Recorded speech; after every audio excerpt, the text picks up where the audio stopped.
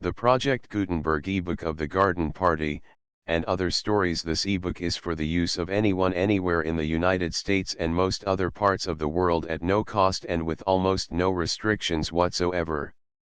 You may copy it, give it away or reuse it under the terms of the Project Gutenberg license included with this ebook or online at www.gutenberg.org.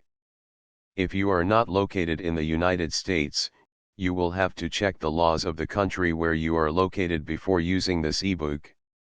Title: The Garden Party, and Other Stories. Author: Katherine Mansfield. Release date: August 1, 1998. Ebook number 1429. Most recently updated, September 9, 2022. Language: English. Credits: Sue Astor and David Widger. Start of the Project Gutenberg ebook The Garden Party, and Other Stories. The Garden Party and Other Stories by Katherine Mansfield. Montaigne dit que les hommes vont bien auxiliary choses futures, Jai la manière de bière auxiliary choses passées to John Middleton Murray. Contents at the Bay. The Garden Party. The daughters of the late Colonel Mr. and Mrs. Dove. The young girl life of Ma Parker. Marriage à la mode. The voyage. Miss Brill. Her first ball. The singing lesson. The stranger. Bank holiday. An ideal family. The lady's maid.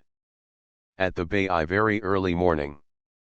The sun was not yet risen, and the whole of Crescent Bay was hidden under a white sea mist. The big bush-covered hills at the back were smothered. You could not see where they ended and the paddocks and bungalows began. The sandy road was gone and the paddocks and bungalows the other side of it. There were no white dunes covered with reddish grass beyond them. There was nothing to mark which was beach and where was the sea. A heavy dew had fallen. The grass was blue. Big drops hung on the bushes and just did not fall. The silvery, fluffy toy was limp on its long stalks, and all the marigolds and the pinks in the bungalow gardens were bowed to the earth with wetness. Drenched were the cold fuchsias, round pearls of dew lay on the flat nasturtium leaves. It looked as though the sea had beaten up softly in the darkness, as though one immense wave had come rippling how far? Perhaps if you had waked up in the middle of the night you might have seen a big fish flicking in at the window and gone again. Ah! Sounded the sleepy sea. And from the bush there came the sound of little streams flowing, quickly, lightly, slipping between the smooth stones, gushing into ferny basins and out again, and there was the splashing of big drops on large leaves, and something else. What was it? A faint stirring and shaking, the snapping of a twig, and then such silence that it seemed someone was listening. Round the corner of Crescent Bay, between the piled-up masses of broken rock, a flock of sheep came pattering. They were huddled together, a small, tossing, woolly mass, and their thin, stick-like legs trotted along quickly as if the cold and the quiet had frightened them. Behind them an old sheepdog, his soaking paws covered with sand, ran along with his nose to the ground, but carelessly, as if thinking of something else. And then in the rocky gateway the shepherd himself appeared. He was a lean, upright old man, in a frieze coat that was covered with a web of tiny drops, velvet trousers tied under the knee, and a wide awake with a folded blue handkerchief round the brim. One hand was crammed into his belt, the other grasped a beautifully smooth yellow stick. And as he walked, taking his time, he kept up a very soft light whistling, an airy, far-away fluting that sounded mournful and tender. The old dog cut an ancient caper or two and then drew up sharp, ashamed of his levity, and walked a few dignified paces by his master's side. The sheep ran forward in little pattering rushes, they began to bleat, and ghostly flocks and herds answered them from under the sea. Baa. Baa. For a time they seemed to be always on the same piece of ground. There ahead was stretched the sandy road with shallow puddles, the same soaking bushes showed on either side and the same shadowy palings. Then something immense came into view, an enormous shock-haired giant with his arms stretched out. It was the big gum tree outside Mrs. Stubbs' shop, and as they passed by there was a strong whiff of eucalyptus. And now big spots of light gleamed in the mist. The shepherd stopped whistling, he rubbed his red nose and wet beard on his wet sleeve and, screwing up his eyes, glanced in the direction of the sea. The sun was rising. It was marvelous how quickly the mist thinned, sped away, dissolved from the shallow plain, rolled up from the bush and was gone as if in a hurry to escape. Big twists and curls jostled and shouldered each other as the silvery beams broadened. The faraway sky, a bright, pure blue, was reflected in the puddles, and the drops, swimming along the telegraph poles, flashed into points of light. Now the leaping, glittering sea was so bright it made one's eyes ache to look at it. The shepherd drew a pipe, the bowl as small as an acorn, out of his breast pocket, fumbled for a chunk of speckled tobacco, pared off a few shavings and stuffed the bowl. He was a grave, fine-looking old man. As he lit up and the blue smoke wreathed his head, the dog, watching, looked proud of him. Baa. Baa. The sheep spread out into a fan. They were just clear of the summer colony before the first sleeper turned over and lifted a drowsy head. Their cry sounded in the dreams of little children, who lifted their arms to drag down, to cuddle the darling little woolly lambs of sleep. Then the first inhabitant appeared. It was the Bernal's cat Florrie, sitting on the gate post, far too early as usual, looking for their milk girl. When she saw the old sheepdog she sprang up quickly, arched her back, drew in her tabby head, and seemed to give a little fastidious shiver. Ugh! What a coarse, revolting creature, said Florrie. But the old sheepdog, not looking up, waggled past, flinging out his legs from side to side. Only one of his ears twitched to prove that he saw, and thought her a silly young female. The breeze of morning lifted in the bush and the smell of leaves and wet black earth mingled with the sharp smell of the sea. Myriads of birds were singing. A goldfinch flew over the shepherd's head and, perching on the tip-top of a spray, it turned to the sun, ruffling its small breast feathers. And now they had passed the fisherman's hut, past the charred-looking little huare where Leela the milk girl lived with her old gran. The sheep strayed over a yellow swamp and Wag, the sheepdog, padded after, rounded them up and headed them for the steeper, narrower rocky pass that led out of Crescent Bay and towards Daylight Cove. Baa. Baa. Faint the cry came as they rocked along the fast-drying road. The shepherd put away his pipe, dropping it into his breast pocket so that the little bowl hung over. And straightway the soft airy whistling began again. Wag ran out along a ledge of rock after something that smelled, and ran back again disgusted. Then pushing, nudging, hurrying, the sheep rounded the bend and the shepherd followed after out of sight. A few moments later the back door of one of the bungalows opened, and a figure in a broad-striped bathing suit flung down the paddock, cleared the stile, rushed through the tussock grass into the hollow, staggered up the sandy hillock, and raced for dear life over the big porous stones, over the cold, wet pebbles, onto the hard sand that gleamed like oil. Splish splosh! Splish splosh! The water bubbled round his legs as Stanley Bernal waded out exulting. First man in as usual. He'd beaten them all again. And he swooped down to souse his head and neck. Hail, brother! All hail, thou mighty one! A velvety bass voice came booming over the water. Great Scott! Damnation take it! Stanley lifted up to see a dark head bobbing far out and an arm lifted. It was Jonathan Trout there before him. Glorious morning, sang the voice. Yes, very fine, said Stanley briefly. Why the dickens didn't the fellow stick to his part of the sea? Why should he come barging over to this exact spot? Stanley gave a kick, a lunge, and struck out, swimming overarm. But Jonathan was a match for him. Up he came, his black hair sleek on his forehead, his short beard sleek. "I had an extraordinary dream last night," he shouted. What was the matter with the man? This mania for conversation irritated Stanley beyond words. And it was always the same, always some piffle about a dream he'd had, or some cranky idea he'd got hold of, or some rot he'd been reading. Stanley turned over on his back and kicked with his legs till he was a living waterspout. But even then, I dreamed I was hanging over a terrifically high cliff, shouting to someone below. You would be, thought Stanley. He could stick no more of it. He stopped splashing. Look here, Trout, he said, I'm in rather a hurry this morning. You're what?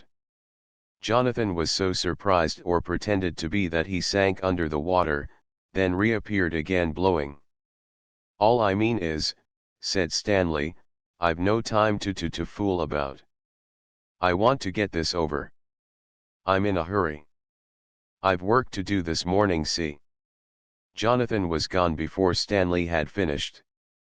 Pass, friend, said the bass voice gently, and he slid away through the water with scarcely a ripple. But curse the fellow. He'd ruined Stanley's bathe. What an unpractical idiot the man was. Stanley struck out to sea again, and then as quickly swam in again, and away he rushed up the beach. He felt cheated. Jonathan stayed a little longer in the water. He floated, gently moving his hands like fins, and letting the sea rock his long, skinny body. It was curious, but in spite of everything he was fond of Stanley Burnell. True, he had a fiendish desire to tease him sometimes, to poke fun at him, but at bottom he was sorry for the fellow. There was something pathetic in his determination to make a job of everything. You couldn't help feeling he'd be caught out one day, and then what an almighty cropper he'd come. At that moment an immense wave lifted Jonathan, rode past him, and broke along the beach with a joyful sound. What a beauty! And now there came another. That was the way to live, carelessly, recklessly, spending oneself. He got onto his feet and began to wade towards the shore, pressing his toes into the firm, wrinkled sand. To take things easy, not to fight against the ebb and flow of life, but to give way to it, that was what was needed. It was this tension that was all wrong. To live. And the perfect morning, so fresh and fair, basking in the light, as though laughing at its own beauty, seemed to whisper, why not? But now he was out of the water. Jonathan turned blue with cold. He ached all over. It was as though someone was wringing the blood out of him. And stalking up the beach, shivering, all his muscles tight, he too felt his bathe was spoilt. He'd stayed in too long. Three Barrel was alone in the living room when Stanley appeared, wearing a blue serge suit, a stiff collar and a spotted tie. He looked almost uncannily clean and brushed. He was going to town for the day. Dropping into his chair, he pulled out his watch and put it beside his plate. I've just got 25 minutes, he said. You might go and see if the porridge is ready, Barrel. Mother's just gone for it, said Barrel. She sat down at the table and poured out his tea. Thanks. Stanley took a sip. Hello, he said in an astonished voice, you've forgotten the sugar. Oh, sorry. But even then Barrel didn't help him. She pushed the basin across. What did this mean? As Stanley helped himself, his blue eyes widened, they seemed to quiver. He shot a quick glance at his sister-in-law and leaned back. Nothing wrong, is there? He asked carelessly, fingering his collar. Barrel's head was bent. She turned her plate in her fingers. Nothing, said her light voice. Then she too looked up, and smiled at Stanley. Why should there be? Oh. No reason at all as far as I know. I thought you seemed rather. At that moment the door opened and the three little girls appeared, each carrying a porridge plate. They were dressed alike in blue jerseys and knickers, their brown legs were bare, and each had her hair plaited and pinned up in what was called a horse's tail. Behind them came Mrs. Fairfield with the tray. "Carefully, children," she warned. But they were taking the very greatest care. They loved being allowed to carry things. "Have you said good morning to your father?" "Yes, Grandma." They settled themselves on the bench opposite Stanley and Beryl. "Good morning, Stanley." Old Mrs. Fairfield gave him his plate. "Morning, Mother. How's the boy?" "Splendid. He only woke up once last night." "What a perfect morning." The old woman paused, her hand on the loaf of bread, to gaze out of the open door into the garden. The sea sounded. Through the wide open window streamed the sun onto the yellow varnished walls and bare floor. Everything on the table flashed and glittered. In the middle there was an old salad bowl filled with yellow and red nasturtiums.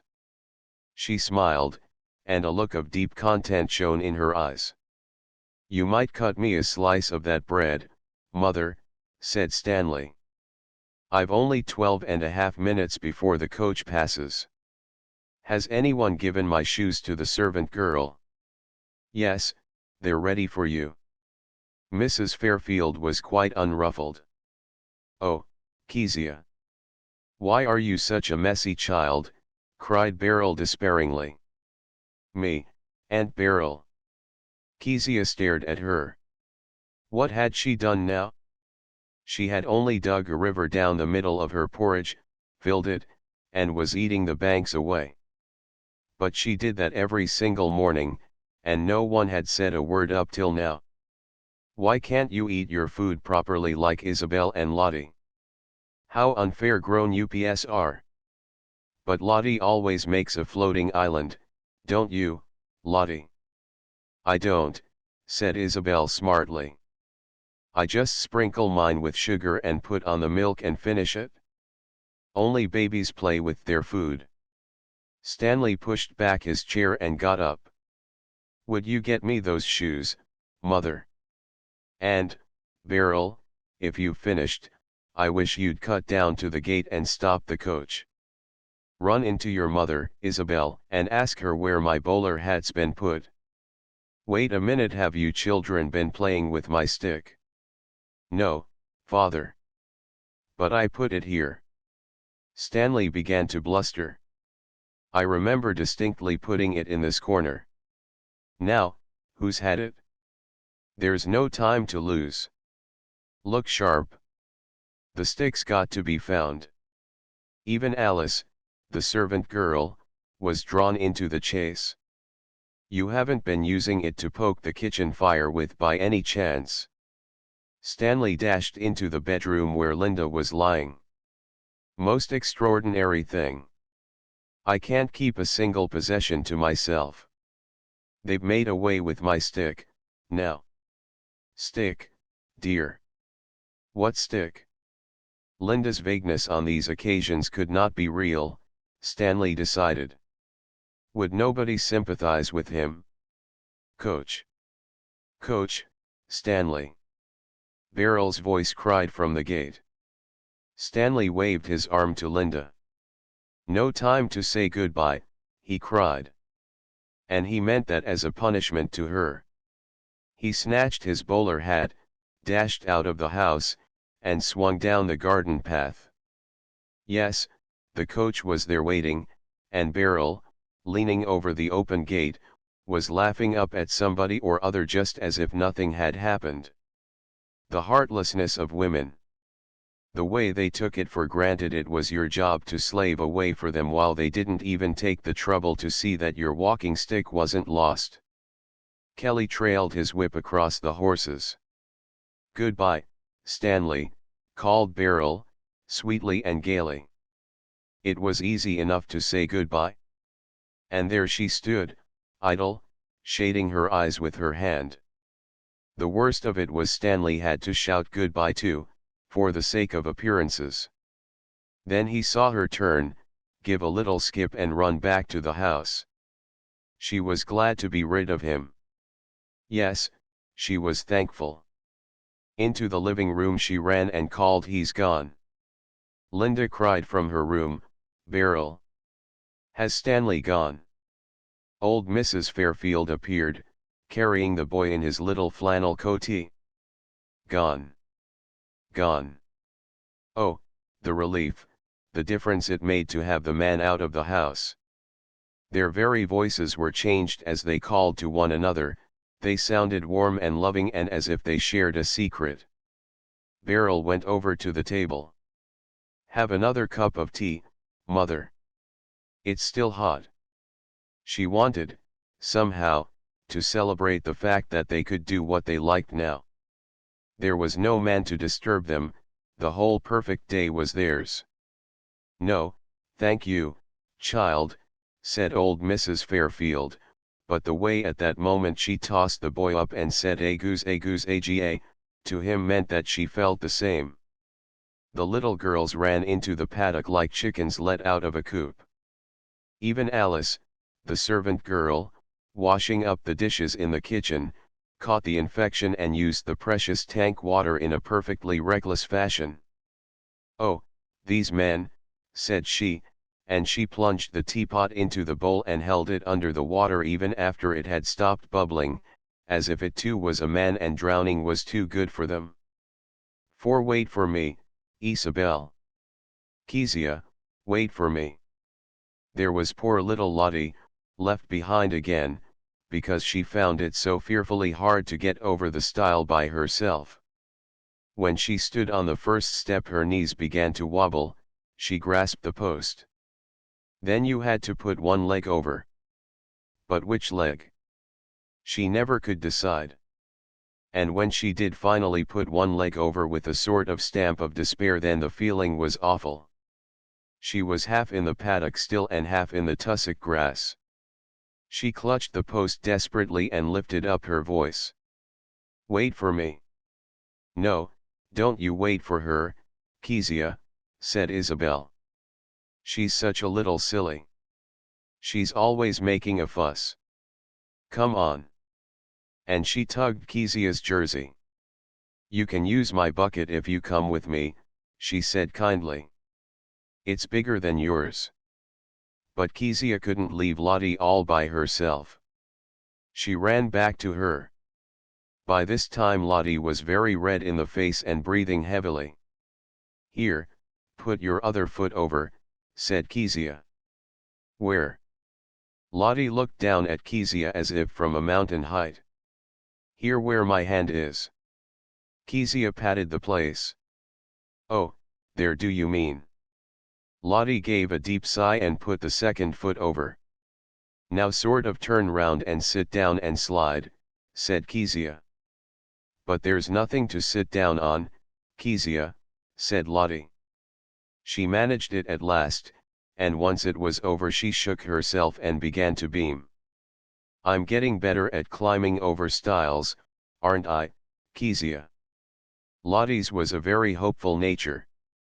The pink and the blue sunbonnet followed Isabel's bright red sunbonnet up that sliding, slipping hill.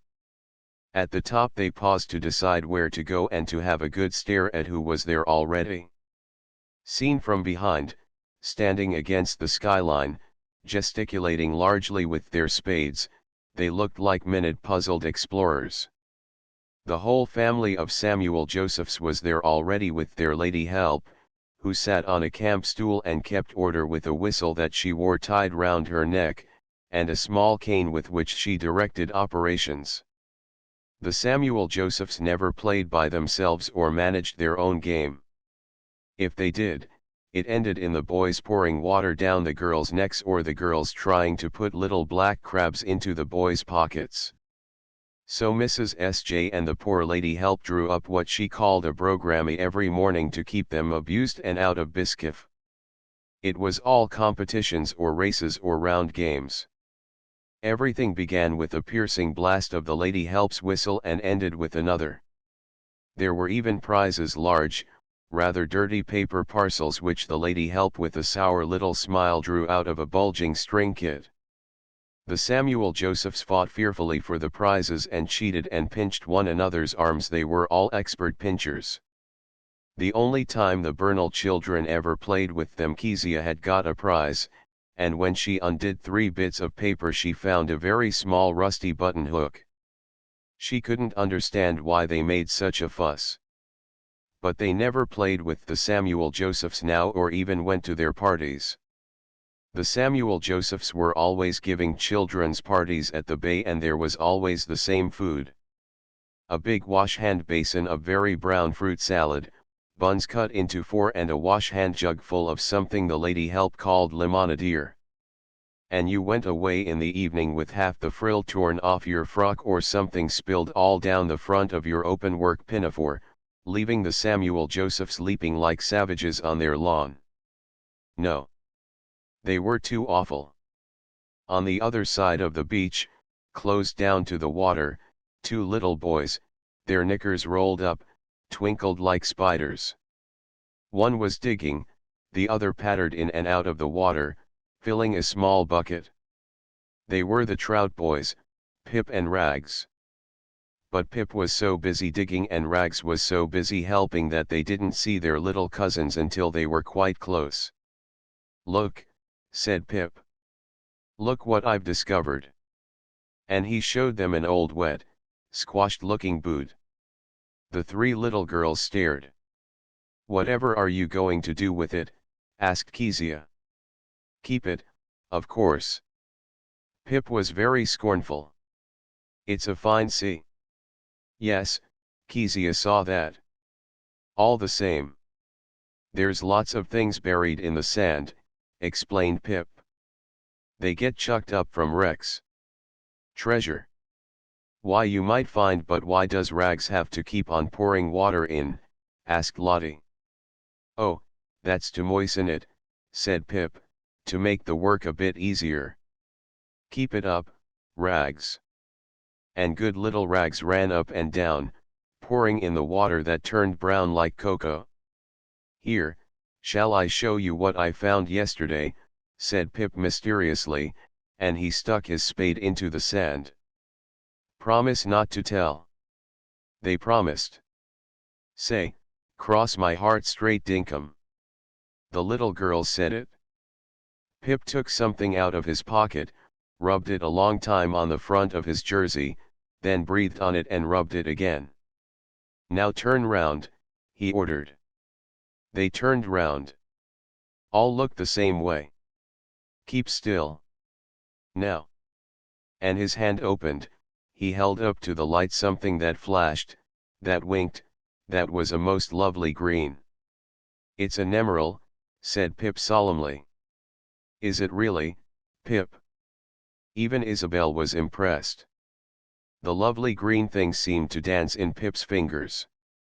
Aunt Beryl had an emerald in a ring, but it was a very small one. This one was as big as a star and far more beautiful. As the morning lengthened, whole parties appeared over the sandhills and came down on the beach to bathe. It was understood that at 11 o'clock the women and children of the summer colony had the sea to themselves. First the women undressed, pulled on their bathing dresses and covered their heads in hideous caps like sponge bags, then the children were unbuttoned. The beach was strewn with little heaps of clothes and shoes, the big summer hats, with stones on them to keep them from blowing away, looked like immense shells. It was strange that even the sea seemed to sound differently when all those leaping, laughing figures ran into the waves. Old Mrs. Fairfield, in a lilac cotton dress and a black hat tied under the chin, gathered her little brood and got them ready. The little trout boys whipped their shirts over their heads, and away the 5 sped, while their grandma sat with one hand in her knitting bag ready to draw out the ball of wool when she was satisfied they were safely in. The firm, compact little girls were not half so brave as the tender, delicate-looking little boys. Pip and Rags, shivering, crouching down, slapping the water, never hesitated. But Isabel, who could swim 12 strokes, and Kezia, who could nearly swim 8, only followed on the strict understanding they were not to be splashed. As for Lottie, she didn't follow at all. She liked to be left to go in her own way, please. And that way was to sit down at the edge of the water, her legs straight, her knees pressed together, and to make vague motions with her arms as if she expected to be wafted out to sea. But when a bigger wave than usual, an old whiskery one, came lolloping along in her direction, she scrambled to her feet with a face of horror and flew up the beach again. "Here, mother, keep those for me, will you?" 2 rings and a thin gold chain were dropped into Mrs. Fairfield's lap. "Yes, dear. But aren't you going to bathe here?" "No, Beryl drawled. She sounded vague. "I'm undressing farther along. I'm going to bathe with Mrs. Harry Kember." "Very well." But Mrs. Fairfield's lips set. She disapproved of Mrs. Harry Kember. Beryl knew it.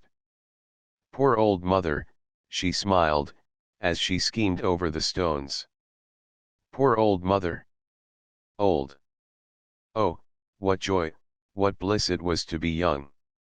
"You look very pleased," said Mrs. Harry Kember. She sat hunched up on the stones, her arms round her knees, smoking. "It's such a lovely day," said Beryl, smiling down at her. "Oh my dear." Mrs. Harry Kember's voice sounded as though she knew better than that. But then her voice always sounded as though she knew something better about you than you did yourself. She was a long, strange-looking woman with narrow hands and feet. Her face, too, was long and narrow and exhausted-looking, even her fair curled fringe looked burnt out and withered. She was the only woman at the bay who smoked, and she smoked incessantly, keeping the cigarette between her lips while she talked, and only taking it out when the ash was so long you could not understand why it did not fall. When she was not playing bridge, she played bridge every day of her life. She spent her time lying in the full glare of the sun. She could stand any amount of it, she never had enough. All the same, it did not seem to warm her. Parched, withered, cold, she lay stretched on the stones like a piece of tossed-up driftwood. The women at the bay thought she was very, very fast. Her lack of vanity, her slang, the way she treated men as though she was one of them, and the fact that she didn't care tuppence about her house and called the servant Gladys Glad-Eyes, was disgraceful. Standing on the veranda steps, Mrs. Kember would call in her indifferent, tired voice, "I say, Glad-Eyes, you might heave me a handkerchief if I've got one, will you?" And Glad-Eyes, a red bow in her hair instead of a cap, and white shoes, came running with an impudent smile. It was an absolute scandal. True, she had no children, and her husband. Here the voices were always raised, they became fervent. How can he have married her? How can he, how can he? It must have been money, of course, but even then. Mrs. Kember's husband was at least 10 years younger than she was, and so incredibly handsome that he looked like a mask or a most perfect illustration in an American novel rather than a man. Black hair, dark blue eyes, red lips, a slow sleepy smile, a fine tennis player, a perfect dancer, and with it all a mystery. Harry Kember was like a man walking in his sleep. Men couldn't stand him, they couldn't get a word out of the chap. He ignored his wife just as she ignored him. How did he live? Of course there were stories, but such stories. They simply couldn't be told. The women he'd been seen with, the places he'd been seen in, but nothing was ever certain, nothing definite. Some of the women at the bay privately thought he'd commit a murder one day. Yes, even while they talked to Mrs. Kember and took in the awful concoction she was wearing, they saw her, stretched as she lay on the beach, but cold, bloody, and still with a cigarette stuck in the corner of her mouth. Mrs. Kember rose, yawned, unsnapped her belt buckle, and tugged at the tape of her blouse.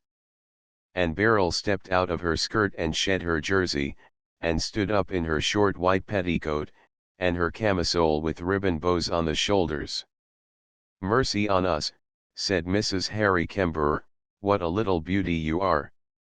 "Don't," said Beryl softly, but, drawing off one stocking and then the other, she felt a little beauty.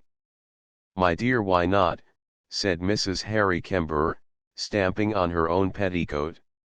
Really her underclothes.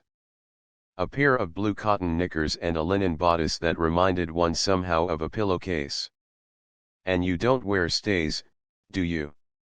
She touched Beryl's waist, and Beryl sprang away with a small affected cry. "Then never," she said firmly. "Lucky little creature," sighed Mrs. Kember, unfastening her own. Beryl turned her back and began the complicated movements of someone who is trying to take off her clothes and to pull on her bathing dress all at one and the same time. "Oh, my dear, don't mind me," said Mrs. Harry Kember. "Why be shy? I shan't eat you. I shan't be shocked like those other ninnies." And she gave her strange neighing laugh and grimaced at the other women. But Beryl was shy. She never undressed in front of anybody. Was that silly? Mrs. Harry Kember made her feel it was silly, even something to be ashamed of. Why be shy indeed? She glanced quickly at her friend standing so boldly in her torn chemise and lighting a fresh cigarette, and a quick, bold, evil feeling started up in her breast. Laughing recklessly, she drew on the limp, sandy-feeling bathing dress that was not quite dry and fastened the twisted buttons. "That's better," said Mrs. Harry Kember. They began to go down the beach together. "Really, it's a sin for you to wear clothes, my dear. Somebody's got to tell you someday." The water was quite warm. It was that marvelous transparent blue, flecked with silver, but the sand at the bottom looked gold. When you kicked with your toes there rose a little puff of gold dust. Now the waves just reached her breast. Beryl stood, her arms outstretched, gazing out, and as each wave came she gave the slightest little jump, so that it seemed it was the wave which lifted her so gently. "I believe in pretty girls having a good time," said Mrs. Harry Kember. "Why not? Don't you make a mistake, my dear. Enjoy yourself." And suddenly she turned turtle, disappeared, and swam away quickly, quickly, like a rat. Then she flicked round and began swimming back. She was going to say something else. Beryl felt that she was being poisoned by this cold woman, but she longed to hear. But oh, how strange, how horrible. As Mrs. Harry Kember came up close she looked, in her black waterproof bathing cap, with her sleepy face lifted above the water, just her chin touching, like a horrible caricature of her husband. Six in a steamer chair, under a manuka tree that grew in the middle of the front grass patch, Linda Burnell dreamed the morning away. She did nothing. She looked up at the dark, close, dry leaves of the manuka, at the chinks of blue between, and now and again a tiny yellowish flower dropped on her. Pretty, yes, if you held one of those flowers on the palm of your hand and looked at it closely, it was an exquisite small thing. Each pale yellow petal shone as if each was the careful work of a loving hand. The tiny tongue in the center gave it the shape of a bell. And when you turned it over the outside was a deep bronze color. But as soon as they flowered, they fell, and were scattered. You brushed them off your frock as you talked, the horrid little things got caught in one's hair. Why, then, flower at all? Who takes the trouble or the joy to make all these things that are wasted, wasted? It was uncanny. On the grass beside her, lying between two pillows, was the boy. Sound asleep he lay, his head turned away from his mother. His fine dark hair looked more like a shadow than like real hair, but his ear was a bright, deep coral. Linda clasped her hands above her head and crossed her feet. It was very pleasant to know that all these bungalows were empty, that everybody was down on the beach, out of sight, out of hearing. She had the garden to herself, she was alone. Dazzling white the picotees shone, the golden-eyed marigold glittered, the nasturtiums wreathed the veranda poles in green and gold flame. If only one had time to look at these flowers long enough, time to get over the sense of novelty and strangeness, time to know them. But as soon as one paused to part the petals, to discover the underside of the leaf, along came life and one was swept away. And, lying in her cane chair, Linda felt so light, she felt like a leaf. Along came life like a wind and she was seized and shaken, she had to go. Oh dear, would it always be so? Was there no escape? Now she sat on the veranda of their Tasmanian home, leaning against her father's knee. And he promised, as soon as you and I are old enough, Linny, we'll cut off somewhere, we'll escape. Two boys together. I have a fancy I'd like to sail up a river in China. Linda saw that river, very wide, covered with little rafts and boats. She saw the yellow hats of the boatmen and she heard their high, thin voices as they called. Yes, Papa. But just then a very broad young man with bright ginger hair walked slowly past their house, and slowly, solemnly even, uncovered. Linda's father pulled her ear teasingly, in the way he had. Lenny Spo, he whispered. Oh, Papa, fancy being married to Stanley Burnell. Well, she was married to him. And what was more, she loved him. Not the Stanley whom everyone saw, not the everyday one, but a timid, sensitive, innocent Stanley who knelt down every night to say his prayers, and who longed to be good. Stanley was simple. If he believed in people as he believed in her, for instance, it was with his whole heart. He could not be disloyal, he could not tell a lie. And how terribly he suffered if he thought anyone she was not being dead straight, dead sincere with him. This is too subtle for me. He flung out the words, but his open, quivering, distraught look was like the look of a trapped beast. But the trouble was here. Linda felt almost inclined to laugh, though heaven knows it was no laughing matter. She saw her Stanley so seldom. There were glimpses, moments, breathing spaces of calm, but all the rest of the time it was like living in a house that couldn't be cured of the habit of catching on fire, on a ship that got wrecked every day. And it was always Stanley who was in the thick of the danger.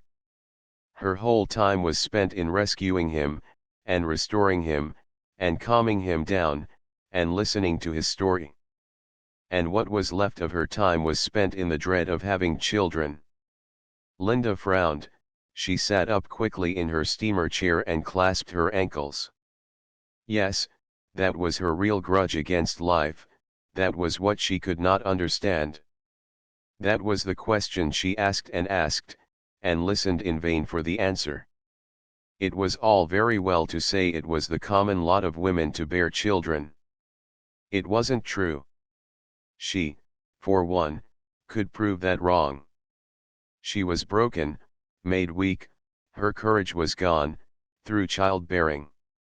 And what made it doubly hard to bear was, she did not love her children.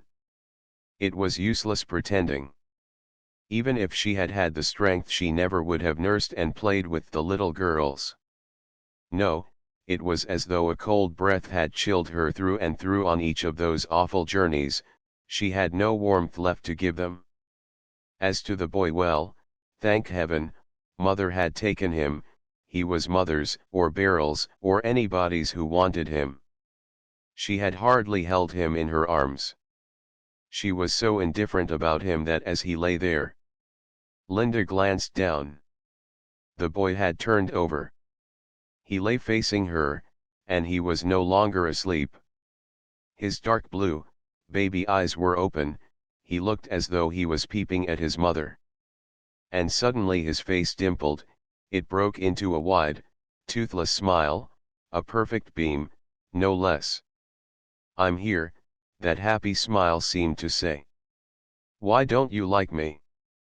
There was something so quaint, so unexpected about that smile that Linda smiled herself. But she checked herself and said to the boy coldly, "I don't like babies." "Don't like babies?" The boy couldn't believe her. "Don't like me?" He waved his arms foolishly at his mother. Linda dropped off her chair onto the grass. "Why do you keep on smiling?" she said severely. "If you knew what I was thinking about, you wouldn't." But he only squeezed up his eyes, slyly, and rolled his head on the pillow. He didn't believe a word she said. "We know all about that," smiled the boy. Linda was so astonished at the confidence of this little creature. "Ah no, be sincere." That was not what she felt, it was something far different, it was something so new, so. The tears danced in her eyes, she breathed in a small whisper to the boy, "Hello, my funny." But by now the boy had forgotten his mother. He was serious again. Something pink, something soft waved in front of him. He made a grab at it and it immediately disappeared. But when he lay back, another, like the first, appeared. This time he determined to catch it. He made a tremendous effort and rolled right over. 7. The tide was out, the beach was deserted, lazily flopped the warm sea. The sun beat down hot and fiery on the fine sand, baking the gray and blue and black and white veined pebbles. It sucked up the little drop of water that lay in the hollow of the curved shells, it bleached the pink convolvulus that threaded through and through the sand hills. Nothing seemed to move but the small sandhoppers. Pit pit pit.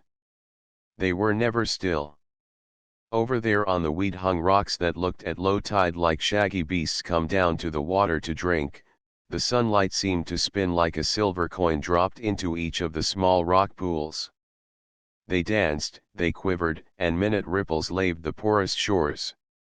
Looking down, bending over, each pool was like a lake with pink and blue houses clustered on the shores, and oh, the vast mountainous country behind those houses, the ravines, the passes, the dangerous creeks and fearful tracks that led to the water's edge.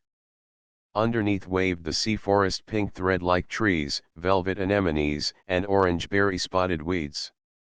Now a stone on the bottom moved, rocked, and there was a glimpse of a black feeler, now a thread-like creature wavered by and was lost. Something was happening to the pink, waving trees, they were changing to a cold moonlight blue.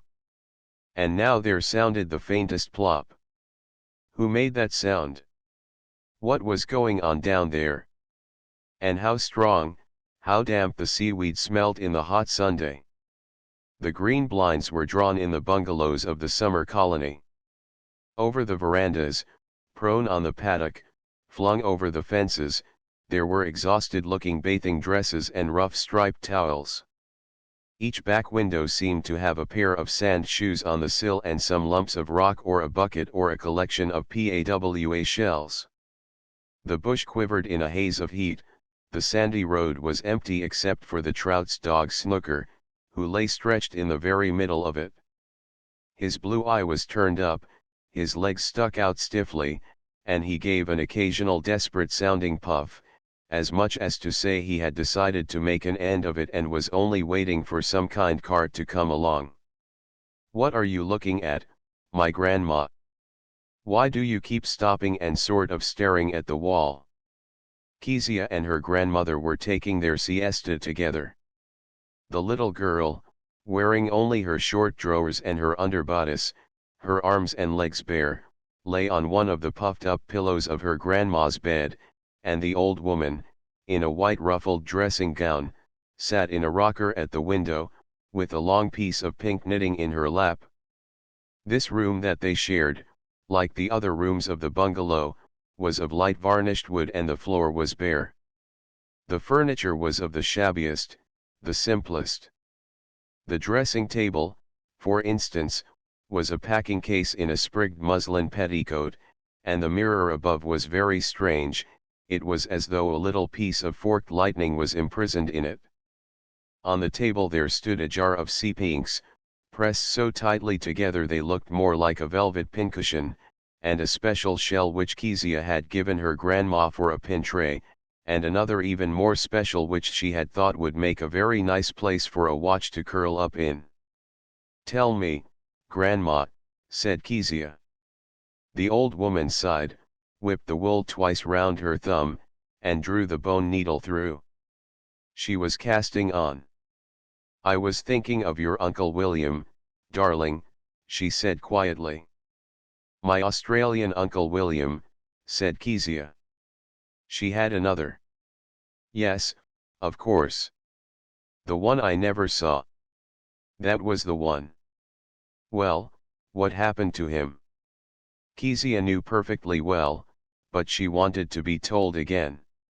"He went to the mines, and he got a sunstroke there and died," said old Mrs. Fairfield. Kezia blinked and considered the picture again. A little man fallen over like a tin soldier by the side of a big black hole. "Does it make you sad to think about him, Grandma?" She hated her grandma to be sad. It was the old woman's turn to consider. Did it make her sad? To look back, back. To stare down the years, as Kezia had seen her doing. To look after them as a woman does, long after they were out of sight. Did it make her sad? No, life was like that. No, Kezia. But why? Asked Kezia. She lifted one bare arm and began to draw things in the air. Why did Uncle William have to die? He wasn't old. Mrs. Fairfield began counting the stitches in threes. "It just happened," she said in an absorbed voice. "Does everybody have to die?" asked Kezia. "Everybody." "Me?" Kezia sounded fearfully incredulous. "Someday, my darling." "But, Grandma." Kezia waved her left leg and waggled the toes. They felt sandy. "What if I just won't?" The old woman sighed again and drew a long thread from the ball. "We're not asked, Kezia," she said sadly. "It happens to all of us sooner or later." Kezia lay still thinking this over. She didn't want to die. It meant she would have to leave here, leave everywhere, forever, leave her grandma. She rolled over quickly. "Grandma," she said in a startled voice. "What, my pet? You're not to die?" Kezia was very decided. "Ah, Kezia," her grandma looked up and smiled and shook her head. "Don't let's talk about it." "But you're not to. You couldn't leave me. You couldn't not be there." This was awful.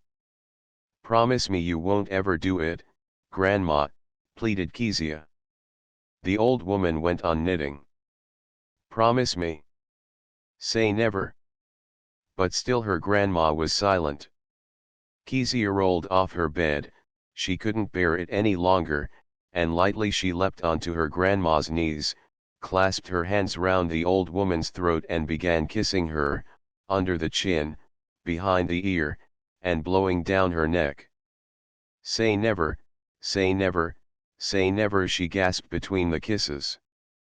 And then she began, very softly and lightly, to tickle her grandma. "Kezia." The old woman dropped her knitting. She swung back in the rocker. She began to tickle Kezia. "Say never, say never, say never," gurgled Kezia, while they lay there laughing in each other's arms. "Come, that's enough, my squirrel. That's enough, my wild pony," said old Mrs. Fairfield, setting her cap straight.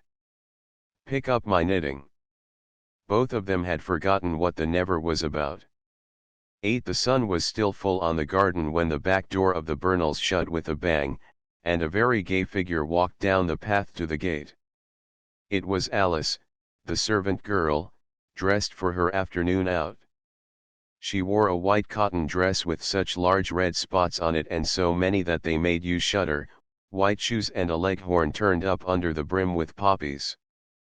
Of course she wore gloves, white ones, stained at the fastenings with iron mold, and in one hand she carried a very dashed-looking sunshade which she referred to as her Perry-shawl. Beryl, sitting in the window, fanning her freshly washed hair, thought she had never seen such a guy. If Alice had only blacked her face with a piece of cork before she started out, the picture would have been complete. And where did a girl like that go to in a place like this? The heart-shaped Fijian fan beat scornfully at that lovely bright mane. She supposed Alice had picked up some horrible common larrikin and they'd go off into the bush together. Pity to have made herself so conspicuous, they'd have hard work to hide with Alice in that rig-out. But no, Beryl was unfair. Alice was going to tea with Mrs. Stubbs, who'd sent her an invite by the little boy who called for orders. She had taken ever such a liking to Mrs. Stubbs ever since the first time she went to the shop to get something for her mosquitoes. Dear heart! Mrs. Stubbs had clapped her hand to her side. I never seen anyone so eaten. You might have been attacked by cannibals. Alice did wish there'd been a bit of life on the road though. Made her feel so queer, having nobody behind her. Made her feel all weak in the spine. She couldn't believe that someone wasn't watching her. And yet it was silly to turn round, it gave you away.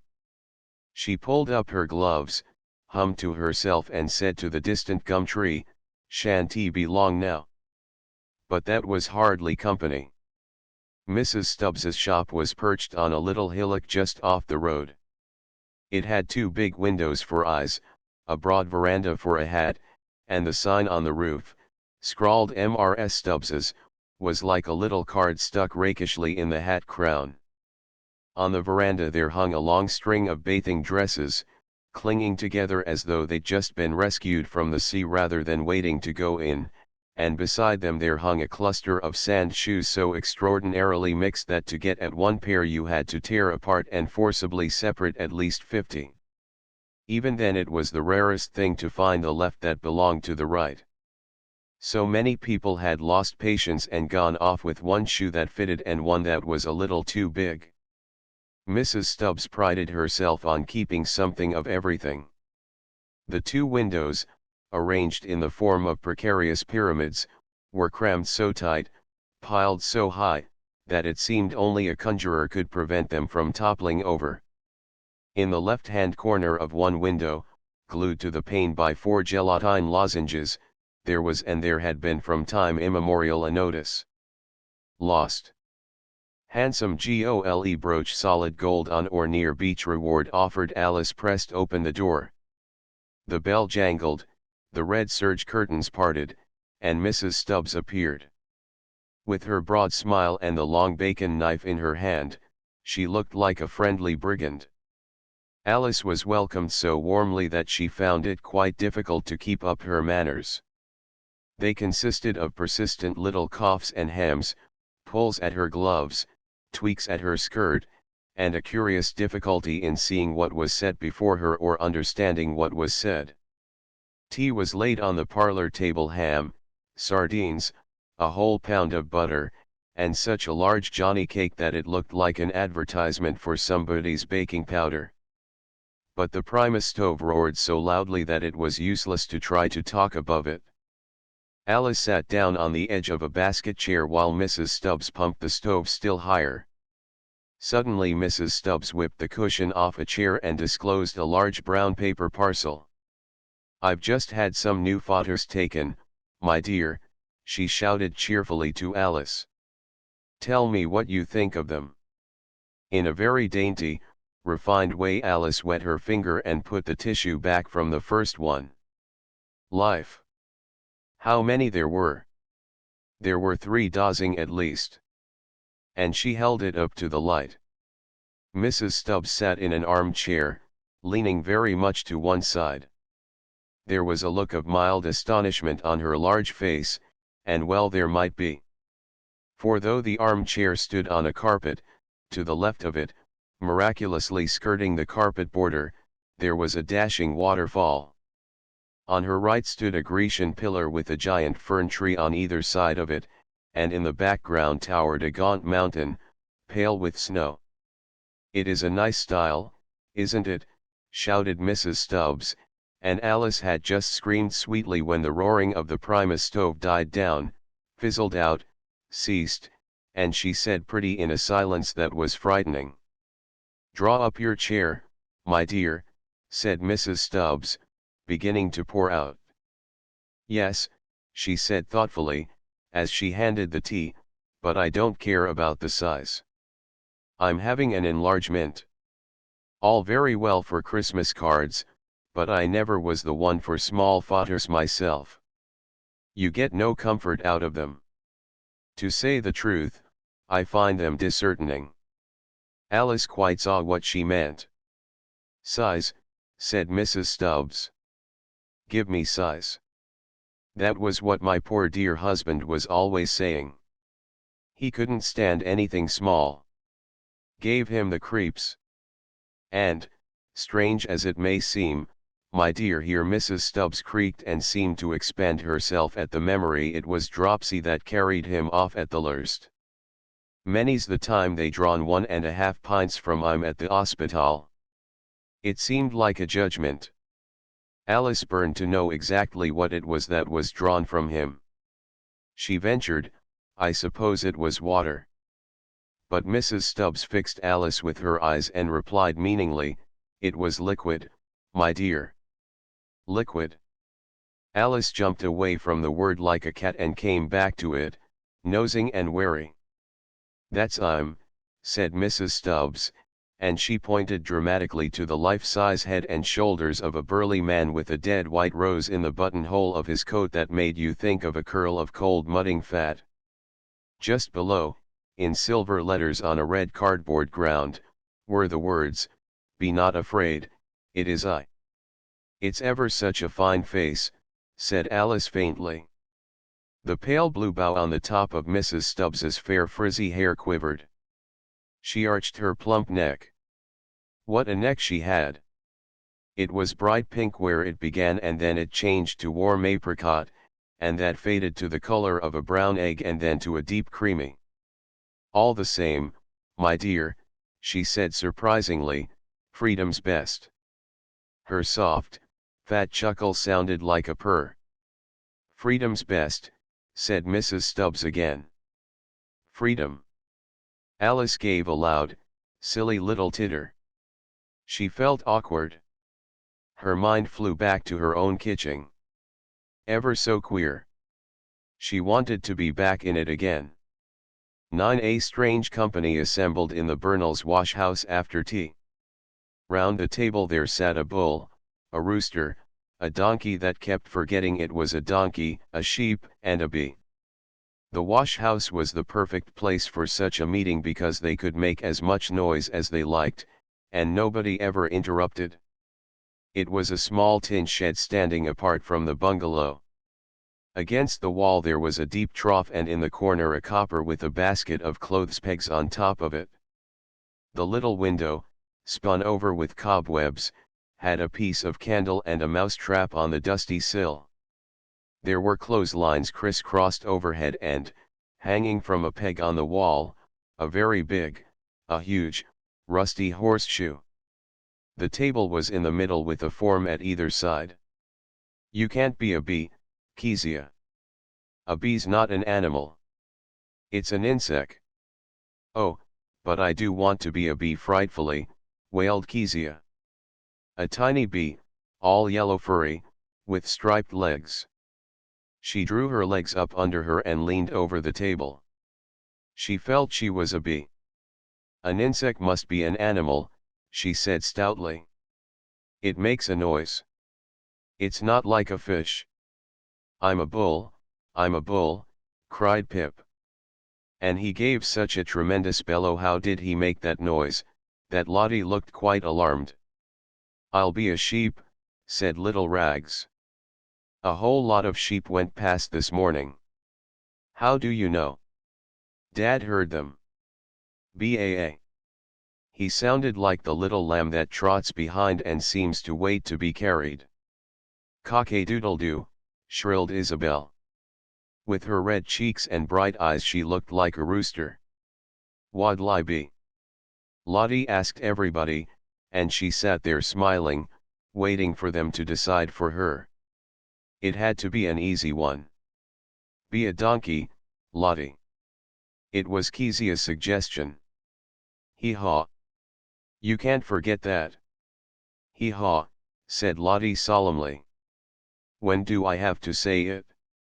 I'll explain," said the bull. It was he who had the cards. He waved them round his head. "All be quiet. All listen." And he waited for them. "Look here, Lottie." He turned up a card. "It's got 2 spots on it, see? Now, if you put that card in the middle and somebody else has one with 2 spots as well, you say hee-haw, and the card's yours." "Mine." Lottie was round-eyed. "To keep?" "No, silly. Just for the game, see? Just while we're playing."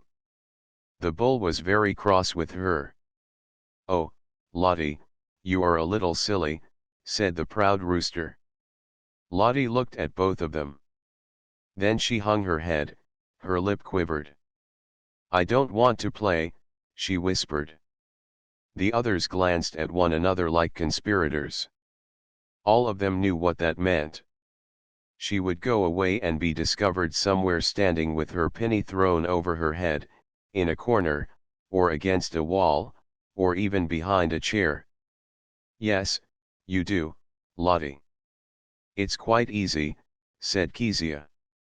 And Isabel, repentant, said exactly like a grown-up, "Watch me, Lottie, and you'll soon learn." "Cheer up, Lot," said Pip. "There, I know what I'll do. I'll give you the first one. It's mine, really, but I'll give it to you. Here you are." And he slammed the card down in front of Lottie. Lottie revived at that. But now she was in another difficulty. "I haven't got a hanky," she said. "I want one badly, too." "Here, Lottie, you can use mine." Rags dipped into his sailor blouse and brought up a very wet-looking one, knotted together. "Be very careful," he warned her. "Only use that corner. Don't undo it.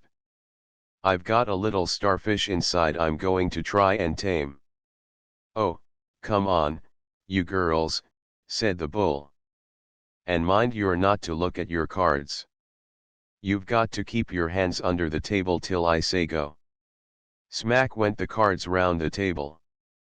They tried with all their might to see, but Pip was too quick for them. It was very exciting, sitting there in the wash house. It was all they could do not to burst into a little chorus of animals before Pip had finished dealing. "Now, Lottie, you begin." Timidly Lottie stretched out a hand, took the top card off her pack, had a good look at it. It was plain she was counting the spots and put it down. "No, Lottie, you can't do that. You mustn't look first. You must turn it the other way over."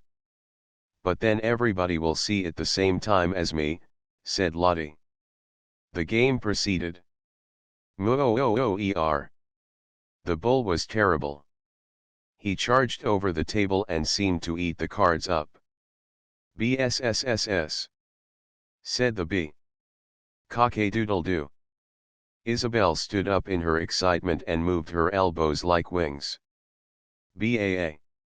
Little Rags put down the king of diamonds and Lottie put down the one they called the king of Spain. She had hardly any cards left. "Why don't you call out, Lottie?"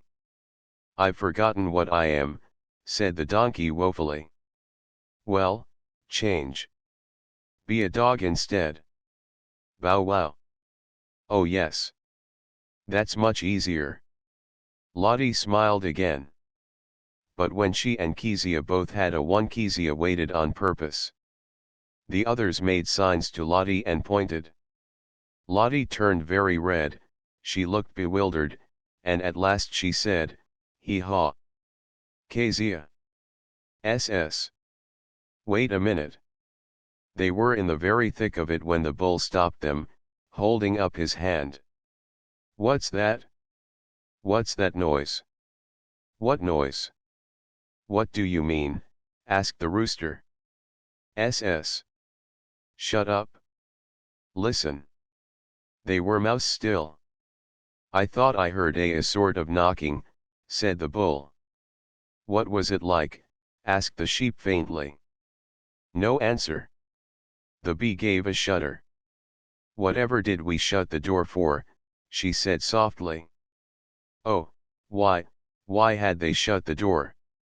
While they were playing, the day had faded, the gorgeous sunset had blazed and died. And now the quick dark came racing over the sea, over the sand hills, up the paddock. You were frightened to look in the corners of the wash house, and yet you had to look with all your might. And somewhere, far away, Grandma was lighting a lamp.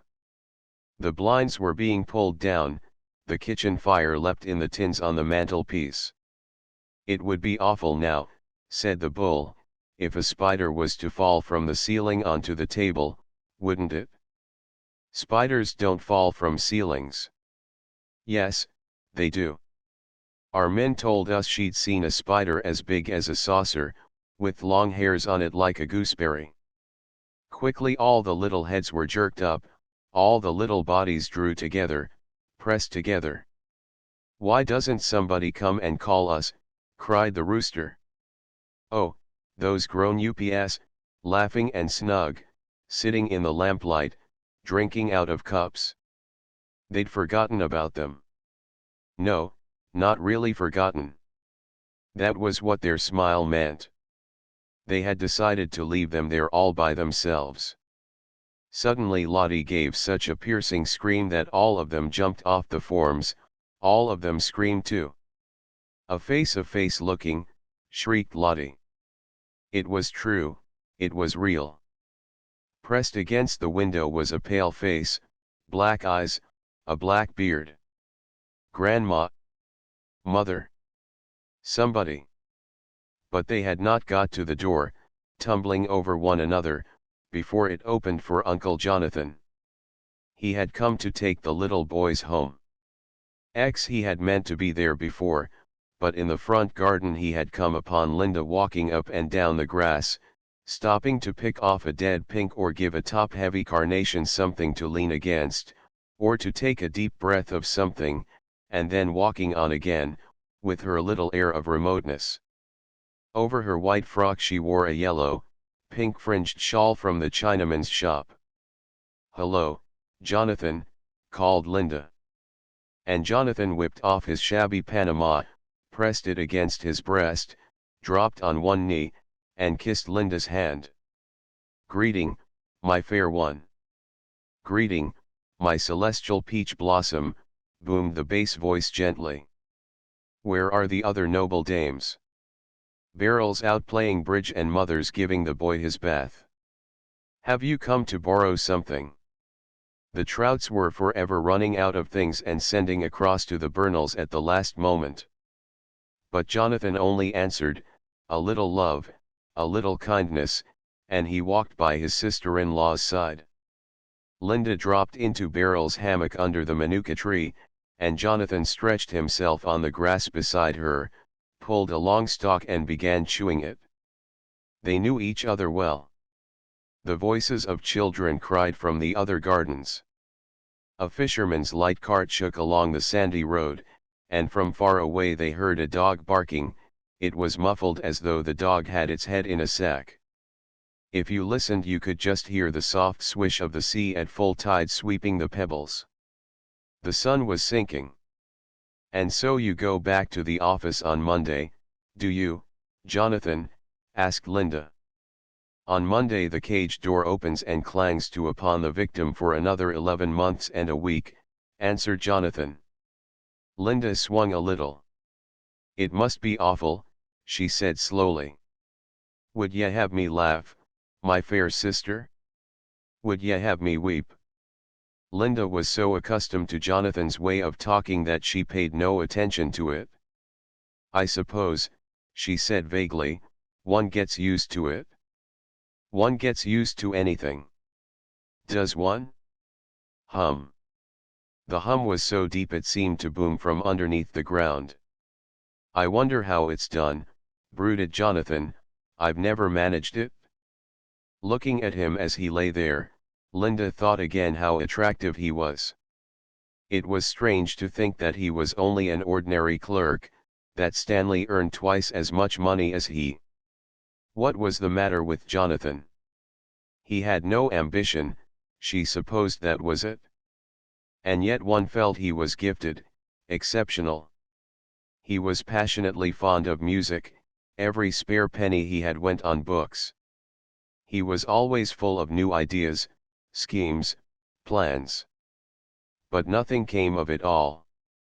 The new fire blazed in Jonathan, you almost heard it roaring softly as he explained, described, and dilated on the new thing, but a moment later it had fallen in and there was nothing but ashes, and Jonathan went about with a look like hunger in his black eyes. At these times he exaggerated his absurd manner of speaking, and he sang in church. He was the leader of the choir with such fearful dramatic intensity that the meanest hymn put on an unholy splendor. It seems to me just as imbecile, just as infernal, to have to go to the office on Monday, said Jonathan, as it always has done and always will do. To spend all the best years of one's life sitting on a stool from 9 to 5, scratching in somebody's ledger. It's a queer use to make of one's, one and only life, isn't it? Or do I fondly dream? He rolled over on the grass and looked up at Linda. Tell me, what is the difference between my life and that of an ordinary prisoner? The only difference I can see is that I put myself in jail and nobody's ever going to let me out. That's a more intolerable situation than the other. For if I'd been pushed in, against my will kicking, even once the door was locked, or at any rate in 5 years or so, I might have accepted the fact and begun to take an interest in the flight of flies or counting the warder's steps along the passage with particular attention to variations of tread and so on. But as it is, I'm like an insect that's flown into a room of its own accord. I dash against the walls, dash against the windows, flop against the ceiling, do everything on God's earth, in fact, except fly out again. And all the while I'm thinking, like that moth, or that butterfly, or whatever it is, the shortness of life. The shortness of life. I've only one night or one day, and there's this vast dangerous garden, waiting out there, undiscovered, unexplored. But, if you feel like that, why, began Linda quickly. Ah, cried Jonathan. And that was somehow almost exultant. There you have me. Why? Why indeed? There's the maddening, mysterious question. Why don't I fly out again? There's the window or the door or whatever it was I came in by. It's not hopelessly shut, is it? Why don't I find it and be off? Answer me that, little sister. But he gave her no time to answer. I'm exactly like that insect again. For some reason Jonathan paused between the words. It's not allowed, it's forbidden, it's against the insect law, to stop banging and flopping and crawling up the pane even for an instant. Why don't I leave the office? Why don't I seriously consider, this moment, for instance, what it is that prevents me leaving? It's not as though I'm tremendously tied. I've 2 boys to provide for, but, after all, they're boys. I could cut off to sea, or get a job up country, or suddenly he smiled at Linda and said in a changed voice, as if he were confiding a secret, weak, weak. No stamina. No anchor. No guiding principle, let us call it. But then the dark velvety voice rolled out, would yet hear the story how it unfolds itself, and they were silent. The sun had set. In the western sky there were great masses of crushed-up rose-colored clouds. Broad beams of light shone through the clouds and beyond them as if they would cover the whole sky. Overhead the blue faded, it turned a pale gold, and the bush outlined against it gleamed dark and brilliant like metal. Sometimes when those beams of light show in the sky they are very awful. They remind you that up there sits Jehovah, the jealous God, the Almighty, whose eye is upon you, ever watchful, never weary. You remember that at his coming the whole earth will shake into one ruined graveyard, the cold, bright angels will drive you this way and that, and there will be no time to explain what could be explained so simply. But tonight it seemed to Linda there was something infinitely joyful and loving in those silver beams. And now no sound came from the sea. It breathed softly as if it would draw that tender, joyful beauty into its own bosom. It's all wrong, came the shadowy voice of Jonathan. It's not the scene, it's not the setting for 3 stools, 3 desks, 3 inkpots, and a wire blind. Linda knew that he would never change, but she said, is it too late, even now? I'm old, intoned Jonathan. He bent towards her, he passed his hand over his head. Look. His black hair was speckled all over with silver, like the breast plumage of a black fowl. Linda was surprised. She had no idea that he was gray. And yet, as he stood up beside her and sighed and stretched, she saw him, for the first time, not resolute, not gallant, not careless, but touched already with age. He looked very tall on the darkening grass, and the thought crossed her mind, he is like a weed. Jonathan stooped again and kissed her fingers. Heaven reward thy sweet patience, lady mine, he murmured. I must go seek those heirs to my fame and fortune. He was gone. 11 light shone in the windows of the bungalow. 2 square patches of gold fell upon the pinks and the peaked marigolds. Florrie, the cat, came out onto the veranda, and sat on the top step, her white paws close together, her tail curled round. She looked content, as though she had been waiting for this moment all day. Thank goodness, it's getting late, said Florrie. Thank goodness, the long day is over. Her green gauge eyes opened. Presently there sounded the rumble of the coach, the crack of Kelly's whip. It came near enough for one to hear the voices of the men from town, talking loudly together. It stopped at the Burnells' gate. Stanley was halfway up the path before he saw Linda. Is that you, darling? Yes, Stanley. He leapt across the flower bed and seized her in his arms. She was enfolded in that familiar, eager, strong embrace. Forgive me, darling, forgive me, stammered Stanley, and he put his hand under her chin and lifted her face to him. Forgive you, smiled Linda. But whatever for? Good God! You can't have forgotten, cried Stanley Burnell. I've thought of nothing else all day. I've had the hell of a day. I made up my mind to dash out and telegraph, and then I thought the wire might reach you before I did. I've been in tortures, Linda. But, Stanley, said Linda, what must I forgive you for? Linda. Stanley was very hurt. Didn't you realize? You must have realized I went away without saying goodbye to you this morning? I can't imagine how I can have done such a thing. My confounded temper, of course. But well, and he sighed and took her in his arms again, I've suffered for it enough today. What's that you've got in your hand? Asked Linda. New gloves? Let me see. Oh, just a cheap pair of wash leather ones, said Stanley humbly. I noticed Belle was wearing some in the coach this morning, so, as I was passing the shop, I dashed in and got myself a pair. What are you smiling at? You don't think it was wrong of me, do you? On the contrary, darling, said Linda, I think it was most sensible. She pulled one of the large, pale gloves on her own fingers and looked at her hand, turning it this way and that. She was still smiling. Stanley wanted to say, I was thinking of you the whole time I bought them. It was true, but for some reason he couldn't say it. Let's go in, said he. 12. Why does one feel so different at night? Why is it so exciting to be awake when everybody else is asleep? Late, it is very late.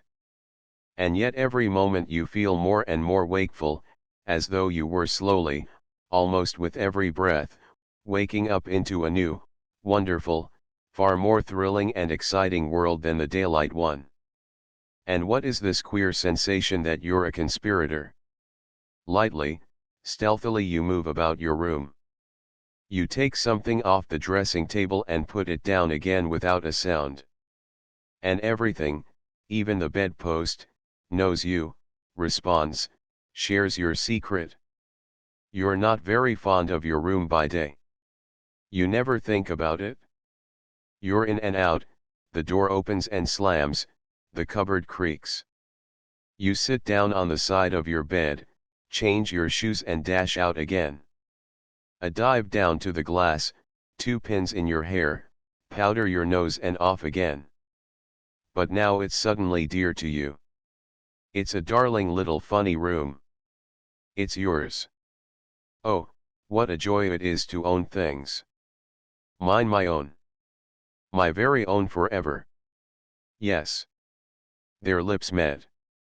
No, of course, that had nothing to do with it. That was all nonsense and rubbish. But, in spite of herself, Beryl saw so plainly 2 people standing in the middle of her room. Her arms were round his neck, he held her. And now he whispered, my beauty, my little beauty. She jumped off her bed, ran over to the window and kneeled on the window seat, with her elbows on the sill.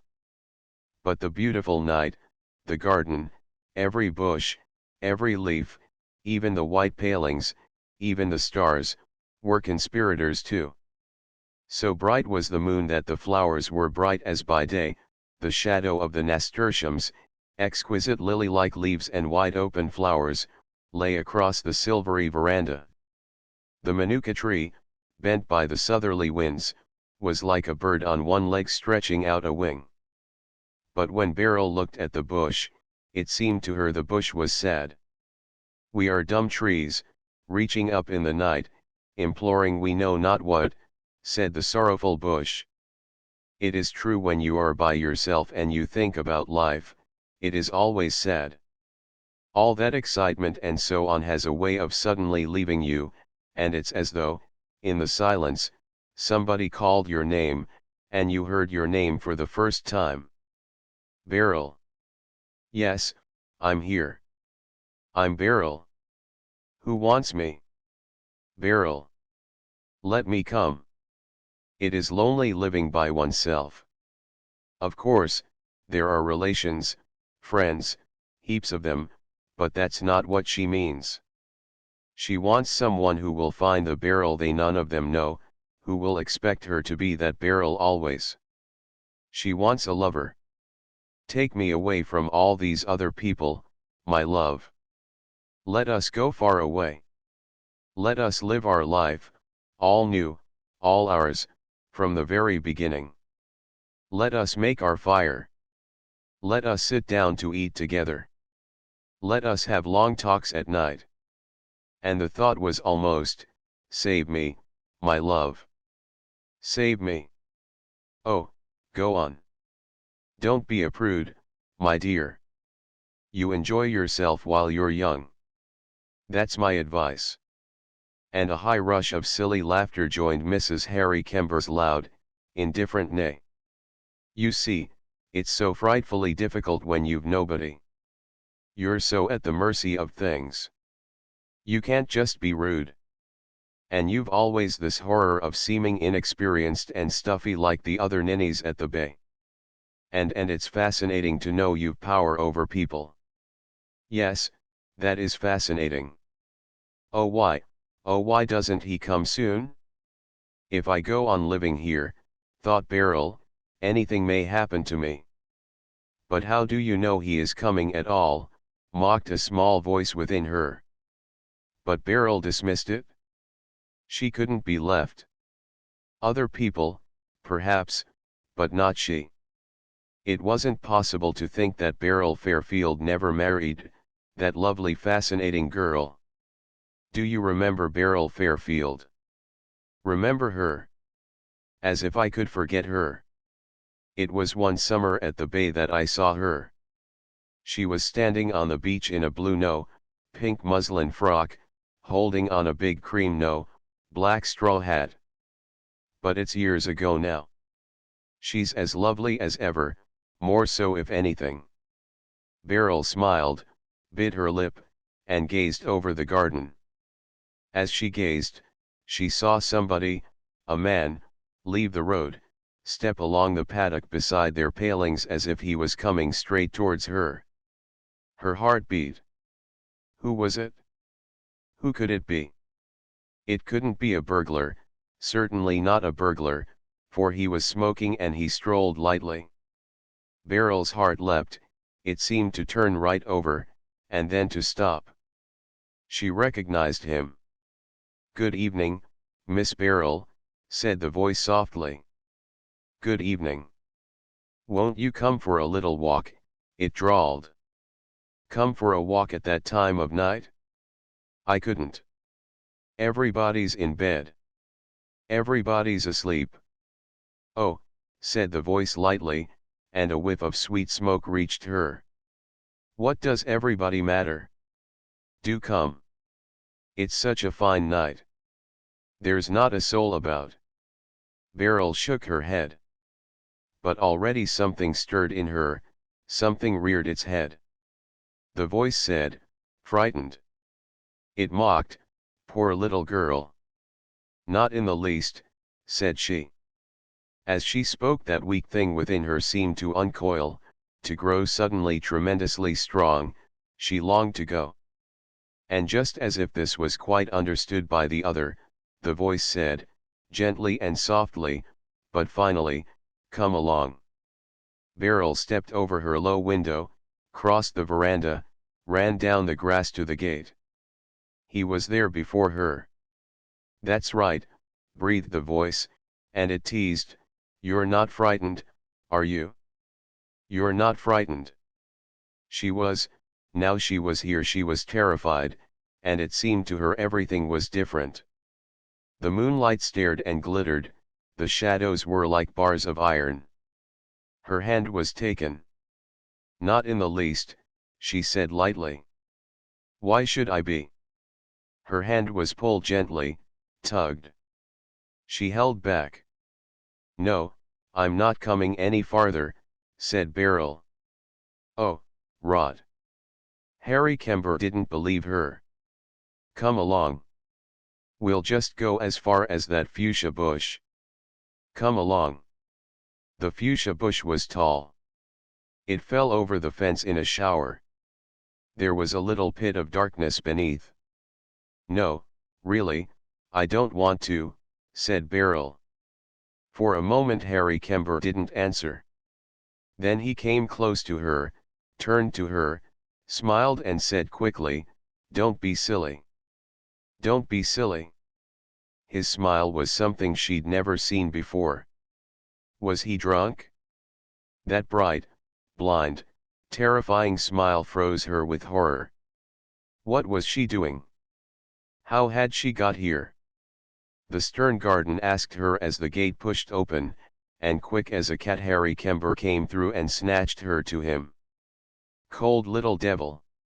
Cold little devil," said the hateful voice. But Beryl was strong. She slipped, ducked, wrenched free. "You are vile, vile," said she. "Then why in God's name did you come?" stammered Harry Kember. Nobody answered him.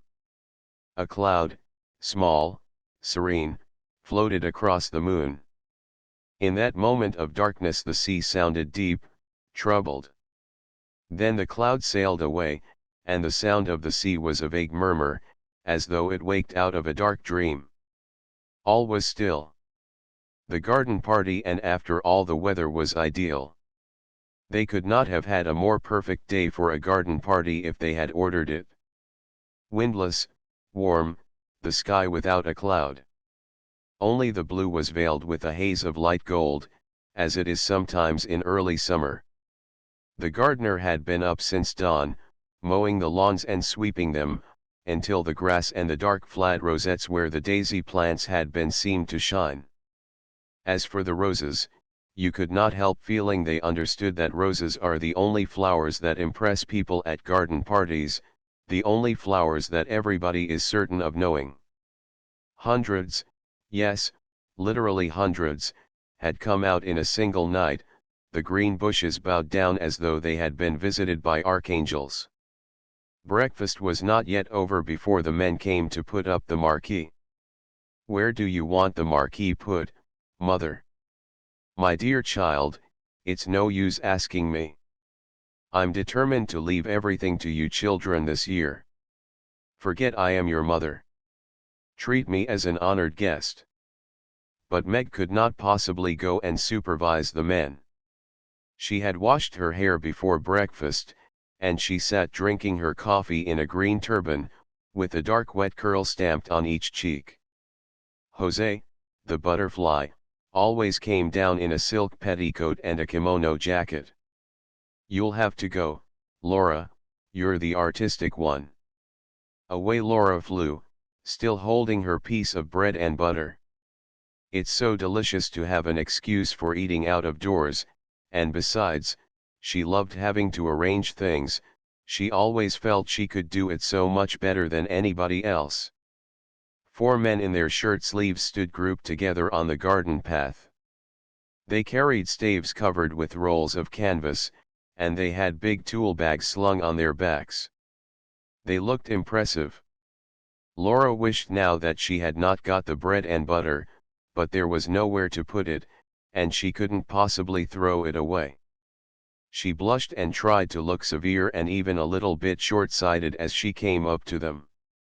"Good morning," she said, copying her mother's voice. But that sounded so fearfully affected that she was ashamed, and stammered like a little girl, have you come? Is it about the marquee?"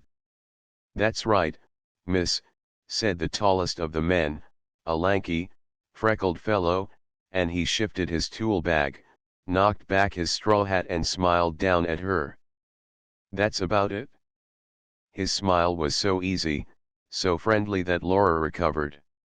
What nice eyes he had, small, but such a dark blue. And now she looked at the others, they were smiling too. "Cheer up, we won't bite," their smile seemed to say. How very nice workmen were. And what a beautiful morning. She mustn't mention the morning, she must be businesslike. The marquee. Well, what about the lily lawn? Would that do? And she pointed to the lily lawn with the hand that didn't hold the bread and butter. They turned, they stared in the direction. A little fat chap thrust out his underlip, and the tall fellow frowned. "I don't fancy it," said he. "Not conspicuous enough. You see, with a thing like a marquee," and he turned to Laura in his easy way, "you want to put it somewhere where it'll give you a bang slap in the eye, if you follow me." Laura's upbringing made her wonder for a moment whether it was quite respectful of a workman to talk to her of bang slap in the eye. But she did quite follow him. "A corner of the tennis court," she suggested. "But the band's going to be in one corner." Going to have a band, are you?" said another of the workmen. He was pale. He had a haggard look as his dark eyes scanned the tennis court. What was he thinking? Only a very small band, said Laura gently. Perhaps he wouldn't mind so much if the band was quite small. But the tall fellow interrupted. Look here, miss, that's the place. Against those trees. Over there. That'll do fine. Against the caracas. Then the caraca trees would be hidden. And they were so lovely, with their broad, gleaming leaves, and their clusters of yellow fruit. They were like trees you imagined growing on a desert island, proud, solitary, lifting their leaves and fruits to the sun in a kind of silent splendor. Must they be hidden by a marquee? They must. Already the men had shouldered their staves and were making for the place. Only the tall fellow was left. He bent down, pinched a sprig of lavender, put his thumb and forefinger to his nose and snuffed up the smell. When Laura saw that gesture she forgot all about the caracas in her wonder at him caring for things like that, caring for the smell of lavender. How many men that she knew would have done such a thing? Oh, how extraordinarily nice workmen were, she thought. Why couldn't she have workmen for her friends rather than the silly boys she danced with and who came to Sunday night supper? She would get on much better with men like these. It's all the fault, she decided, as the tall fellow drew something on the back of an envelope, something that was to be looped up or left to hang, of these absurd class distinctions. Well, for her part, she didn't feel them. Not a bit, not an atom. And now there came the chock-chock of wooden hammers. Someone whistled, someone sang out, "Are you right there, matey? Matey."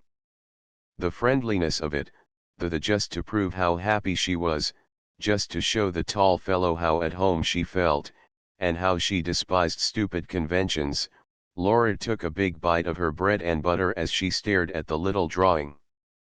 She felt just like a work girl. Laura, Laura, where are you? Telephone, Laura, a voice cried from the house. Coming. Away she schemed, over the lawn, up the path, up the steps, across the veranda, and into the porch. In the hall her father and Laurie were brushing their hats ready to go to the office. I say, Laura, said Laurie very fast, you might just give a squiz at my coat before this afternoon. See if it wants pressing. I will, said she. Suddenly she couldn't stop herself. She ran at Laurie and gave him a small, quick squeeze. Oh, I do love parties, don't you? Gasped Laura. There, said Laurie's warm, boyish voice, and he squeezed his sister too, and gave her a gentle push. Dash off to the telephone, old girl. The telephone. Yes, yes, oh yes. Kitty. Good morning, dear. Come to lunch? Do, dear. Delighted of course. It will only be a very scratch meal, just the sandwich crusts and broken meringue shells and what's left over. Yes, isn't it a perfect morning? You're white? Oh, I certainly should. One moment, hold the line. Mother's calling. And Laura sat back. What, Mother? Can't hear. Mrs. Sheridan's voice floated down the stairs. Tell her to wear that sweet hat she had on last Sunday. Mother says you're to wear that sweet hat you had on last Sunday. Good. 1 o'clock. Bye-bye. Laura put back the receiver, flung her arms over her head, took a deep breath, stretched and let them fall. Huh, she sighed, and the moment after the sigh she sat up quickly. She was still, listening. All the doors in the house seemed to be open. The house was alive with soft, quick steps and running voices. The green baize door that led to the kitchen region swung open and shut with a muffled thud. And now there came a long, chuckling absurd sound. It was the heavy piano being moved on its stiff casters. But the air. If you stopped to notice, was the air always like this? Little faint winds were playing chase, in at the tops of the windows, out at the doors. And there were two tiny spots of sun, one on the inkpot, one on a silver photograph frame, playing too. Darling little spots. Especially the one on the inkpot lid. It was quite warm. A warm little silver star. She could have kissed it. The front door bell pealed, and there sounded the rustle of Sadie's print skirt on the stairs. A man's voice murmured. Sadie answered, careless, I'm sure I don't know. Wait. I'll ask Mrs. Sheridan. What is it, Sadie? Laura came into the hall. It's the florist, Miss Laura. It was, indeed. There, just inside the door, stood a wide, shallow tray full of pots of pink lilies. No other kind. Nothing but lilies, canna lilies, big pink flowers, wide open, radiant, almost frighteningly alive on bright crimson stems. Oh, Sadie, said Laura, and the sound was like a little moan. She crouched down as if to warm herself at that blaze of lilies. She felt they were in her fingers, on her lips, growing in her breast. It's some mistake, she said faintly. Nobody ever ordered so many. Sadie, go and find Mother. But at that moment Mrs. Sheridan joined them. It's quite right, she said calmly. Yes, I ordered them. Aren't they lovely? She pressed Laura's arm. I was passing the shop yesterday, and I saw them in the window. And I suddenly thought for once in my life I shall have enough canna lilies.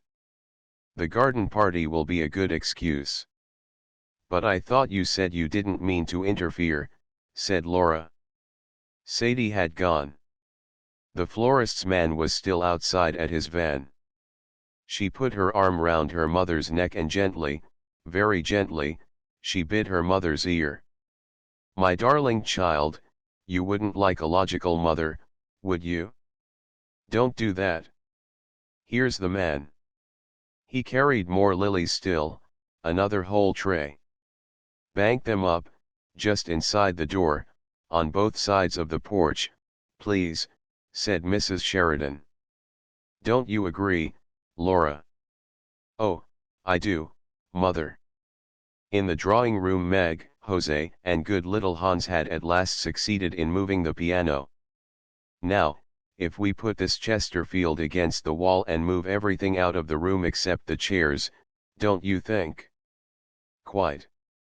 Hans, move these tables into the smoking room, and bring a sweeper to take these marks off the carpet. And one moment, Hans Jose loved giving orders to the servants, and they loved obeying her. She always made them feel they were taking part in some drama. Tell Mother and Miss Laura to come here at once. Very good, Miss Jose. She turned to Meg. I want to hear what the piano sounds like, just in case I'm asked to sing this afternoon. Let's try over This Life is Weary. Pom. Ta-ta-ta-tee-ta. The piano burst out so passionately that Jose's face changed. She clasped her hands. She looked mournfully and enigmatically at her mother and Laura as they came in. This life is weary, a tear a sigh. I love that chan guess, this life is weary, a tear a sigh. I love that chan guess, and then. Goodbye. But at the word goodbye, and although the piano sounded more desperate than ever, her face broke into a brilliant, dreadfully unsympathetic smile. Aren't I in good voice, Mummy? She beamed. This life is weary, hope comes to die. A dream a W.A. Kenning. But now Sadie interrupted them. What is it, Sadie? If you please, Cook says, have you got the flags for the sandwiches? The flags for the sandwiches, Sadie, echoed Mrs. Sheridan dreamily. And the children knew by her face that she hadn't got them. Let me see. And she said to Sadie firmly, tell Cook I'll let her have them in 10 minutes. Sadie went. Now, Laura, said her mother quickly, come with me into the smoking room. I've got the names somewhere on the back of an envelope. You'll have to write them out for me. Meg, go upstairs this minute and take that wet thing off your head. Jose, run and finish dressing this instant. Do you hear me, children, or shall I have to tell your father when he comes home tonight? And, Jose, pacify Cook if you do go into the kitchen, will you? I'm terrified of her this morning. The envelope was found at last behind the dining room clock, though how it had got there Mrs. Sheridan could not imagine. One of you children must have stolen it out of my bag, because I remember vividly cream cheese and lemon curd. Have you done that? Yes.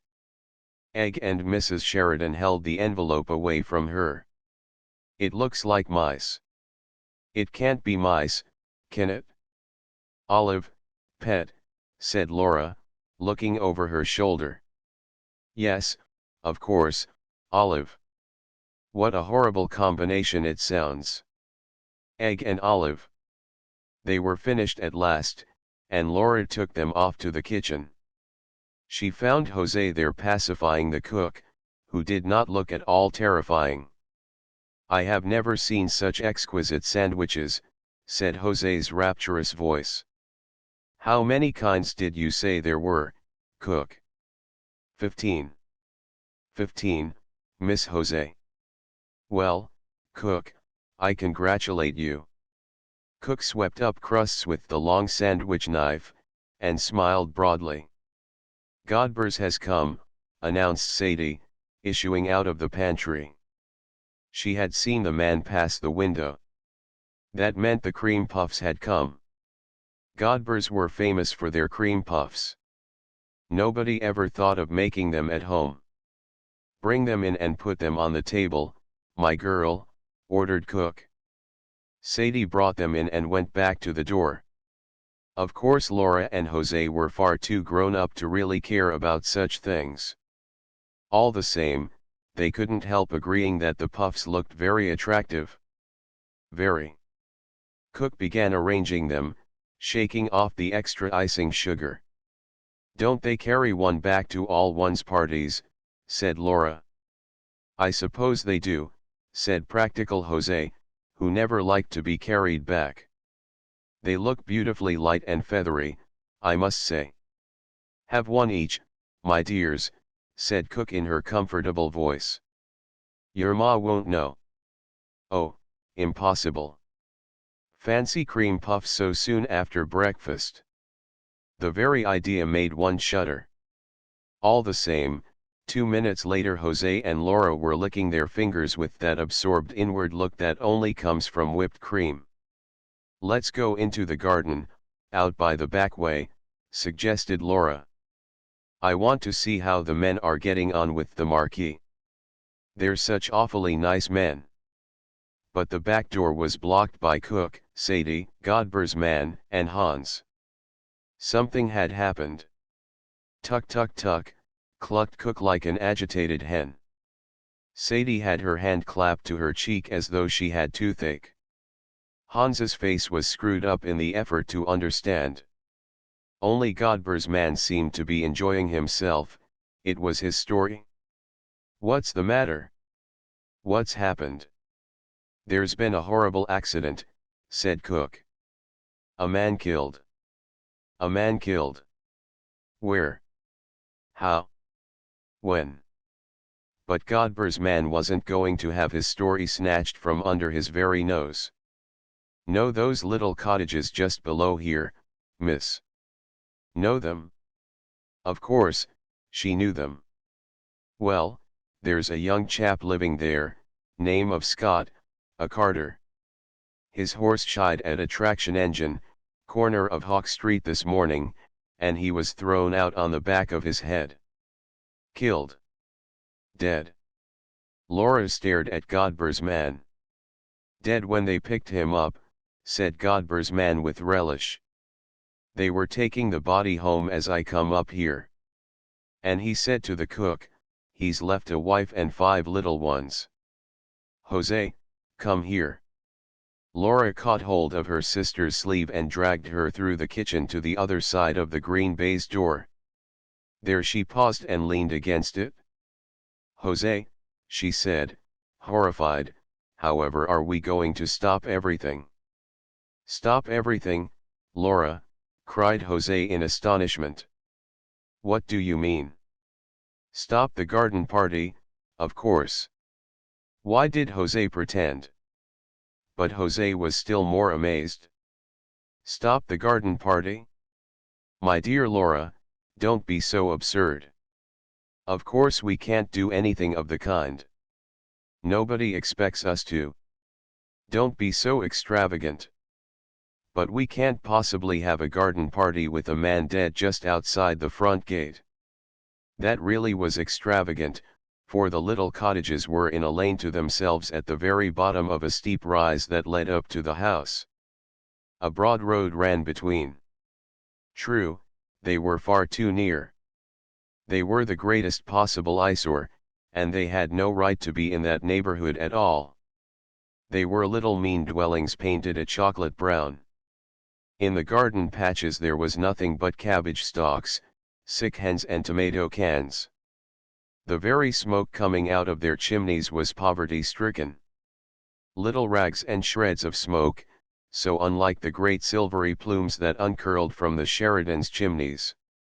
Washerwomen lived in the lane and sweeps and a cobbler, and a man whose house front was studded all over with minute bird cages. Children swarmed. When the Sheridans were little they were forbidden to set foot there because of the revolting language and of what they might catch. But since they were grown up, Laura and Laurie on their prowls sometimes walked through. It was disgusting and sordid. They came out with a shudder. But still one must go everywhere, one must see everything. So through they went. And just think of what the band would sound like to that poor woman, said Laura. Oh, Laura. Jose began to be seriously annoyed. If you're going to stop a band playing every time someone has an accident, you'll lead a very strenuous life. I'm every bit as sorry about it as you. I feel just as sympathetic. Her eyes hardened. She looked at her sister just as she used to when they were little and fighting together. You won't bring a drunken workman back to life by being sentimental, she said softly. Drunk? Who said he was drunk? Laura turned furiously on Jose. She said, just as they had used to say on those occasions, I'm going straight up to tell Mother. Do, dear, cooed Jose. Mother, can I come into your room? Laura turned the big glass doorknob. Of course, child. Why, what's the matter? What's given you such a color? And Mrs. Sheridan turned round from her dressing table. She was trying on a new hat. Mother, a man's been killed, began Laura. Not in the garden, interrupted her mother. No, no. Oh, what a fright you gave me. Mrs. Sheridan sighed with relief, and took off the big hat and held it on her knees. But listen, Mother, said Laura. Breathless, half choking, she told the dreadful story. Of course, we can't have our party, can we, she pleaded. The band and everybody arriving. They'd hear us, Mother, they're nearly neighbors. To Laura's astonishment her mother behaved just like Jose. It was harder to bear because she seemed amused. She refused to take Laura seriously. But, my dear child, use your common sense. It's only by accident we've heard of it. If someone had died there normally and I can't understand how they keep alive in those poky little holes, we should still be having our party, shouldn't we? Laura had to say yes to that, but she felt it was all wrong.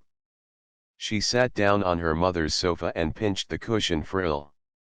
"Mother, isn't it terribly heartless of us?" she asked. "Darling." Mrs. Sheridan got up and came over to her, carrying the hat. Before Laura could stop her, she had popped it on. "My child," said her mother, "the hat is yours. It's made for you. It's much too young for me. I have never seen you look such a picture. Look at yourself." And she held up her hand mirror. "But, mother," Laura began again. She couldn't look at herself, she turned aside. This time Mrs. Sheridan lost patience just as Jose had done. "You are being very absurd, Laura," she said coldly. "People like that don't expect sacrifices from us.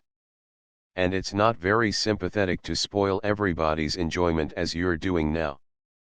"I don't understand," said Laura, and she walked quickly out of the room into her own bedroom. There, quite by chance, the first thing she saw was this charming girl in the mirror, in her black hat trimmed with gold daisies, and a long black velvet ribbon. Never had she imagined she could look like that. "Is mother right?" she thought. And now she hoped her mother was right. "Am I being extravagant?" Perhaps it was extravagant. Just for a moment she had another glimpse of that poor woman and those little children, and the body being carried into the house. But it all seemed blurred, unreal, like a picture in the newspaper. "I'll remember it again after the party's over," she decided. And somehow that seemed quite the best plan. Lunch was over by 1:30. By 2:30 they were all ready for the fray. The green-coated band had arrived and was established in a corner of the tennis court. "My dear," trilled Kitty Maitland, "aren't they too like frogs for words? You ought to have arranged them round the pond with the conductor in the middle on a leaf." Laurie arrived and hailed them on his way to dress. At the sight of him Laura remembered the accident again. She wanted to tell him. If Laurie agreed with the others, then it was bound to be all right. And she followed him into the hall. "Laurie." "Hello." He was halfway upstairs, but when he turned round and saw Laura he suddenly puffed out his cheeks and goggled his eyes at her. "My word, Laura. You do look stunning," said Laurie. "What an absolutely topping hat." Laura said faintly, "Is it?" and smiled up at Laurie, and didn't tell him after all. Soon after that people began coming in streams. The band struck up, the hired waiters ran from the house to the marquee. Wherever you looked there were couples strolling, bending to the flowers, greeting, moving on over the lawn. They were like bright birds that had alighted in the Sheridans' garden for this one afternoon, on their way to where? Ah, what happiness it is to be with people who all are happy, to press hands, press cheeks, smile into eyes. "Darling Laura, how well you look. What a becoming hat, child. Laura, you look quite Spanish. I've never seen you look so striking." And Laura, glowing, answered softly, "Have you had tea? Won't you have an ice? The passion fruit ices really are rather special." She ran to her father and begged him. "Daddy darling, can't the band have something to drink?" And the perfect afternoon slowly ripened, slowly faded, slowly its petals closed. Never a more delightful garden party. The greatest success. Quite the most. Laura helped her mother with the goodbyes. They stood side by side in the porch till it was all over.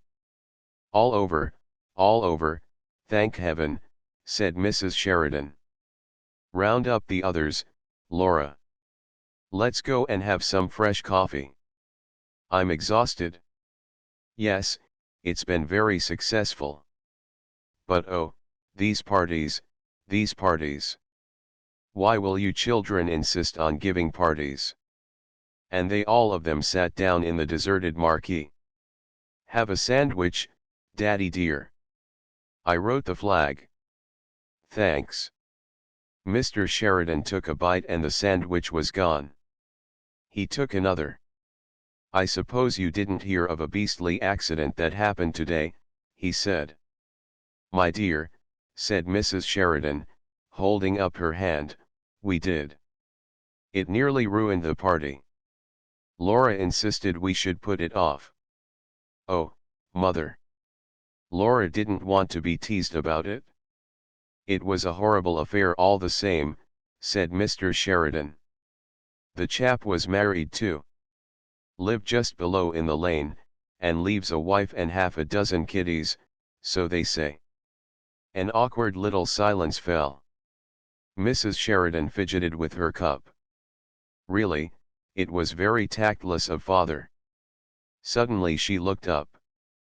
There on the table were all those sandwiches, cakes, puffs, all uneaten, all going to be wasted. She had one of her brilliant ideas. I know, she said. Let's make up a basket. Let's send that poor creature some of this perfectly good food. At any rate, it will be the greatest treat for the children. Don't you agree? And she's sure to have neighbors calling in and so on. What a point to have it already prepared. Laura. She jumped up. Get me the big basket out of the stairs cupboard. But, mother, do you really think it's a good idea, said Laura. Again, how curious, she seemed to be different from them all. To take scraps from their party. Would the poor woman really like that? Of course. What's the matter with you today? An hour or two ago you were insisting on us being sympathetic, and now oh well. Laura ran for the basket. It was filled, it was heaped by her mother. Take it yourself, darling, said she. Run down just as you are. No, wait, take the arum lilies too. People of that class are so impressed by arum lilies. The stems will ruin her lace frock, said practical Jose. So they would. Just in time. Only the basket, then. And, Laura. Her mother followed her out of the marquee. Don't on any account. What mother? No, better not put such ideas into the child's head. Nothing. Run along. It was just growing dusky as Laura shut their garden gates. A big dog ran by like a shadow. The road gleamed white, and down below in the hollow the little cottages were in deep shade. How quiet it seemed after the afternoon. Here she was going down the hill to somewhere where a man lay dead, and she couldn't realize it. Why couldn't she? She stopped a minute. And it seemed to her that kisses, voices, tinkling spoons, laughter, the smell of crushed grass were somehow inside her. She had no room for anything else. How strange. She looked up at the pale sky, and all she thought was, yes, it was the most successful party. Now the broad road was crossed. The lane began, smoky and dark. Women in shawls and men's tweed caps hurried by.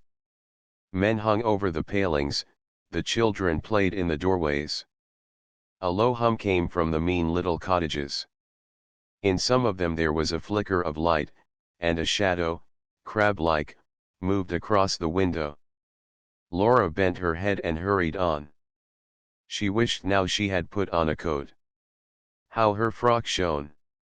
And the big hat with the velvet streamer, if only it was another hat? Were the people looking at her? They must be. It was a mistake to have come, she knew all along it was a mistake. Should she go back even now? No, too late. This was the house. It must be. A dark knot of people stood outside. Beside the gate an old woman with a crutch sat in a chair, watching. She had her feet on a newspaper. The voices stopped as Laura drew near. The group parted. It was as though she was expected, as though they had known she was coming here. Laura was terribly nervous. Tossing the velvet ribbon over her shoulder, she said to a woman standing by, "Is this Mrs. Scott's house?" And the woman, smiling queerly, said, "It is, my lass." "Oh, to be away from this." She actually said, "Help me, God," as she walked up the tiny path and knocked. To be away from those staring eyes, or to be covered up in anything, one of those women's shawls even. "I'll just leave the basket and go," she decided. "I shan't even wait for it to be emptied." Then the door opened. A little woman in black showed in the gloom. Laura said, "Are you Mrs. Scott?" But to her horror the woman answered, "Walk in please, miss," and she was shut in the passage. "No," said Laura, "I don't want to come in. I only want to leave this basket." Mother sent the little woman in the gloomy passage seemed not to have heard her. "Step this way, please, miss," she said in an oily voice, and Laura followed her. She found herself in a wretched little low kitchen, lighted by a smoky lamp. There was a woman sitting before the fire. Said the little creature who had let her in. It's a young lady." She turned to Laura. She said meaningly, "I'm ER sister, miss. You'll excuse ER, won't you?" "Oh, but of course," said Laura. Please don't disturb her. I only want to leave." But at that moment the woman at the fire turned round. Her face, puffed up, red, with swollen eyes and swollen lips, looked terrible. She seemed as though she couldn't understand why Laura was there. What did it mean? Why was this stranger standing in the kitchen with a basket? What was it all about? And the poor face puckered up again. "All right, my dear," said the other. "I'll thank the young lady." And again she began, "You'll excuse her, miss, I'm sure," and her face, swollen too, tried an oily smile. Laura only wanted to get out, to get away. She was back in the passage. The door opened. She walked straight through into the bedroom, where the dead man was lying. "You'd like a look at him, wouldn't you?" said M's sister, and she brushed past Laura over to the bed. "Don't be afraid, my lass," and now her voice sounded fond and sly, and fondly she drew down the sheet. "He looks a picture. There's nothing to show. Come along, my dear." Laura came. There lay a young man, fast asleep, sleeping so soundly, so deeply, that he was far, far away from them both. Oh, so remote, so peaceful. He was dreaming. Never wake him up again. His head was sunk in the pillow, his eyes were closed, they were blind under the closed eyelids. He was given up to his dream. What did garden parties and baskets and lace frocks matter to him? He was far from all those things. He was wonderful, beautiful. While they were laughing and while the band was playing, this marvel had come to the lane. Happy, happy. "All is well," said that sleeping face. "This is just as it should be. I am content." But all the same you had to cry, and she couldn't go out of the room without saying something to him. Laura gave a loud childish sob. "Forgive my hat," she said. And this time she didn't wait for M's sister. She found her way out of the door, down the path, past all those dark people. At the corner of the lane she met Laurie. He stepped out of the shadow. "Is that you, Laura?" Yes. Mother was getting anxious. Was it all right? Yes, quite. Oh, Laurie. She took his arm, she pressed up against him. I say, you're not crying, are you? Asked her brother. Laura shook her head. She was. Laurie put his arm round her shoulder. Don't cry, he said in his warm, loving voice. Was it awful? No, sobbed Laura. It was simply marvelous. But Laurie, she stopped, she looked at her brother. Isn't life, she stammered, isn't life, but what life was she couldn't explain. No matter. He quite understood. Isn't it, darling, said Laurie. The daughters of the late Colonel I. The week after was one of the busiest weeks of their lives. Even when they went to bed it was only their bodies that lay down and rested, their minds went on, thinking things out, talking things over, wondering, deciding, trying to remember where. Constantia lay like a statue, her hands by her sides, her feet just overlapping each other, the sheet up to her chin. She stared at the ceiling. Do you think Father would mind if we gave his top hat to the porter? The porter, snapped Josephine. Why ever the porter? What a very extraordinary idea. Because, said Constantia slowly, he must often have to go to funerals. And I noticed at the cemetery that he only had a bowler. She paused. I thought then how very much he'd appreciate a top hat. We ought to give him a present, too. He was always very nice to Father. But, cried Josephine, flouncing on her pillow and staring across the dark at Constantia, Father's head. And suddenly, for one awful moment, she nearly giggled. Not, of course, that she felt in the least like giggling. It must have been habit. Years ago, when they had stayed awake at night talking, their beds had simply heaved. And now the porter's head, disappearing, popped out, like a candle, under Father's hat. The giggle mounted, she clenched her hands, she fought it down, she frowned fiercely at the dark and said, remember, terribly sternly. We can decide tomorrow, she said. Constantia had noticed nothing, she sighed. Do you think we ought to have our dressing gowns dyed as well? Black, almost shrieked Josephine. Well, what else, said Constantia. I was thinking it doesn't seem quite sincere, in a way, to wear black out of doors and when we're fully dressed, and then when we're at home but nobody sees us, said Josephine. She gave the bedclothes such a twitch that both her feet became uncovered, and she had to creep up the pillows to get them well under again. Kate does, said Constantia. And the postman very well might. Josephine thought of her dark red slippers, which matched her dressing gown, and of Constantia's favorite indefinite green ones which went with hers. Black. 2 black dressing gowns and 2 pairs of black woolly slippers, creeping off to the bathroom like black cats. I don't think it's absolutely necessary, said she. Silence. Then Constantia said, we shall have to post the papers with the notice in them tomorrow to catch the Ceylon mail. How many letters have we had up till now? 23.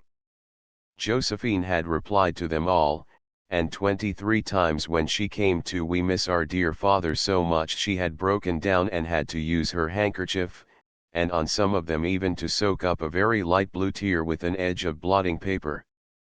Strange. She couldn't have put it on but 23 times. Even now, though, when she said over to herself sadly we miss our dear father so much, she could have cried if she'd wanted to. Have you got enough stamps? Came from Constantia. Oh, how can I tell? Said Josephine crossly. What's the good of asking me that now? I was just wondering, said Constantia mildly. Silence again. There came a little rustle, a scurry, a hop. A mouse, said Constantia. It can't be a mouse because there aren't any crumbs, said Josephine. But it doesn't know there aren't, said Constantia. A spasm of pity squeezed her heart. Poor little thing. She wished she'd left a tiny piece of biscuit on the dressing table. It was awful to think of it not finding anything. What would it do? I can't think how they manage to live at all, she said slowly. Who? Demanded Josephine. And Constantia said more loudly than she meant to, mice. Josephine was furious. Oh, what nonsense, Con, she said. What have mice got to do with it? You're asleep. I don't think I am, said Constantia. She shut her eyes to make sure. She was. Josephine arched her spine, pulled up her knees, folded her arms so that her fists came under her ears, and pressed her cheek hard against the pillow. Another thing which complicated matters was they had Nurse Andrews staying on with them that week. It was their own fault, they had asked her. It was Josephine's idea. On the last morning, when the doctor had gone, Josephine had said to Constantia, "Don't you think it would be rather nice if we asked Nurse Andrews to stay on for a week as our guest?" "Very nice," said Constantia. "I thought," went on Josephine quickly, "I should just say this afternoon, after I paid her, my sister and I would be very pleased, after all you've done for us, Nurse Andrews, if you would stay on for a week as our guest." I'd have to put that in about being our guest in caso, but she could hardly expect to be paid, cried Constantia. "One never knows," said Josephine sagely. Nurse Andrews had, of course, jumped at the idea. But it was a bother. It meant they had to have regular sit-down meals at the proper times, whereas if they'd been alone they could just have asked Kate if she wouldn't have minded bringing them a tray wherever they were. And meal times now that the strain was over were rather a trial.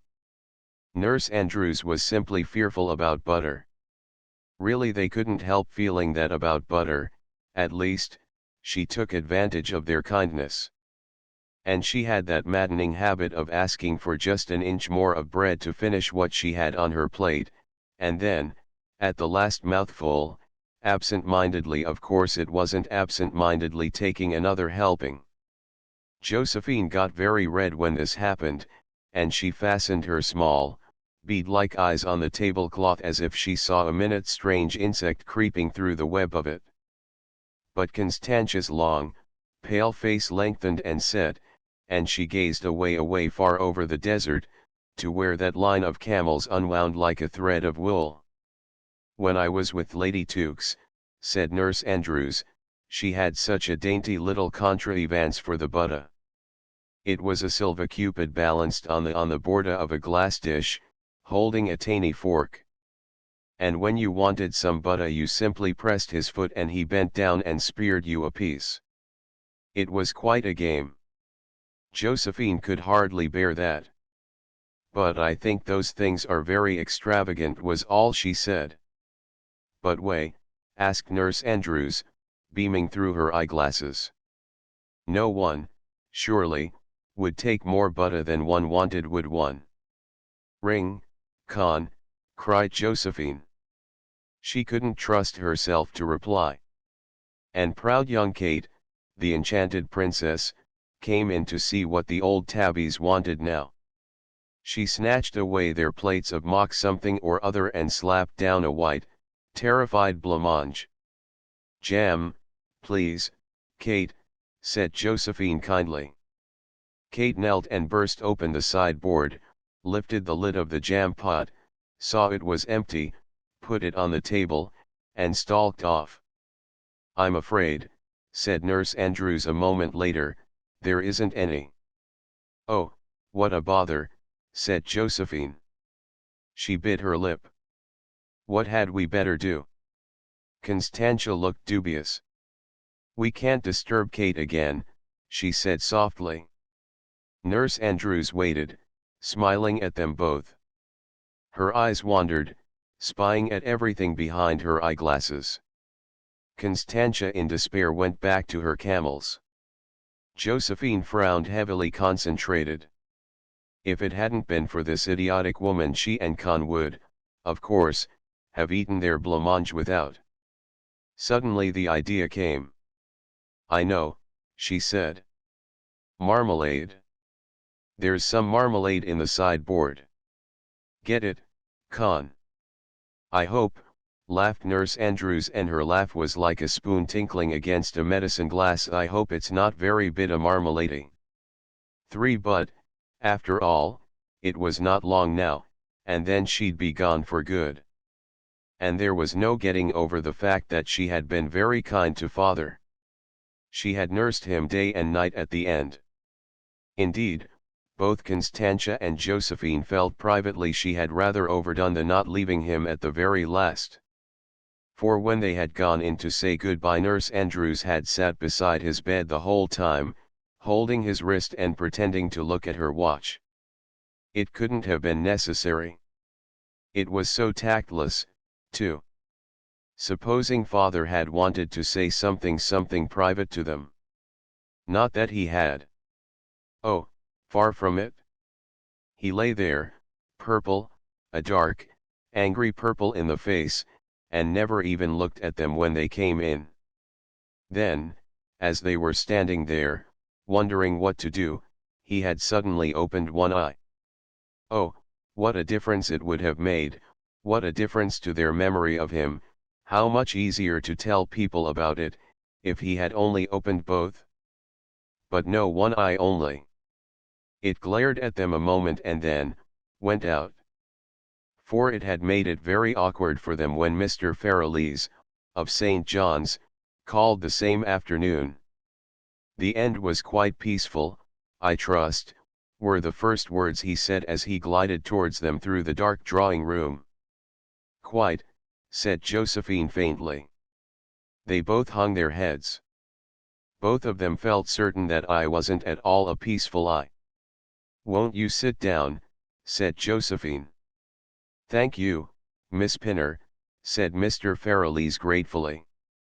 He folded his coattails and began to lower himself into father's armchair, but just as he touched it he almost sprang up and slid into the next chair instead. He coughed. Josephine clasped her hands. Constantia looked vague. "I want you to feel, Miss Pinner," said Mr. Ferralese, "and you, Miss Constantia, that I'm trying to be helpful. I want to be helpful to you both, if you will let me."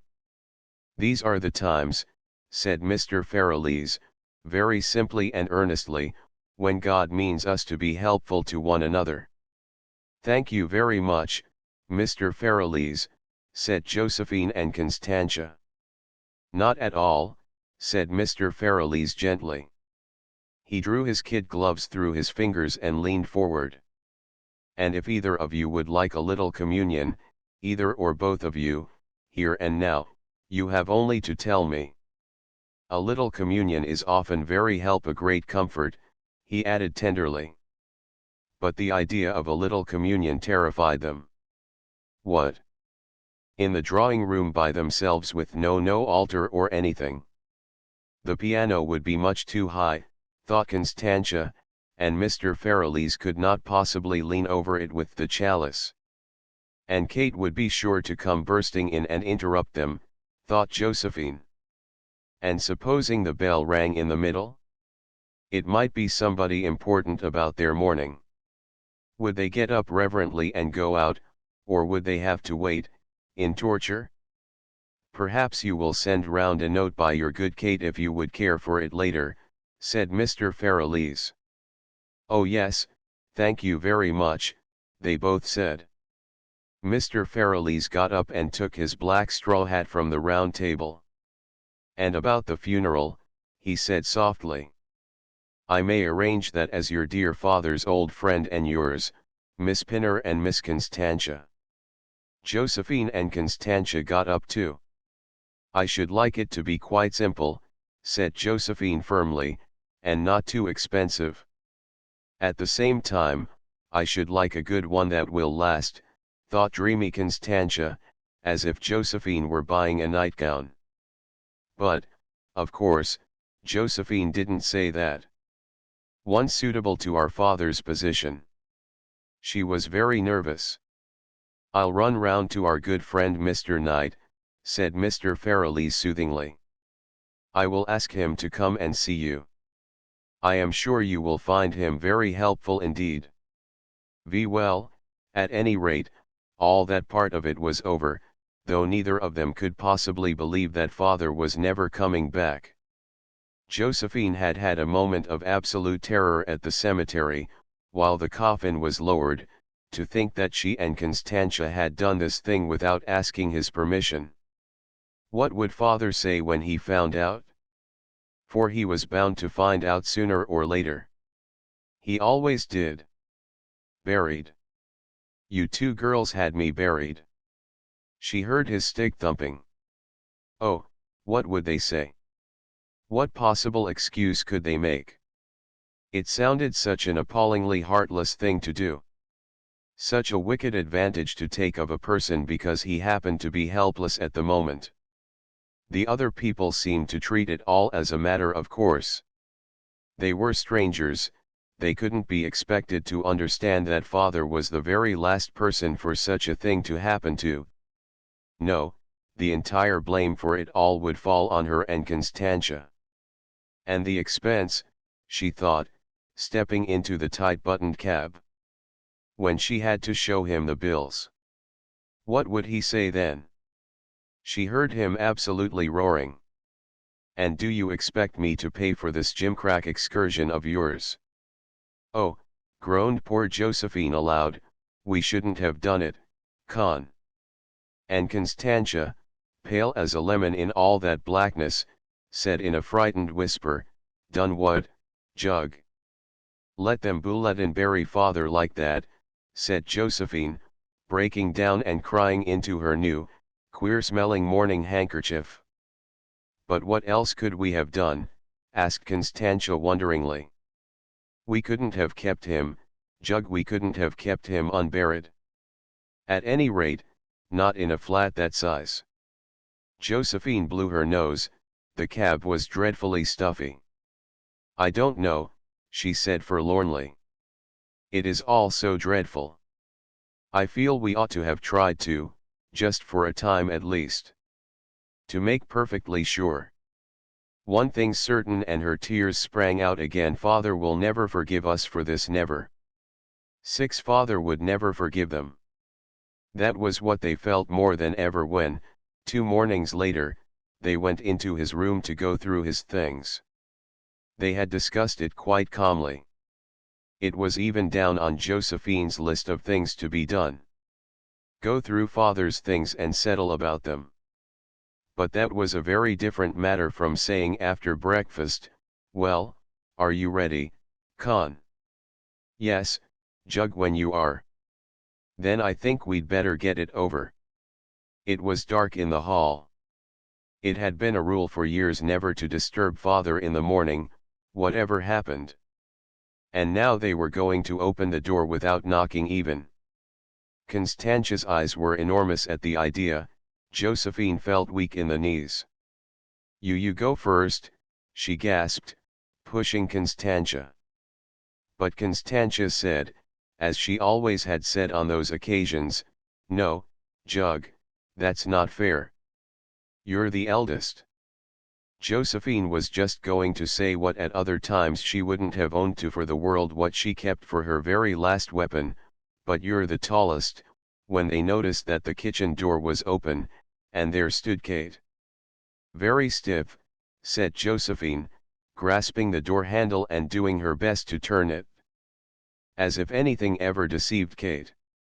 It couldn't be helped. That girl was. Then the door was shut behind them, but they weren't in father's room at all. They might have suddenly walked through the wall by mistake into a different flat altogether. Was the door just behind them? They were too frightened to look. Josephine knew that if it was holding itself tight shut. Constantia felt that, like the doors in dreams, it hadn't any handle at all. It was the coldness which made it so awful. Or the whiteness which. Everything was covered. The blinds were down, a cloth hung over the mirror, a sheet hid the bed, a huge fan of white paper filled the fireplace. Constantia timidly put out her hand, she almost expected a snowflake to fall. Josephine felt a queer tingling in her nose, as if her nose was freezing. Then a cab clop-clopped over the cobbles below, and the quiet seemed to shake into little pieces. "I had better pull up a blind," said Josephine bravely. "Yes, it might be a good idea," whispered Constantia. They only gave the blind a touch, but it flew up and the cord flew after, rolling round the blind stick, and the little tassel tapped as if trying to get free. That was too much for Constantia. Don't you think we might put it off for another day?" she whispered. "Why?" snapped Josephine, feeling, as usual, much better now that she knew for certain that Constantia was terrified. "It's got to be done." "But I do wish you wouldn't whisper, Con." "I didn't know I was whispering," whispered Constantia. "And why do you keep staring at the bed?" said Josephine, raising her voice almost defiantly. "There's nothing on the bed." "Oh, Jug, don't say so," said poor Connie. "At any rate, not so loudly."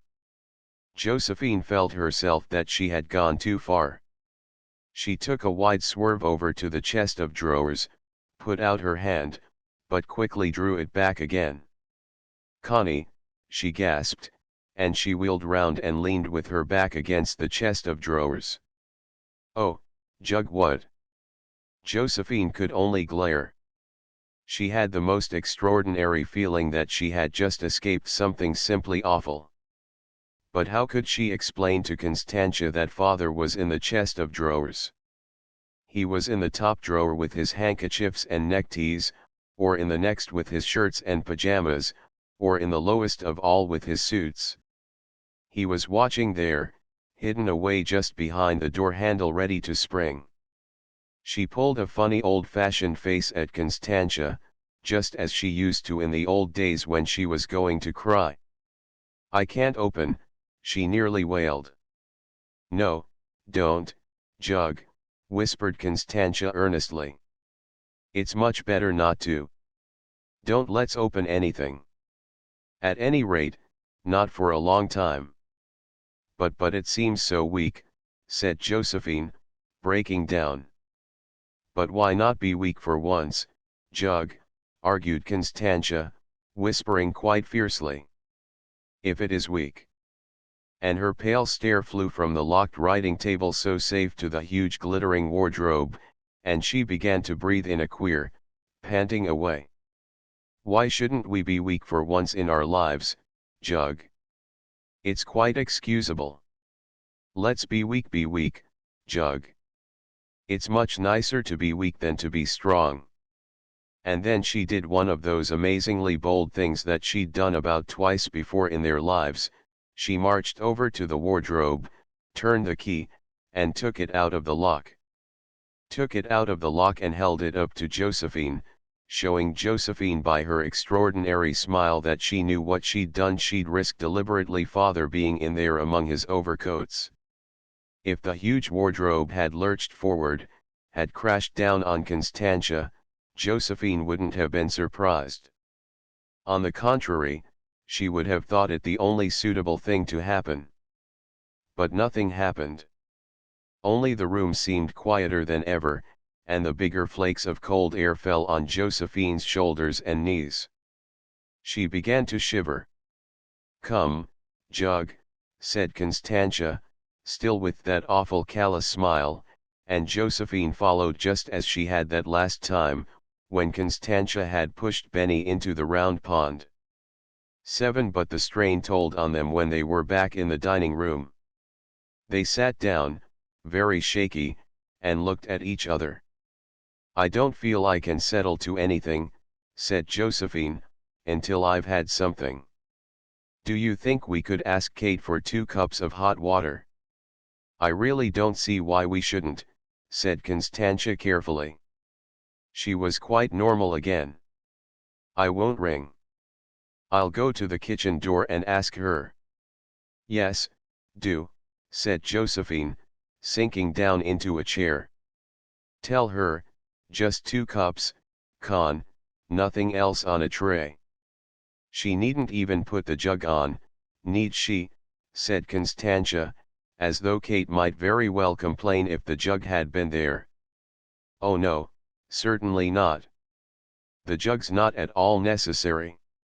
She can pour it direct out of the kettle," cried Josephine, feeling that would be a labor saving indeed. Their cold lips quivered at the greenish brims. Josephine curved her small red hands round the cup. Constantia sat up and blew on the wavy steam, making it flutter from one side to the other. "Speaking of Benny," said Josephine. And though Benny hadn't been mentioned, Constantia immediately looked as though he had. "He'll expect us to send him something of father's, of course. But it's so difficult to know what to send to Ceylon." "You mean things get unstuck so on the voyage," murmured Constantia. "No, lost," said Josephine sharply. "You know there's no post. Only runners." Both paused to watch a black man in white linen drawers running through the pale fields for dear life, with a large brown paper parcel in his hands.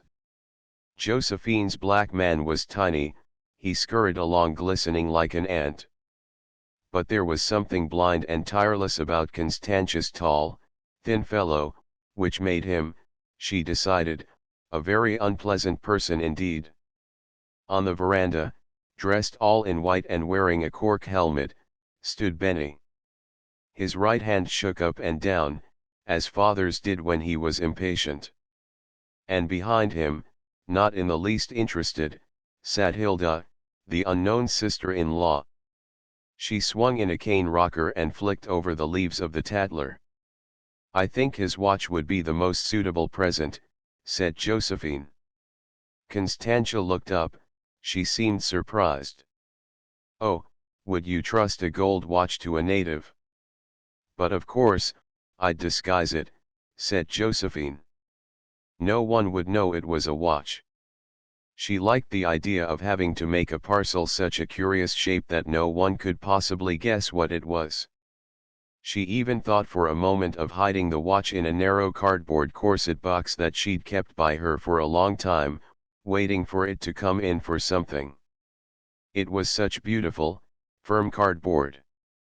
But, no, it wouldn't be appropriate for this occasion. It had lettering on it, medium women's 28. Extra firm busks. It would be almost too much of a surprise for Benny to open that and find father's watch inside. "And of course it isn't as though it would be going ticking, I mean," said Constantia, who was still thinking of the native love of jewelry. "At least," she added, "it would be very strange if after all that time it was." Josephine made no reply. She had flown off on one of her tangents. She had suddenly thought of Cyril. Wasn't it more usual for the only grandson to have the watch? And then dear Cyril was so appreciative, and a gold watch meant so much to a young man. Benny, in all probability, had quite got out of the habit of watches, men so seldom wore waistcoats in those hot climates. Whereas Cyril in London wore them from year's end to year's end. And it would be so nice for her and Constantia, when he came to tea, to know it was there. "I see you've got on grandfather's watch, Cyril." It would be somehow so satisfactory. Dear boy. What a blow his sweet, sympathetic little note had been. Of course they quite understood, but it was most unfortunate. It would have been such a point, having him, said Josephine. And he would have enjoyed it so, said Constantia, not thinking what she was saying. However, as soon as he got back he was coming to tea with his aunties. Cyril to tea was one of their rare treats. Now, Cyril, you mustn't be frightened of our cakes. Your Auntie Con and I bought them at Buzzards this morning. We know what a man's appetite is. So don't be ashamed of making a good tea. Josephine cut recklessly into the rich dark cake that stood for her winter gloves or the soling and heeling of Constantia's only respectable shoes. But Cyril was most unmanlike in appetite. I say, Aunt Josephine, I simply can't. I've only just had lunch, you know. Oh, Cyril, that can't be true. It's after 4, cried Josephine. Constantia sat with her knife poised over the chocolate roll. It is, all the same, said Cyril. I had to meet a man at Victoria, and he kept me hanging about till there was only time to get lunch and to come on here. And he gave me few. Cyril put his hand to his forehead. A terrific blowout, he said. It was disappointing today of all days. But still he couldn't be expected to know. But you'll have a meringue, won't you, Cyril, said Aunt Josephine. These meringues were bought specially for you. Your dear father was so fond of them. We were sure you are, too. I am, Aunt Josephine, cried Cyril ardently. Do you mind if I take half to begin with? Not at all, dear boy, but we mustn't let you off with that. Is your dear father still so fond of meringues? Asked Auntie Con gently. She winced faintly as she broke through the shell of hers. Well, I don't quite know, Auntie Con, said Cyril breezily. At that they both looked up. Don't know, almost snapped Josephine. Don't know a thing like that about your own father, Cyril. Surely, said Auntie Con softly. Cyril tried to laugh it off. Oh, well, he said, it's such a long time since. He faltered. He stopped. Their faces were too much for him. Even so, said Josephine. And Auntie Con looked. Cyril put down his teacup. Wait a bit, he cried. Wait a bit, Aunt Josephine. What am I thinking of? He looked up. They were beginning to brighten. Cyril slapped his knee. Of course, he said, it was meringues. How could I have forgotten? Yes, Aunt Josephine, you're perfectly right. Father's most frightfully keen on meringues. They didn't only beam. Aunt Josephine went scarlet with pleasure. Auntie Con gave a deep, deep sigh. And now, Cyril, you must come and see father, said Josephine. He knows you were coming today. Right, said Cyril, very firmly and heartily. He got up from his chair. Suddenly he glanced at the clock. I say, Auntie Con, isn't your clock a bit slow? I've got to meet a man at Paddington just after 5. I'm afraid I shan't be able to stay very long with grandfather. Oh, he won't expect you to stay very long, said Aunt Josephine.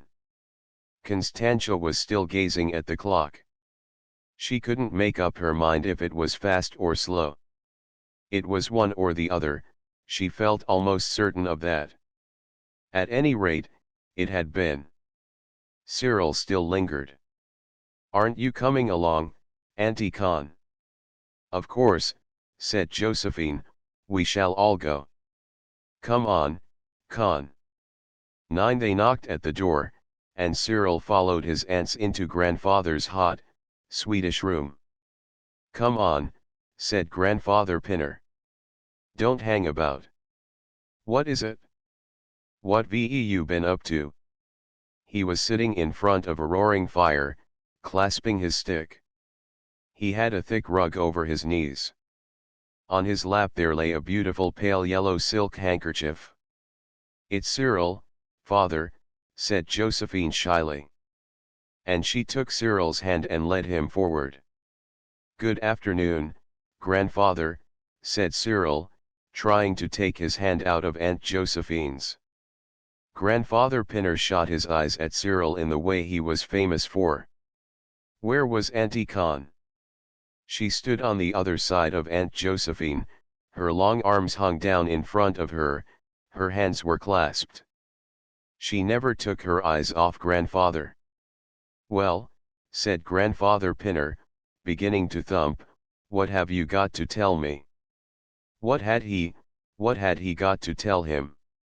Cyril felt himself smiling like a perfect imbecile. The room was stifling, too. But Aunt Josephine came to his rescue. She cried brightly, "Cyril says his father is still very fond of meringues, father dear." "Eh," said Grandfather Pinner, curving his hand like a purple meringue shell over one ear. Josephine repeated, "Cyril says his father is still very fond of meringues." "Can't hear," said old Colonel Pinner. And he waved Josephine away with his stick, then pointed with his stick to Cyril. "Tell me what she's trying to say," he said. "My God! Must I?" said Cyril, blushing and staring at Aunt Josephine.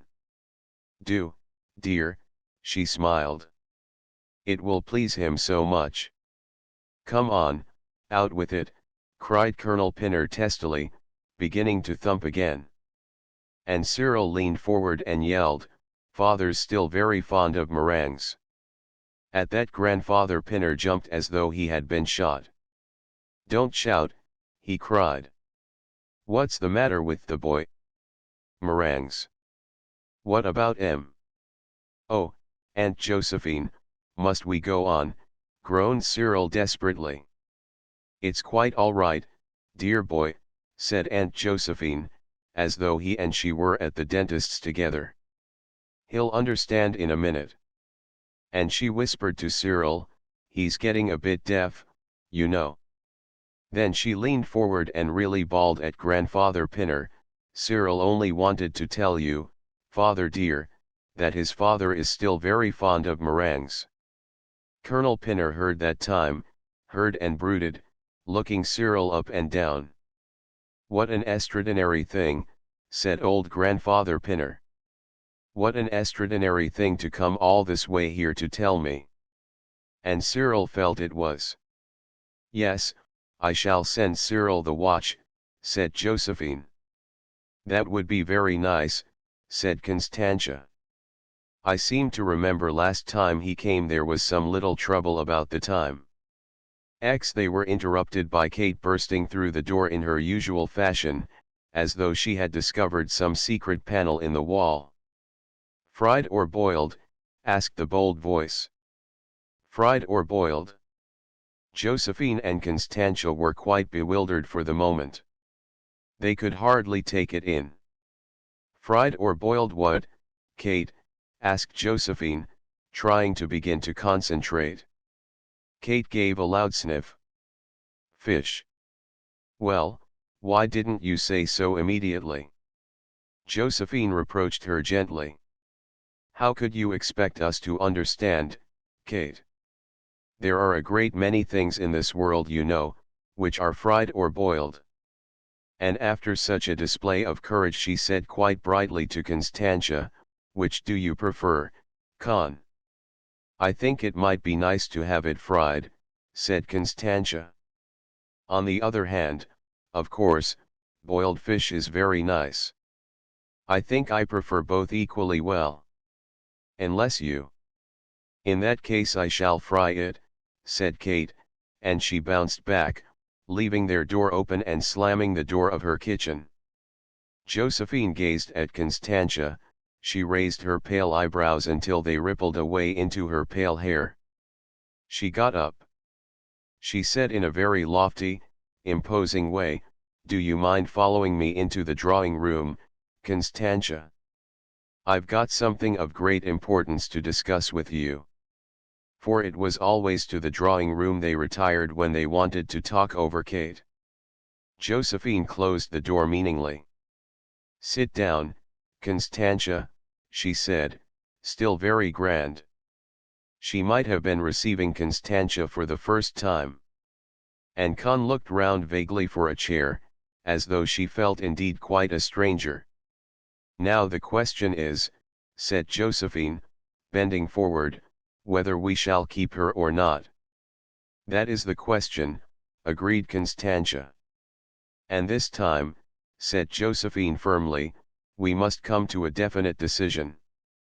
Constantia looked for a moment as though she might begin going over all the other times, but she pulled herself together and said, yes, Jug. You see, Con, explained Josephine, everything is so changed now. Constantia looked up quickly. I mean, went on Josephine, we're not dependent on Kate as we were. And she blushed faintly. There's not father to cook for. That is perfectly true, agreed Constantia. Father certainly doesn't want any cooking now, whatever else. Josephine broke in sharply, you're not sleepy, are you, Con? Sleepy, Jug. Constantia was wide-eyed.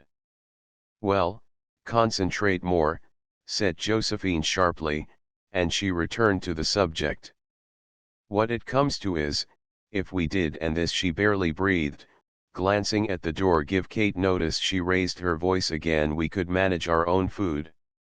Why not? Cried Constantia. She couldn't help smiling. The idea was so exciting. She clasped her hands. What should we live on, Jug? Oh, eggs in various forms, said Jug, lofty again. And, besides, there are all the cooked foods. But I've always heard, said Constantia, they are considered so very expensive. Not if one buys them in moderation, said Josephine.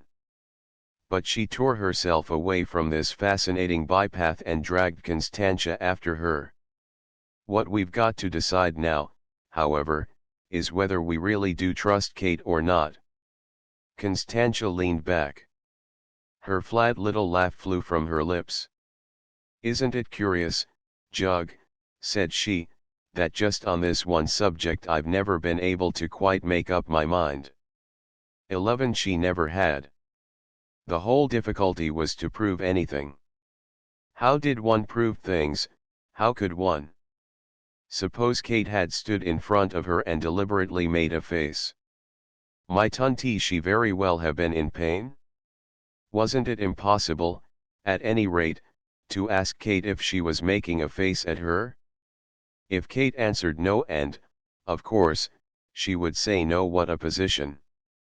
How undignified.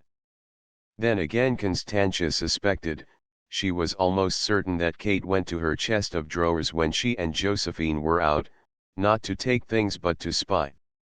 Many times she had come back to find her amethyst cross in the most unlikely places, under her lace ties or on top of her evening bertha. More than once she had laid a trap for Kate. She had arranged things in a special order and then called Josephine to witness. You see, Jug. Quite, Con. Now we shall be able to tell. But, oh dear, when she did go to look, she was as far off from a proof as ever. If anything was displaced, it might so very well have happened as she closed the drawer, a jolt might have done it so easily. You come, Jug, and decide. I really can't. It's too difficult. But after a pause and a long glare, Josephine would sigh, now you've put the doubt into my mind, Con, I'm sure I can't tell myself. Well, we can't postpone it again, said Josephine. If we postpone it this time 12. But at that moment in the street below a barrel organ struck up. Josephine and Constantia sprang to their feet together. Run, Con, said Josephine. Run quickly. There's sixpence on the. Then they remembered. It didn't matter. They would never have to stop the organ grinder again. Never again would she and Constantia be told to make that monkey take his noise somewhere else. Never would sound that loud, strange bellow when father thought they were not hurrying enough. The organ grinder might play there all day and the stick would not thump. It never will thump again, it never will thump again, played the barrel organ. What was Constantia thinking? She had such a strange smile, she looked different. She couldn't be going to cry. Jug, Jug, said Constantia softly, pressing her hands together. Do you know what day it is? It's Saturday. It's a week today, a whole week. A week since father died, a week since father died, cried the barrel organ. And Josephine, too, forgot to be practical and sensible, she smiled faintly, strangely. On the Indian carpet there fell a square of sunlight, pale red, it came and stayed, deepened until it shone almost golden. The sun's out, said Josephine, as though it really mattered. A perfect fountain of bubbling notes shook from the barrel organ, round, bright notes, carelessly scattered. Constantia lifted her big, cold hands as if to catch them, and then her hands fell again.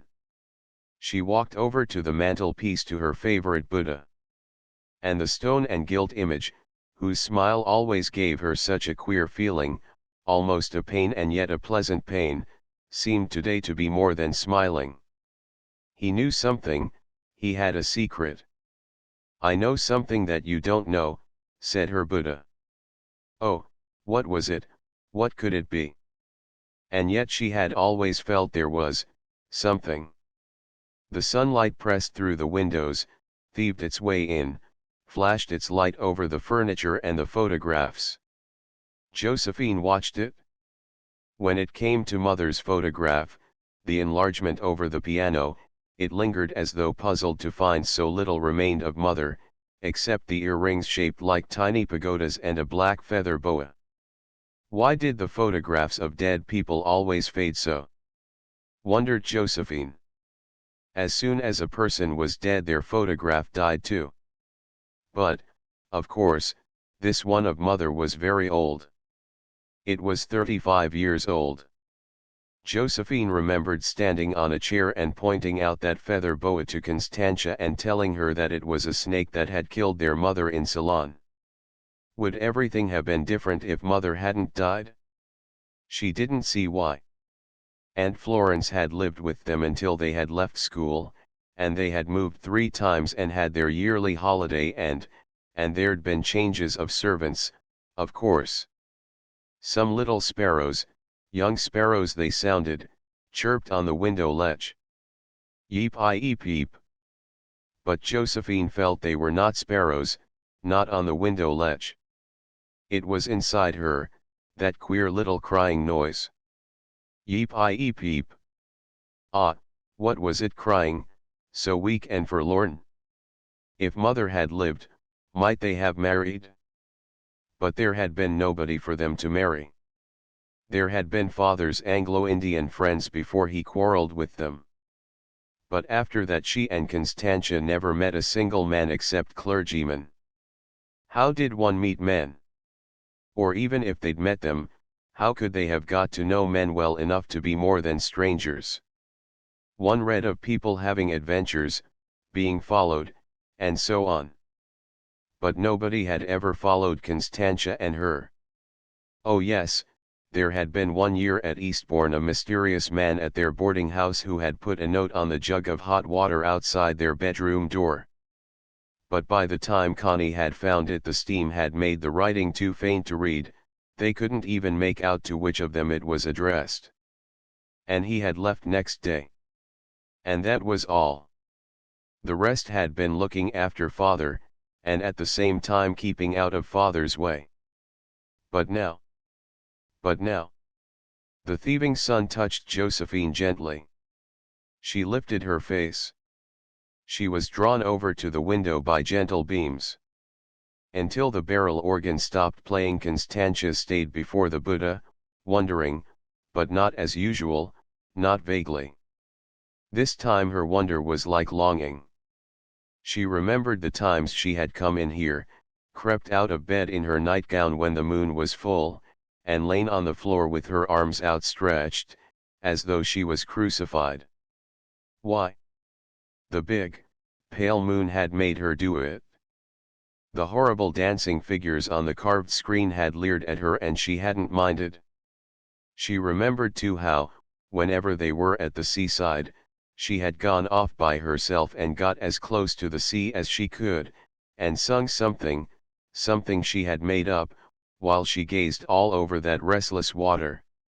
There had been this other life, running out, bringing things home in bags, getting things on approval, discussing them with Jug, and taking them back to get more things on approval, and arranging father's trays and trying not to annoy father. But it all seemed to have happened in a kind of tunnel. It wasn't real. It was only when she came out of the tunnel into the moonlight or by the sea or into a thunderstorm that she really felt herself. What did it mean? What was it she was always wanting? What did it all lead to? Now. She turned away from the Buddha with one of her vague gestures. She went over to where Josephine was standing. She wanted to say something to Josephine, something frightfully important, about the future and what. Don't you think perhaps she began? But Josephine interrupted her. I was wondering if now, she murmured. They stopped, they waited for each other. Go on, Con, said Josephine. No, Jug, after you, said Constantia. No, say what you were going to say. You began, said Josephine. I'd rather hear what you were going to say first, said Constantia. Don't be absurd, Con. Really, Jug. Connie. Oh, Jug. A pause. Then Constantia said faintly, I can't say what I was going to say, Jug, because I've forgotten what it was that I was going to say. Josephine was silent for a moment. She stared at a big cloud where the sun had been. Then she replied shortly, I've forgotten too. Mr. and Mrs. Dove, of course he knew no man better that he hadn't a ghost of a chance, he hadn't an earthly. The very idea of such a thing was preposterous. So preposterous that he'd perfectly understand it if her father, well, whatever her father chose to do he'd perfectly understand. In fact, nothing short of desperation, nothing short of the fact that this was positively his last day in England for God knows how long, would have screwed him up to it. And even now, he chose a tie out of the chest of drawers, a blue and cream check tie, and sat on the side of his bed. Supposing she replied, what impertinence, would he be surprised? Not in the least, he decided, turning up his soft collar and turning it down over the tie. He expected her to say something like that. He didn't see, if he looked at the affair dead soberly, what else she could say. Here he was. And nervously he tied a bow in front of the mirror, jammed his hair down with both hands, pulled out the flaps of his jacket pockets.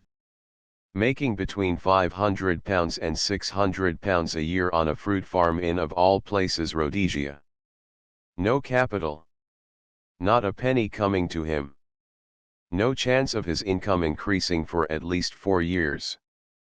As for looks and all that sort of thing, he was completely out of the running.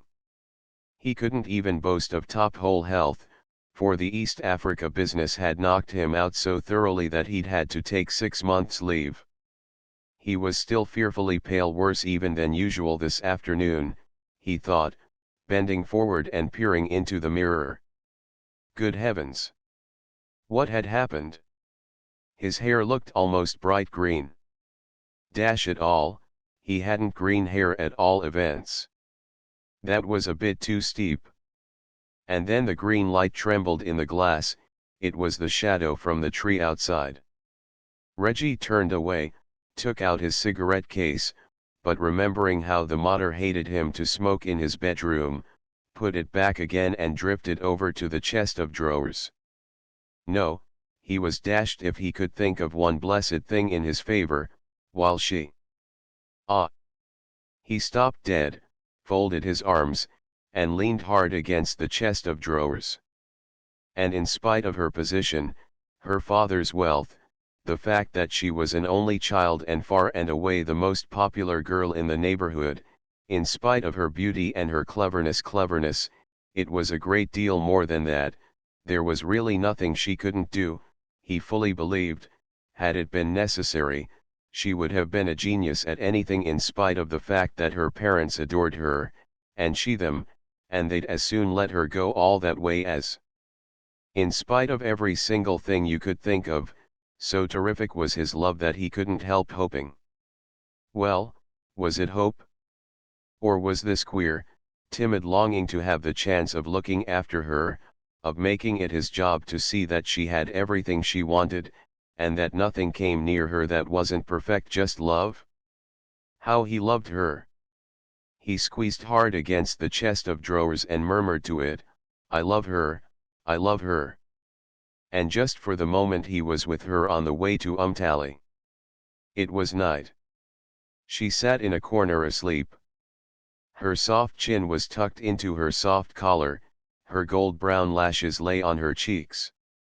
He doted on her delicate little nose, her perfect lips, her ear like a baby's, and the gold brown curl that half covered it.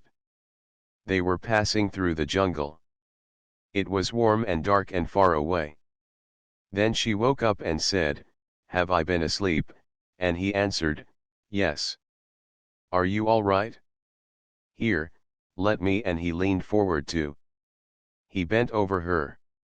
This was such bliss that he could dream no further. But it gave him the courage to bound downstairs, to snatch his straw hat from the hall, and to say as he closed the front door, "Well, I can only try my luck, that's all." But his luck gave him a nasty jar, to say the least, almost immediately. Promenading up and down the garden path with Chinny and Biddy, the ancient peaks, was the mater. Of course Reginald was fond of the mater and all that. She meant well, she had no end of grit, and so on. But there was no denying it, she was rather a grim parent. And there had been moments, many of them, in Reggie's life, before Uncle Alick died and left him the fruit farm, when he was convinced that to be a widow's only son was about the worst punishment a chap could have. And what made it rougher than ever was that she was positively all that he had. She wasn't only a combined parent, as it were, but she had quarreled with all her own and the governor's relations before Reggie had won his first trouser pockets. So that whenever Reggie was homesick out there, sitting on his dark veranda by starlight, while the gramophone cried, "Dear, what is life but love," his only vision was of the mater, tall and stout, rustling down the garden path, with Chinny and Biddy at her heels. The mater, with her scissors outspread to snap the head of a dead something or other, stopped at the sight of Reggie. "You are not going out, Reginald?" she asked, seeing that he was. "I'll be back for tea, mater," said Reggie weakly, plunging his hands into his jacket pockets. Snip! Off came a head. Reggie almost jumped. "I should have thought you could have spared your mother your last afternoon," said she. Silence. The Peaks stared. They understood every word of the mater's. Biddy lay down with her tongue poked out, she was so fat and glossy she looked like a lump of half-melted toffee. But Chinny's porcelain eyes gloomed at Reginald, and he sniffed faintly, as though the whole world were one unpleasant smell. Snip, went the scissors again.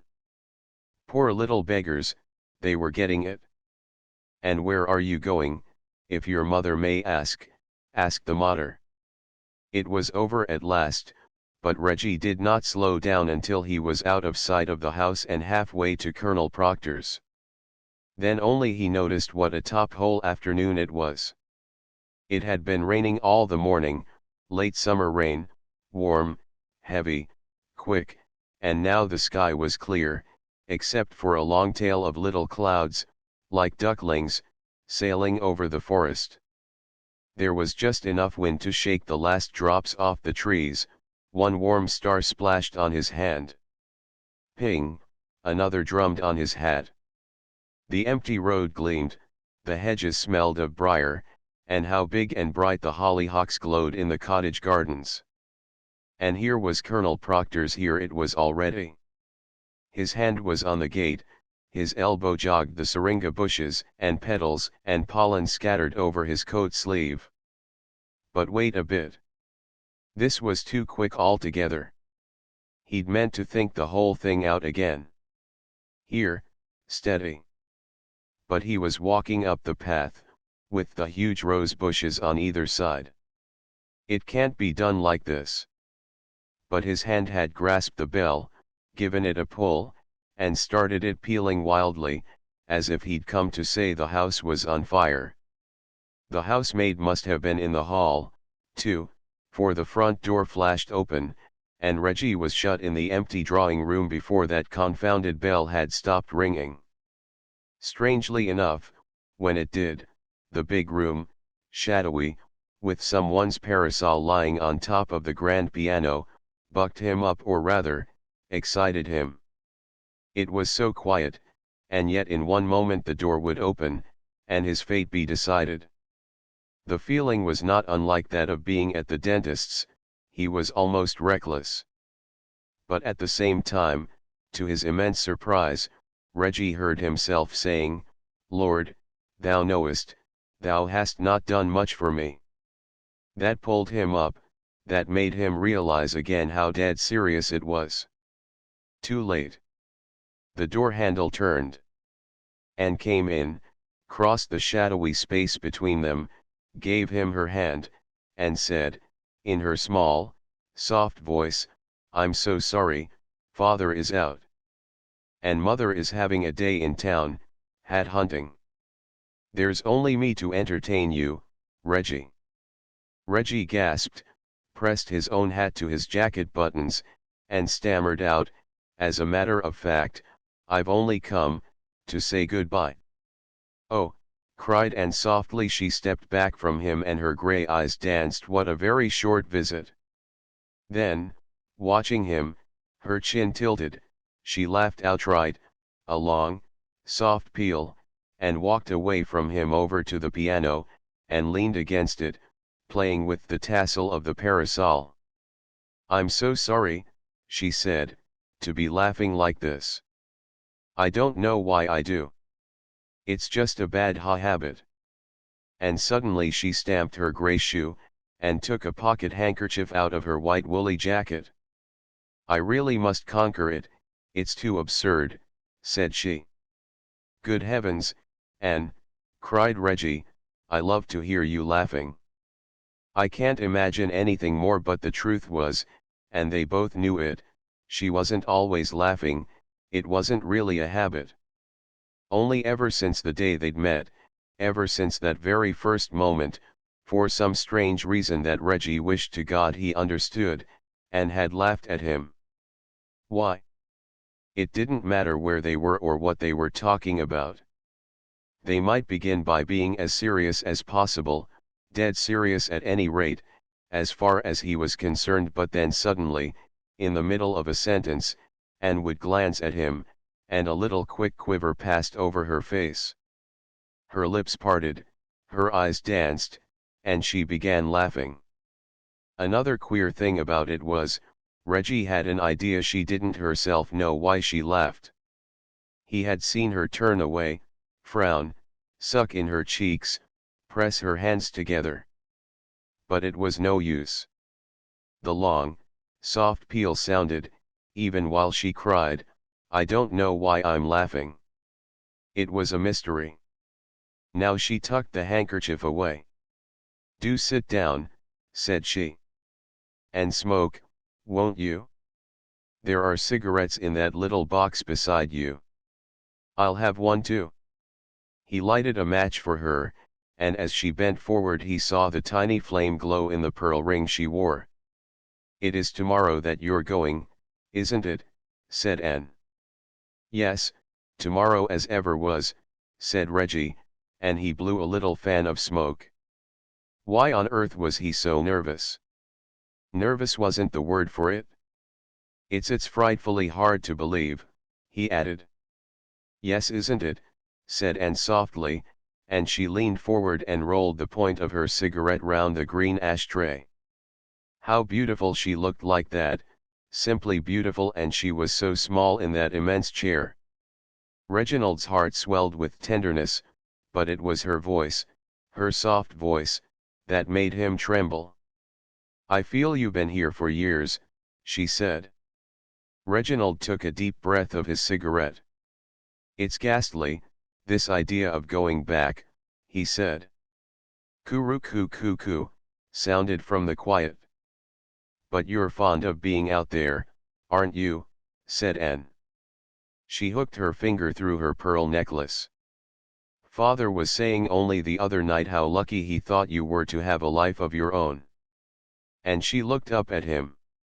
Reginald's smile was rather wan. "I don't feel fearfully lucky," he said lightly. "Roo-coo-coo-coo," came again. And Anne murmured, "You mean it's lonely?" "Oh, it isn't the loneliness I care about," said Reginald, and he stumped his cigarette savagely on the green ashtray. "I could stand any amount of it, used to like it even. It's the idea of suddenly, to his horror, he felt himself blushing. Roo-coo-coo-coo. Roo-coo-coo-coo." And jumped up. "Come and say goodbye to my doves," she said. "They've been moved to the side veranda. You do like doves, don't you, Reggie?" "Awfully," said Reggie, so fervently that as he opened the French window for her and stood to one side, Anne ran forward and laughed at the doves instead. To and fro over the fine red sand on the floor of the dove house, walked the two doves. One was always in front of the other. One ran forward, uttering a little cry, and the other followed, solemnly bowing and bowing. "You see," explained Anne, "the one in front, she's Mrs. Dove. She looks at Mr. Dove and gives that little laugh and runs forward, and he follows her, bowing and bowing. And that makes her laugh again. Away she runs, and after her," cried Anne, and she sat back on her heels, "comes poor Mr. Dove, bowing and bowing, and that's their whole life.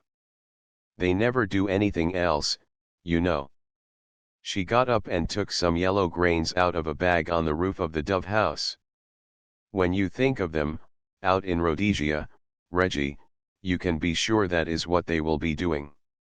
Reggie gave no sign of having seen the doves or of having heard a word.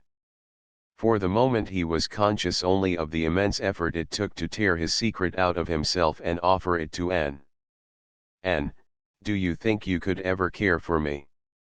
It was done. It was over. And in the little pause that followed Reginald saw the garden open to the light, the blue quivering sky, the flutter of leaves on the veranda poles, and Anne turning over the grains of maize on her palm with one finger. Then slowly she shut her hand, and the new world faded as she murmured slowly, "No, never in that way." But he had scarcely time to feel anything before she walked quickly away, and he followed her down the steps, along the garden path, under the pink rose arches, across the lawn. There, with the gay herbaceous border behind her, Anne faced Reginald. "It isn't that I'm not awfully fond of you," she said. "I am." But her eyes widened not in the way a quiver passed over her face one ought to be fond of. Her lips parted, and she couldn't stop herself. She began laughing. "There, you see," she cried, "it's your check tea-tie. Even at this moment, when one would think one really would be solemn, your tie reminds me fearfully of the bow tie that cats wear in pictures. Oh, please forgive me for being so horrid, please."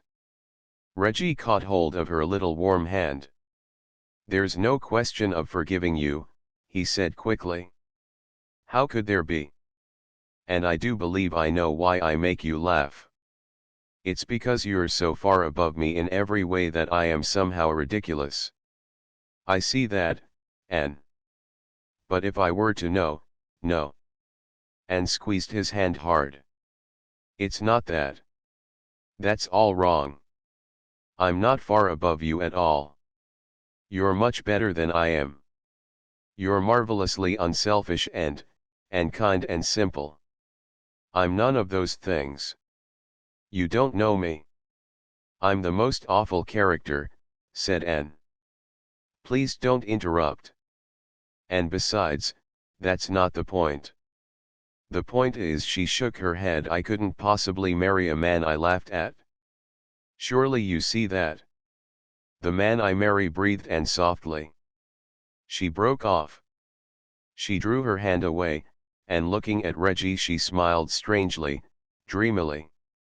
"The man I marry," and it seemed to Reggie that a tall, handsome, brilliant stranger stepped in front of him and took his place, the kind of man that Anne and he had seen often at the theater, walking onto the stage from nowhere, without a word catching the heroine in his arms, and after one long, tremendous look, carrying her off to anywhere.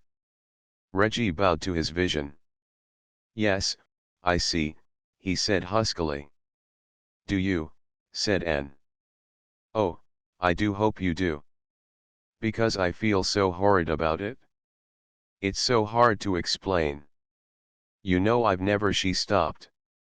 Reggie looked at her. She was smiling. "Isn't it funny," she said. "I can say anything to you.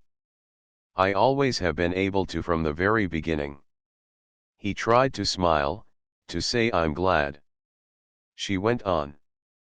"I've never known anyone I like as much as I like you. I've never felt so happy with anyone. But I'm sure it's not what people and what books mean when they talk about love. Do you understand? Oh, if you only knew how horrid I feel. But we'd be like Mr. and Mrs. Dove." That did it. That seemed to Reginald final, and so terribly true that he could hardly bear it.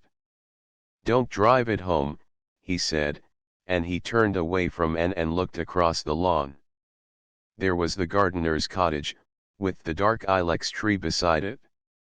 A wet, blue thumb of transparent smoke hung above the chimney. It didn't look real. How his throat ached. Could he speak? He had a shot. "I must be getting along home," he croaked, and he began walking across the lawn. But Anne ran after him. "No, don't. You can't go yet," she said imploringly. "You can't possibly go away feeling like that." And she stared up at him frowning, biting her lip. "Oh, that's all right," said Reggie, giving himself a shake. I'll, and he waved his hand as much to say get over it. "But this is awful," said Anne. She clasped her hands and stood in front of him. "Surely you do see how fatal it would be for us to marry, don't you?" "Oh, quite, said Reggie, looking at her with haggard eyes. "How wrong, how wicked, feeling as I do. I mean, it's all very well for Mr. and Mrs. Dove. But imagine that in real life, imagine it." "Oh, absolutely," said Reggie, and he started to walk on. But again Anne stopped him. She tugged at his sleeve, and to his astonishment, this time, instead of laughing, she looked like a little girl who was going to cry. "Then why, if you understand, are you so unhappy?" she wailed. "Why do you mind so fearfully? Why do you look so awful?" Reggie gulped, and again he waved something away. "I can't help it," he said, "I've had a blow. If I cut off now, I'll be able to." "How can you talk of cutting off now?" said Anne scornfully. She stamped her foot at Reggie, she was crimson. "How can you be so cruel? I can't let you go until I know for certain that you are just as happy as you were before you asked me to marry you. Surely you must see that, it's so simple." But it did not seem at all simple to Reginald. It seemed impossibly difficult. "Even if I can't marry you, how can I know that you're all that way away, with only that awful mother to write to, and that you're miserable, and that it's all my fault?" "It's not your fault. Don't think that. It's just fate." Reggie took her hand off his sleeve and kissed it. "Don't pity me, dear little Anne," he said gently. And this time he nearly ran, under the pink arches, along the garden path. "Roo-coo coo coo. Roo-coo coo coo," sounded from the veranda. "Reggie, Reggie," from the garden. He stopped, he turned. But when she saw his timid, puzzled look, she gave a little laugh. "Come back, Mr. Dove," said Anne. And Reginald came slowly across the lawn. The young girl in her blue dress, with her cheeks lightly flushed, her blue eyes, and her gold curls pinned up as though for the first time pinned up to be out of the way for her flight. Mrs. Raddick's daughter might have just dropped from this radiant heaven. Mrs. Raddick's timid, faintly astonished, but deeply admiring glance looked as if she believed it, too, but the daughter didn't appear any too pleased. Why should she, to have alighted on the steps of the casino? Indeed, she was bored as though heaven had been full of casinos with snuffy old saints for croupiers and crowns to play with. "You don't mind taking Henny," said Mrs. Raddick. "Sure you don't? There's the car, and you'll have tea and we'll be back here on this step right here in an hour. You see, I want her to go in. She's not been before, and it's worth seeing. I feel it wouldn't be fair to her." "Oh, shut up, mother," said she wearily. "Come along. Don't talk so much. And your bag's open, you'll be losing all your money again." "I'm sorry, darling," said Mrs. Raddick. "Oh, do come in." "I want to make money," said the impatient voice. "It's all jolly well for you, but I'm broke. Here, take 50 francs, darling, take 100.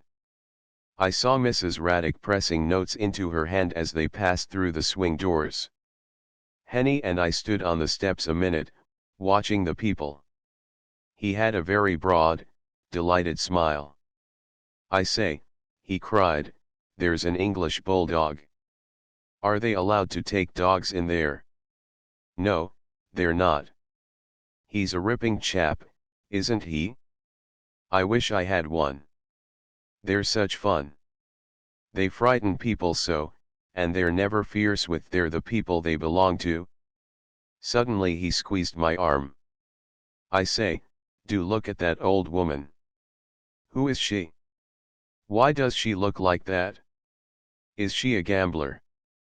The ancient, withered creature, wearing a green satin dress, a black velvet cloak and a white hat with purple feathers, jerked slowly up the steps as though she were being drawn up on wires. She stared in front of her, she was laughing and nodding and cackling to herself, her claws clutched round what looked like a dirty boot bag. But just at that moment there was Mrs. Raddick again with her and another lady hovering in the background. Mrs. Raddick rushed at me. She was brightly flushed, gay, a different creature. She was like a woman who is saying goodbye to her friends on the station platform, with not a minute to spare before the train starts. "Oh, you're here, still. Isn't that lucky?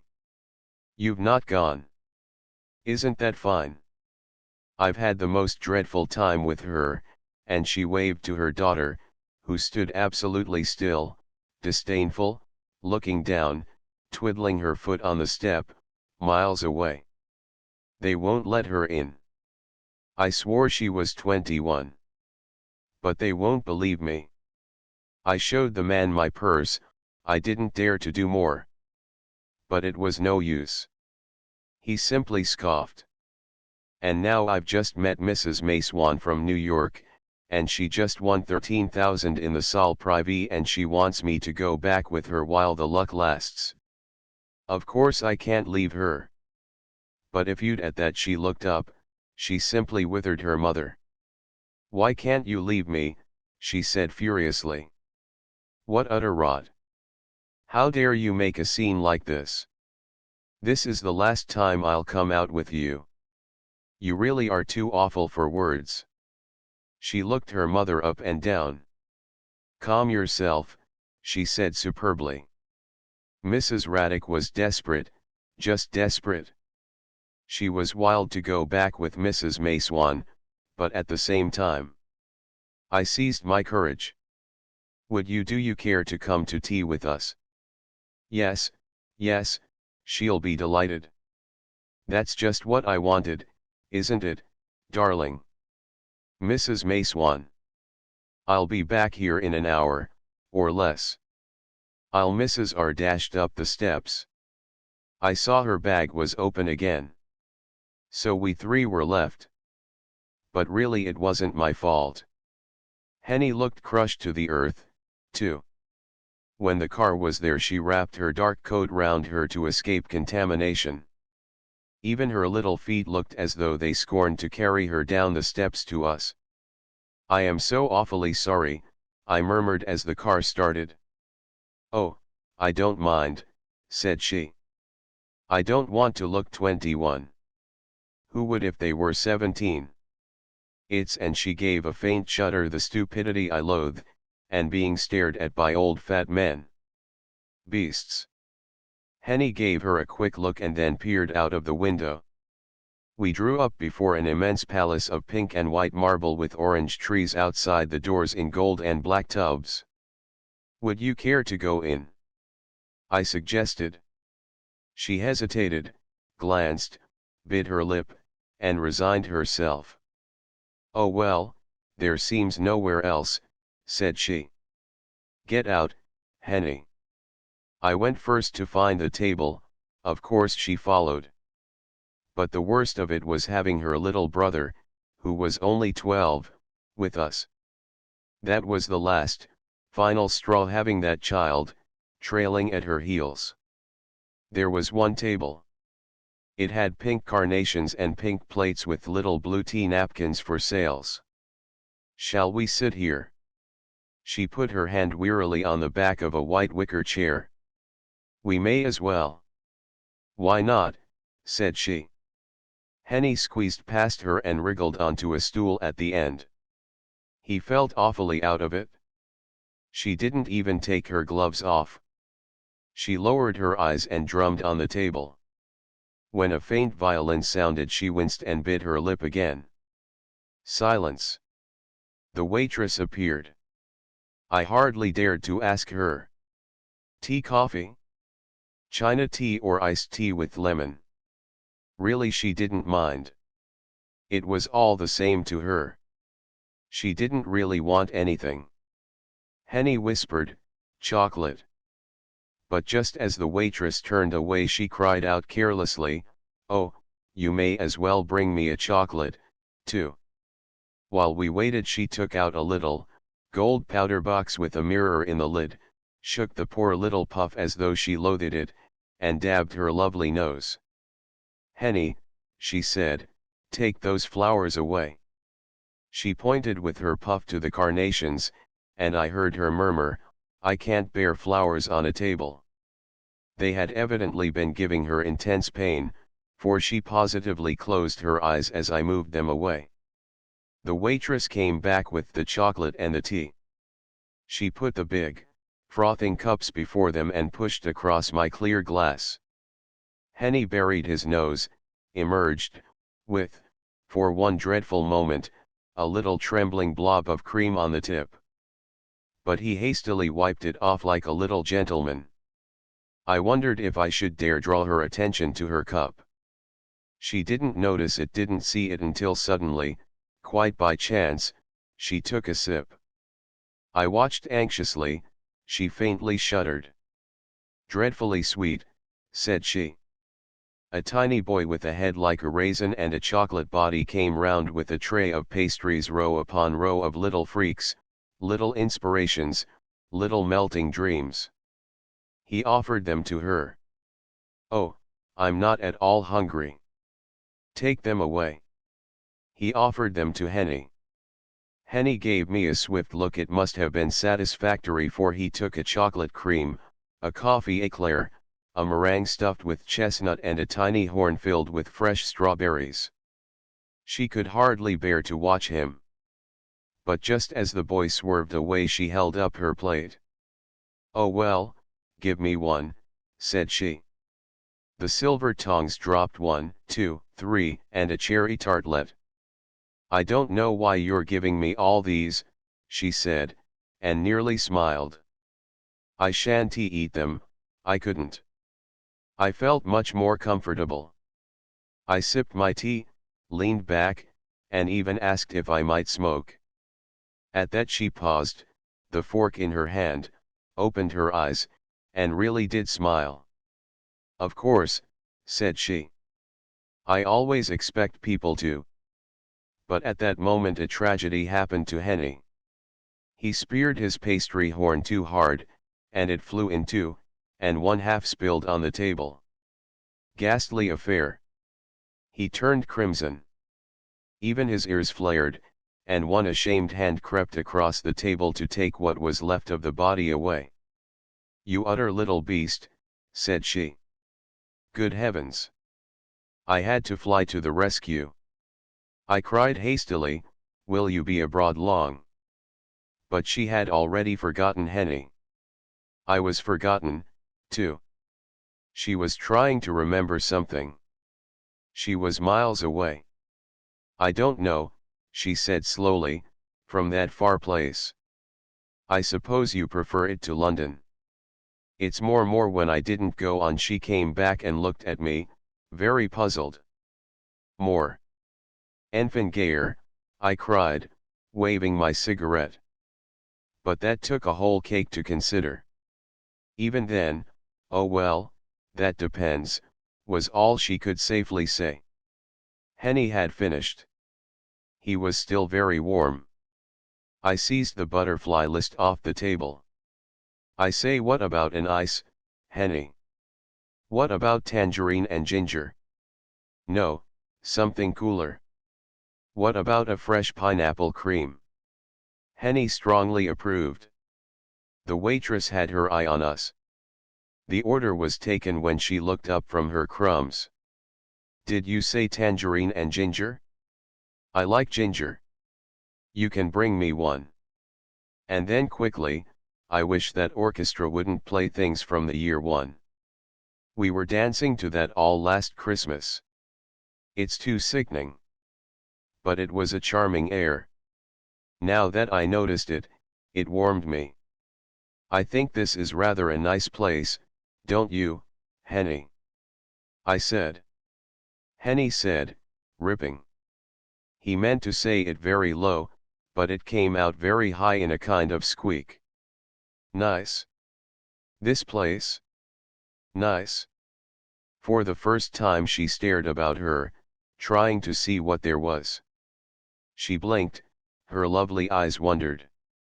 A very good-looking elderly man stared back at her through a monocle on a black ribbon.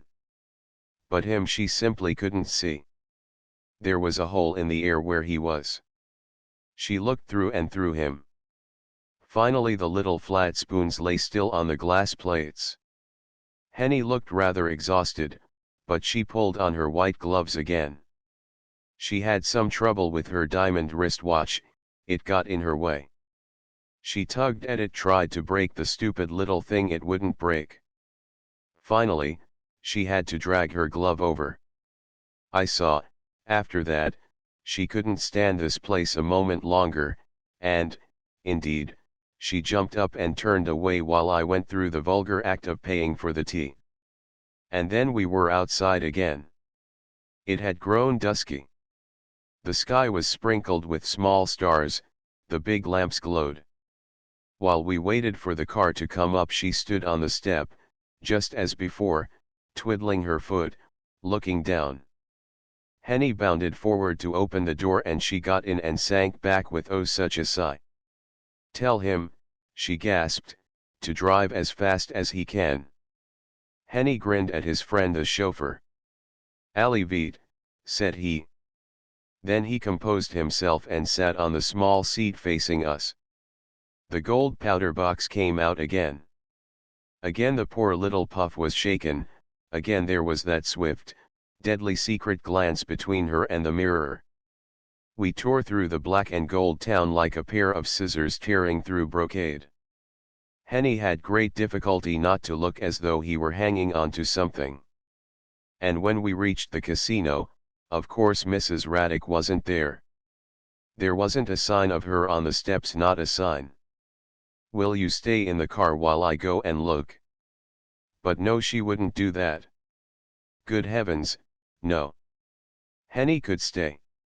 She couldn't bear sitting in a car. She'd wait on the steps. "But I scarcely like to leave you," I murmured.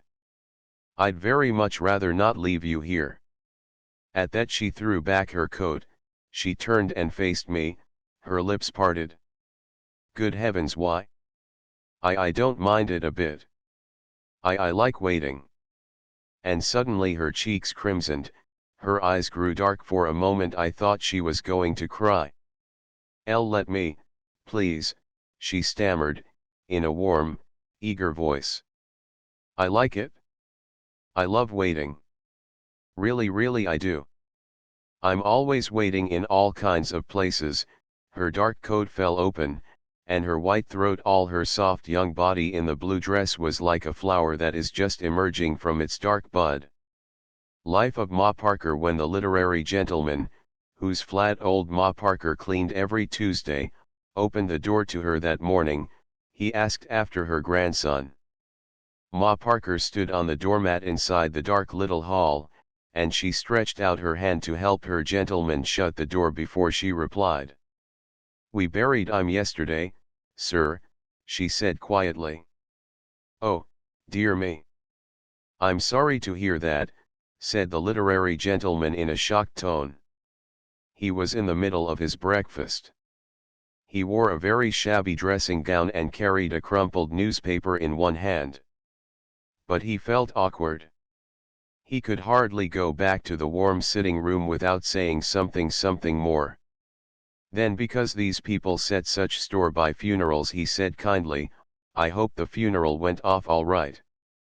"Beg parding, sir," said old Ma Parker huskily. Poor old bird. She did look dashed. "I hope the funeral was a success," said he. Ma Parker gave no answer. She bent her head and hobbled off to the kitchen, clasping the old fish bag that held her cleaning things and an apron and a pair of felt shoes. The literary gentleman raised his eyebrows and went back to his breakfast. "Overcome, I suppose," he said aloud, helping himself to the marmalade. Ma Parker drew the 2 jetty spears out of her toque and hung it behind the door. She unhooked her worn jacket and hung that up too. Then she tied her apron and sat down to take off her boots. To take off her boots or to put them on was an agony to her, but it had been an agony for years. In fact, she was so accustomed to the pain that her face was drawn and screwed up ready for the twinge before she'd so much as untied the laces. That over, she sat back with a sigh and softly rubbed her knees. Gran. Gran. Her little grandson stood on her lap in his button boots. He'd just come in from playing in the street. "Look what a state you've made your grand skirt into, you wicked boy." But he put his arms round her neck and rubbed his cheek against hers. "Gran, gi us a penny," he coaxed. "Be off with you, Gran ain't got no pennies." "Yes, you ave." "No, I ain't." "Yes, you ave gi us one." Already she was feeling for the old, squashed, black leather purse. "Well, what'll you give your gran?" He gave a shy little laugh and pressed closer. She felt his eyelid quivering against her cheek. "I ain't got nothing," he murmured.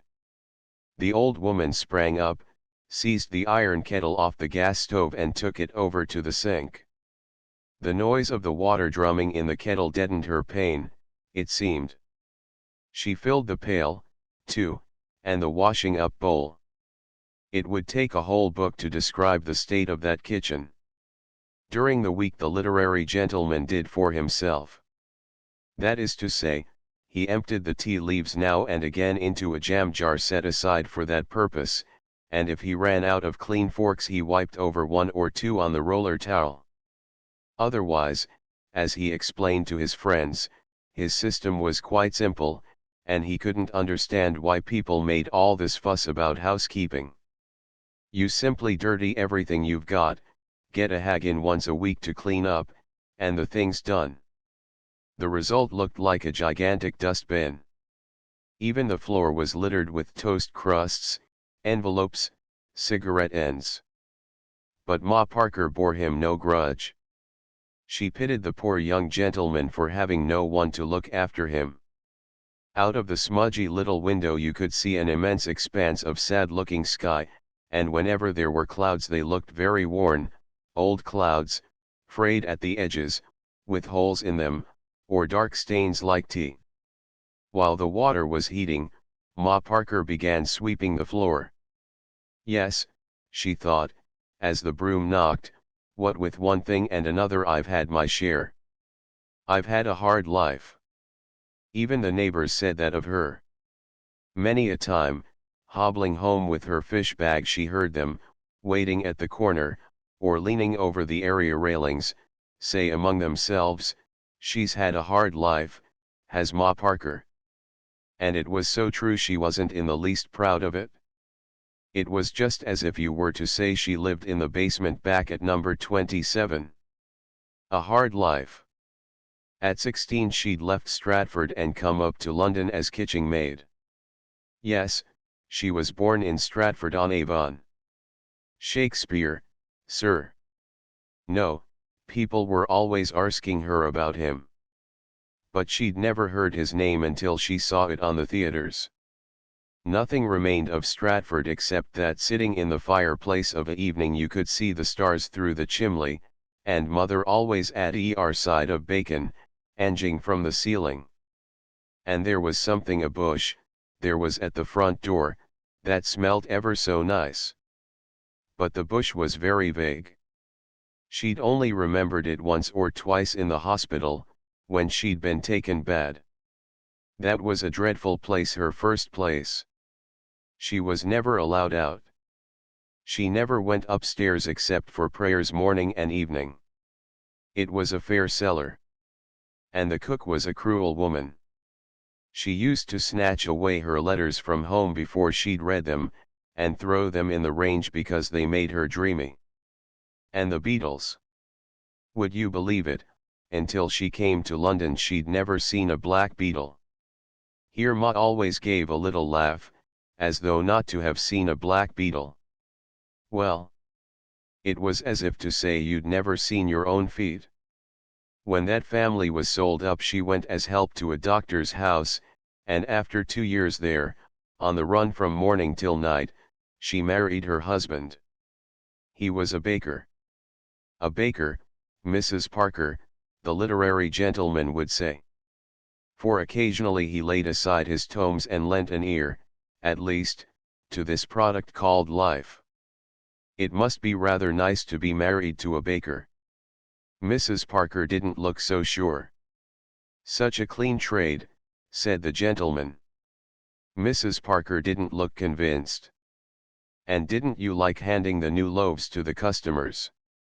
Well, sir, said Mrs. Parker, I wasn't in the shop above a great deal. We had 13 little ones and buried 7 of them. If it wasn't the hospital it was the infirmary, you might say.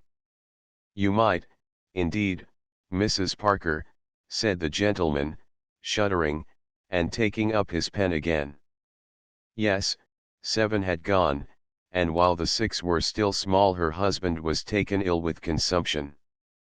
It was flour on the lungs, the doctor told her at the time.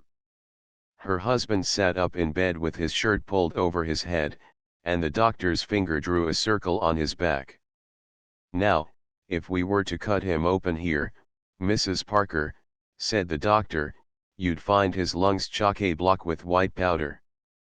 Breathe, my good fellow. And Mrs. Parker never knew for certain whether she saw or whether she fancied she saw a great fan of white dust come out of her poor dead husband's lips. But the struggle she'd had to bring up those 6 little children and keep herself to herself. Terrible it had been. Then, just when they were old enough to go to school, her husband's sister came to stop with them to help things along, and she hadn't been there more than 2 months when she fell down a flight of steps and hurt her spine. And for 5 years Ma Parker had another baby, and such a one for crying, to look after. Then young Maudie went wrong and took her sister Alice with her, the 2 boys emigrated, and young Jim went to India with the army, and Ethel, the youngest, married a good-for-nothing little waiter who died of ulcers the year little Lenny was born. And now little Lenny, my grandson. The piles of dirty cups, dirty dishes, were washed and dried. The ink-black knives were cleaned with a piece of potato and finished off with a piece of cork. The table was scrubbed, and the dresser and the sink that had sardine tails swimming in it. He'd never been a strong child, never from the first. He'd been one of those fair babies that everybody took for a girl. Silvery fair curls he had, blue eyes, and a little freckle like a diamond on one side of his nose. The trouble she and Ethel had had to rear that child. The things out of the newspapers they tried him with. Every Sunday morning Ethel would read aloud while Ma Parker did her washing. Dear sir, just a line to let you know my little Myrtle was laid out for dead. After 4 bottles, gained 8 pounds in 9 weeks, and is still putting it on. And then the egg cup of ink would come off the dresser and the letter would be written, and Ma would buy a postal order on her way to work next morning. But it was no use. Nothing made little Lenny put it on. Taking him to the cemetery, even, never gave him a color, a nice shake-up in the bus never improved his appetite. But he was Gran's boy from the first. Whose boy are you? Said old Ma Parker, straightening up from the stove and going over to the smudgy window. And a little voice, so warm, so close, it half stifled her, it seemed to be in her breast under her heart, laughed out, and said, I'm Gran's boy. At that moment there was a sound of steps, and the literary gentleman appeared, dressed for walking. Oh, Mrs. Parker, I'm going out. Very good, sir. And you'll find your half-crown in the tray of the inkstand. Thank you, sir.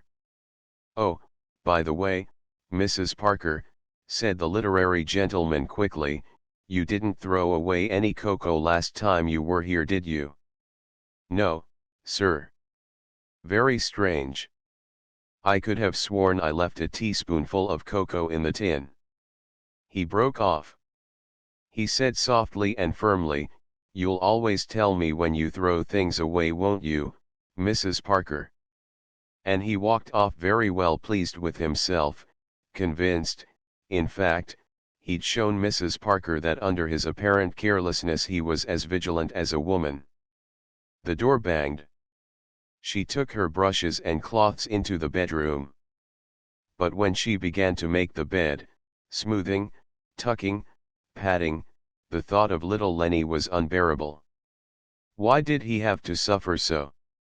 That's what she couldn't understand.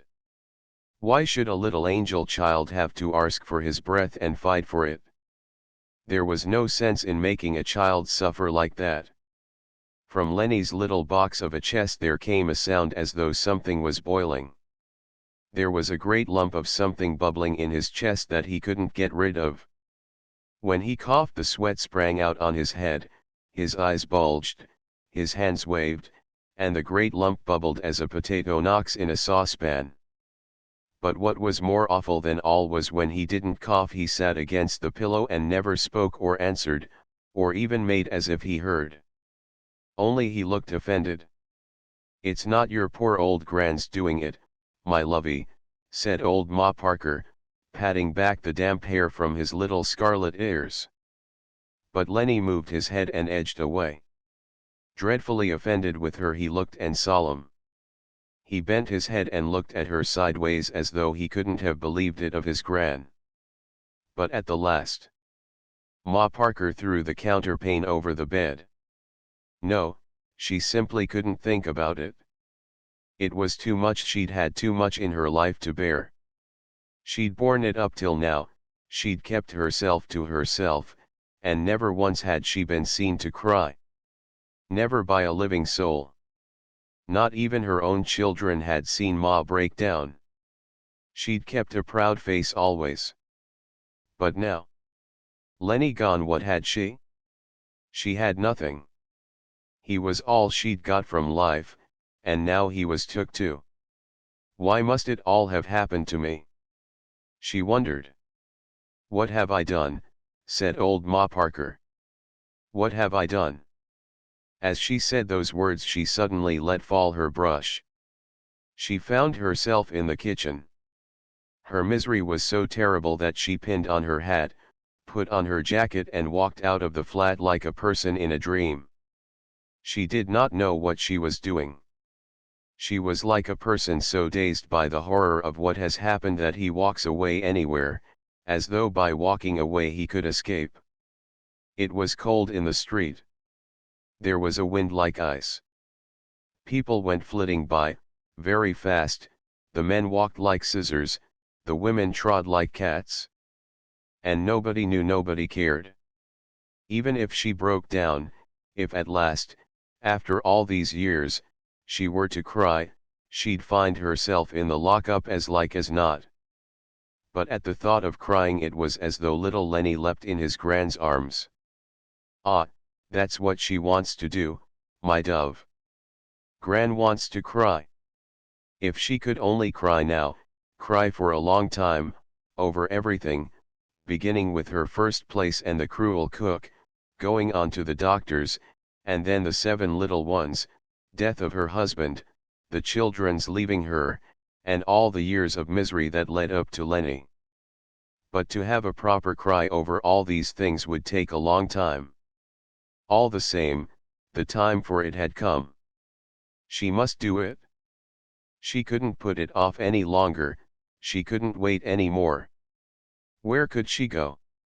She's had a hard life, has Ma Parker.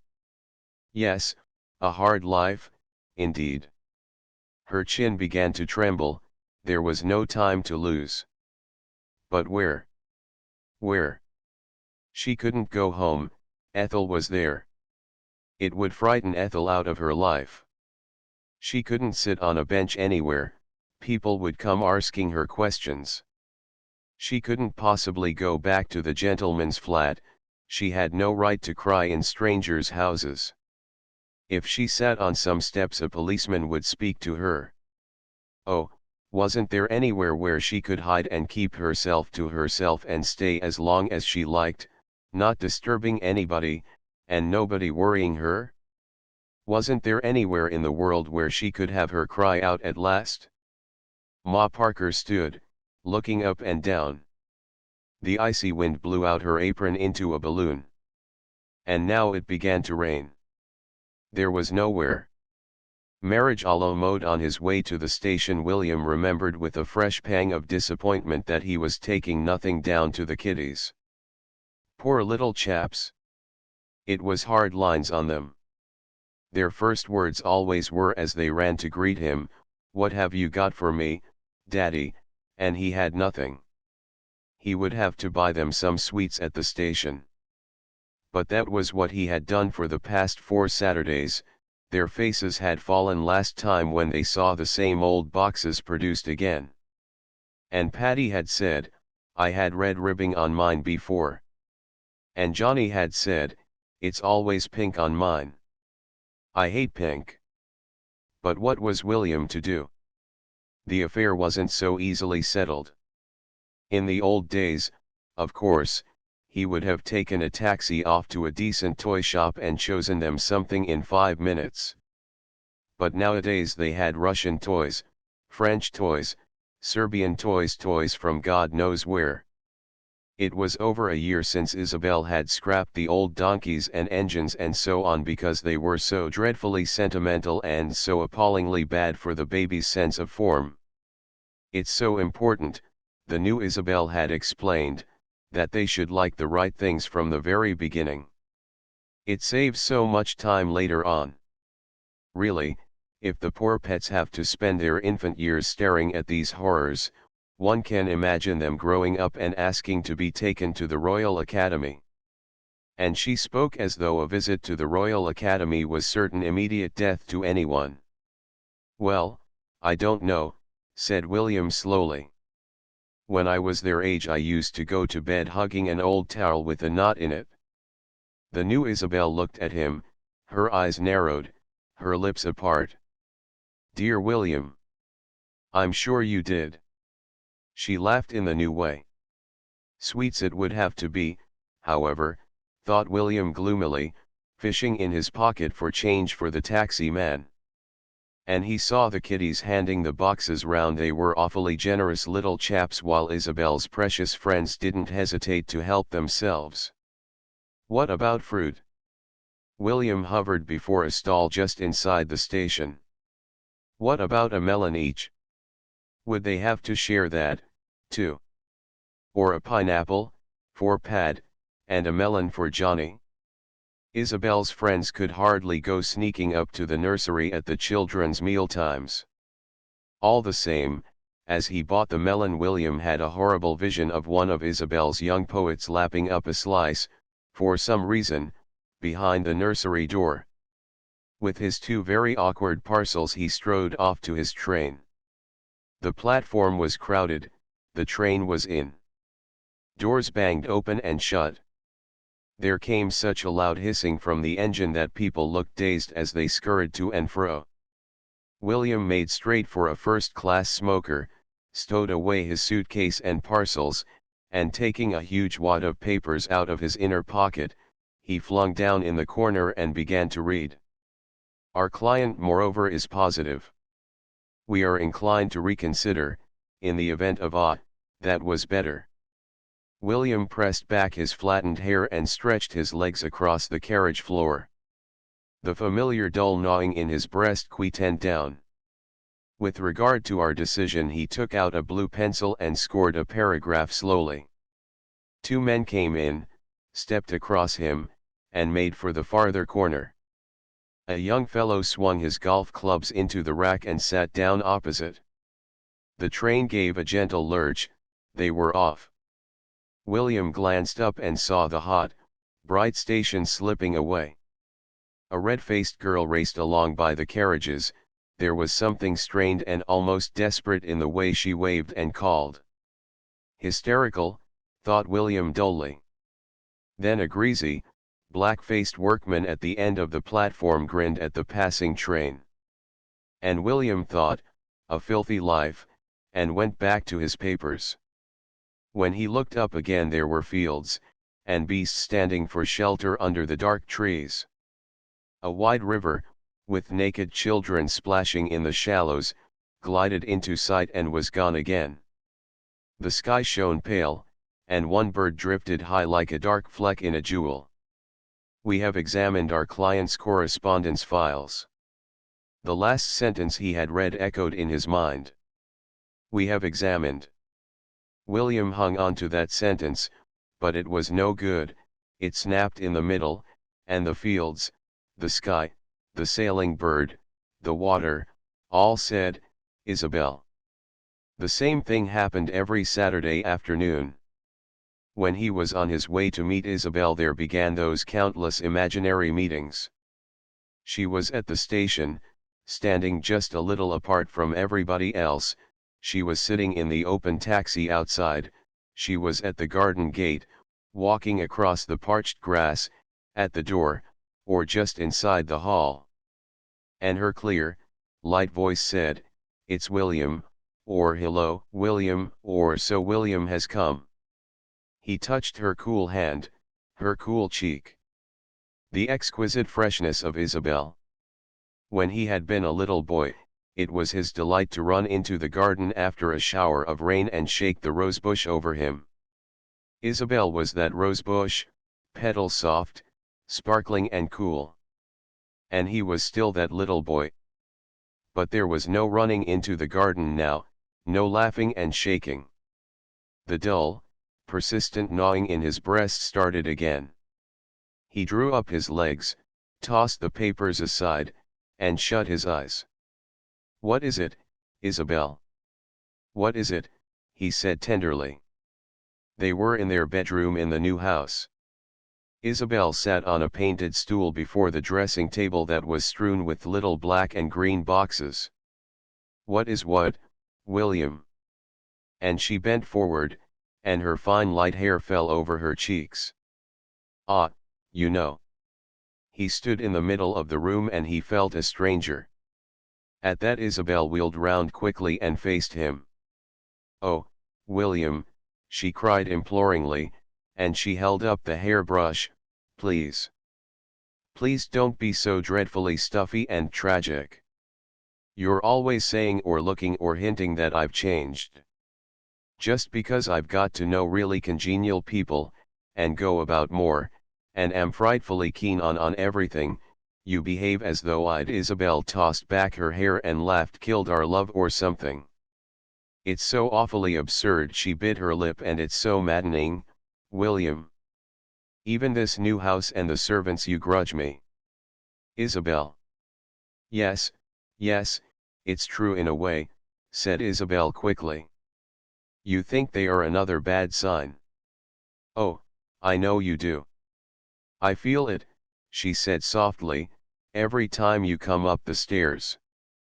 But we couldn't have gone on living in that other poky little hole, William.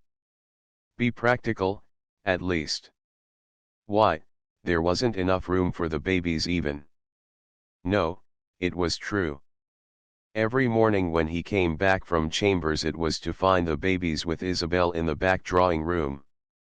They were having rides on the leopard skin thrown over the sofa back, or they were playing shops with Isabel's desk for a counter, or Pad was sitting on the hearthrug rowing away for dear life with a little brass fire shovel, while Johnny shot at pirates with the tongs.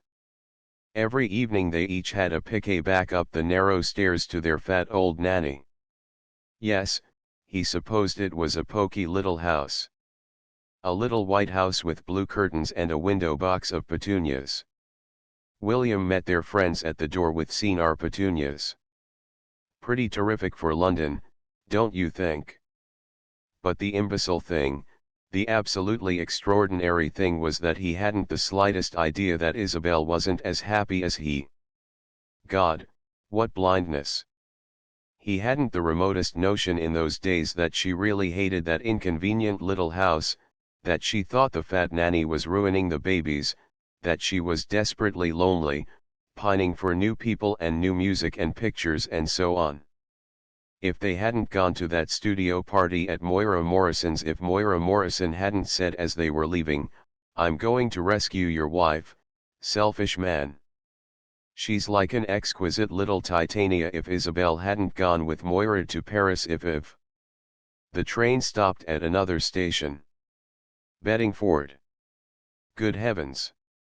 They'd be there in 10 minutes. William stuffed that papers back into his pockets. The young man opposite had long since disappeared. Now the other two got out. The late afternoon sun shone on women in cotton frocks and little sunburnt, barefoot children. It blazed on a silky yellow flower with coarse leaves which sprawled over a bank of rock. The air ruffling through the window smelled of the sea. Had Isabel the same crowd with her this weekend, wondered William? And he remembered the holidays they used to have, the four of them, with a little farm girl, Rose, to look after the babies. Isabel wore a jersey and her hair in a plait. She looked about 14. Lord! How his nose used to peel! And the amount they ate, and the amount they slept in that immense feather bed with their feet locked together. William couldn't help a grim smile as he thought of Isabel's horror if she knew the full extent of his sentimentality. "Hello, William." She was at the station after all, standing just as he had imagined, apart from the others, and William's heart leapt. She was alone. "Hello, Isabel." William stared. He thought she looked so beautiful that he had to say something. "You look very cool." "Do I?" said Isabel. "I don't feel very cool." "Come along, your horrid old train is late. The taxi's outside." She put her hand lightly on his arm as they passed the ticket collector. "We've all come to meet you," she said. "But we've left Bobby Kane at the sweet shop, to be called for." "Oh," said William. It was all he could say for the moment. There in the glare waited the taxi, with Bill Hunt and Dennis Green sprawling on one side, their hats tilted over their faces, while on the other, Moira Morrison, in a bonnet like a huge strawberry, jumped up and down. "No ice! No ice! No ice!" she shouted gaily. And Dennis chimed in from under his hat. "Only to be had from the fishmongers." And Bill Hunt, emerging, added, "with whole fish in it." "Oh, what a bore," wailed Isabel. And she explained to William how they had been chasing round the town for ice while she waited for him.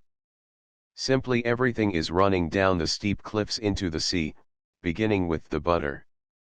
"We shall have to anoint ourselves with butter," said Dennis. "May thy head, William, lack not ointment."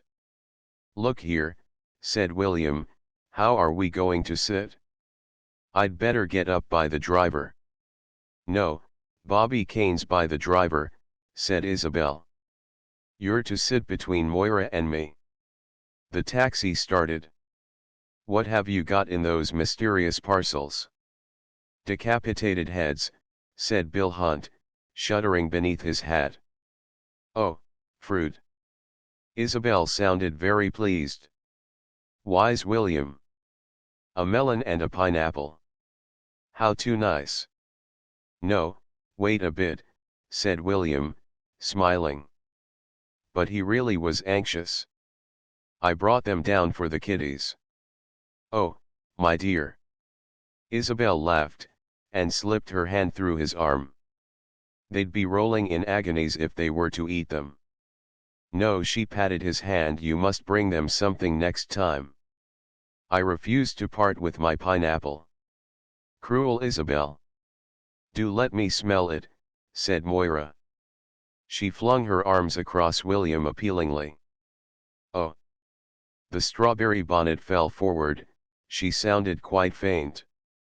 "A lady in love with a pineapple," said Dennis, as the taxi drew up before a little shop with a striped blind. Out came Bobby Kane, his arms full of little packets. "I do hope they'll be good. I've chosen them because of the colors. There are some round things which really look too divine. And just look at this nugget," he cried ecstatically, "just look at it. It's a perfect little ballet." But at that moment the shopman appeared. "Oh, I forgot. They're none of them paid for," said Bobby, looking frightened. Isabel gave the shopman a note, and Bobby was radiant again. "Hello, William. I'm sitting by the driver." And bareheaded, all in white, with his sleeves rolled up to the shoulders, he leapt into his place.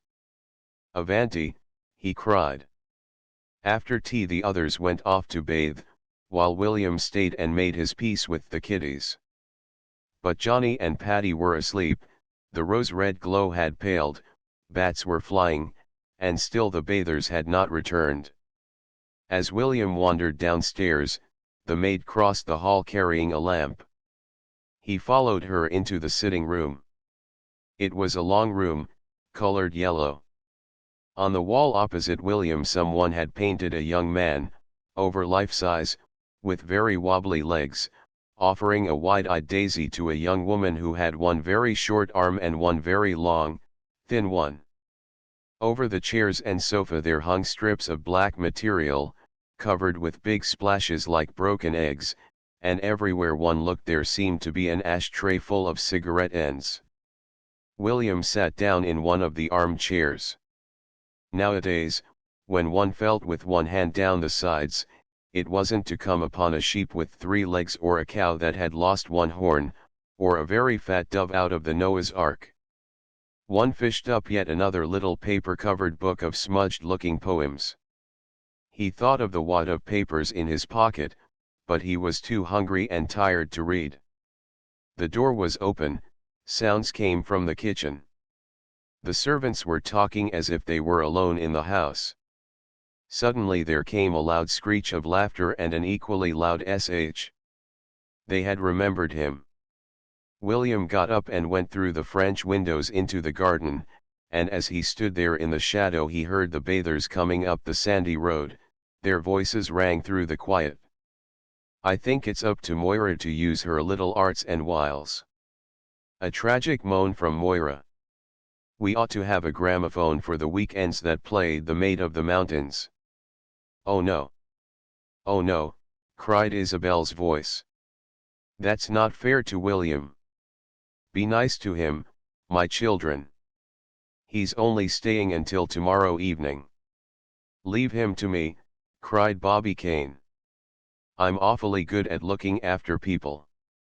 The gate swung open and shut. William moved on the terrace. They had seen him. "Hello, William." And Bobby Kane, flapping his towel, began to leap and pirouette on the parched lawn. "Pity you didn't come, William. The water was divine. And we all went to a little pub afterwards and had sloe gin." The others had reached the house. "I say, Isabel," called Bobby, "would you like me to wear my Nijinsky dress tonight?" "No," said Isabel, "nobody's going to dress. We're all starving." "William's starving, too. Come along, Mess Amos, let's begin with sardines." "I've found the sardines," said Moira, and she ran into the hall, holding a box high in the air. "A lady with a box of sardines," said Dennis gravely. "Well, William, and how's London?" asked Bill Hunt, drawing the cork out of a bottle of whiskey. "Oh, London's not much changed," answered William. "Good old London," said Bobby, very hearty, spearing a sardine. But a moment later William was forgotten. Moira Morrison began wondering what color one's legs really were under water. "Mine are the palest mushroom color." Bill and Dennis ate enormously. And Isabel filled glasses, and changed plates, and found matches, smiling blissfully. At one moment, she said, "I do wish, Bill, you'd paint it." "Paint what?" said Bill loudly, stuffing his mouth with bread. "Us," said Isabel, "round the table. It would be so fascinating in 20 years' time." Bill screwed up his eyes and chewed. "Light's wrong," he said rudely, "far too much yellow," and went on eating. And that seemed to charm Isabel, too. But after supper they were all so tired they could do nothing but yawn until it was late enough to go to bed. It was not until William was waiting for his taxi the next afternoon that he found himself alone with Isabel. When he brought his suitcase down into the hall, Isabel left the others and went over to him. She stooped down and picked up the suitcase. "What a weight," she said, and she gave a little awkward laugh. "Let me carry it." "To the gate." "No, why should you?" said William. "Of course, not." "Give it to me." "Oh, please, do let me," said Isabel. "I want to, really." They walked together silently. William felt there was nothing to say now. "There," said Isabel triumphantly, setting the suitcase down, and she looked anxiously along the sandy road. I hardly seem to have seen you this time, she said breathlessly. It's so short, isn't it? I feel you've only just come. Next time the taxi came into sight. I hope they look after you properly in London. I'm so sorry the babies have been out all day, but Miss Neal had arranged it. They'll hate missing you. Poor William, going back to London. The taxi turned. Goodbye. She gave him a little hurried kiss, she was gone. Fields, trees, hedges streamed by. They shook through the empty, blind-looking little town, ground up the steep pull to the station.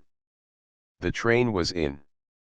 William made straight for a first-class smoker, flung back into the corner, but this time he let the papers alone. He folded his arms against the dull, persistent gnawing, and began in his mind to write a letter to Isabel. The post was late as usual. They sat outside the house in long chairs under colored parasols. Only Bobby Kane lay on the turf at Isabel's feet.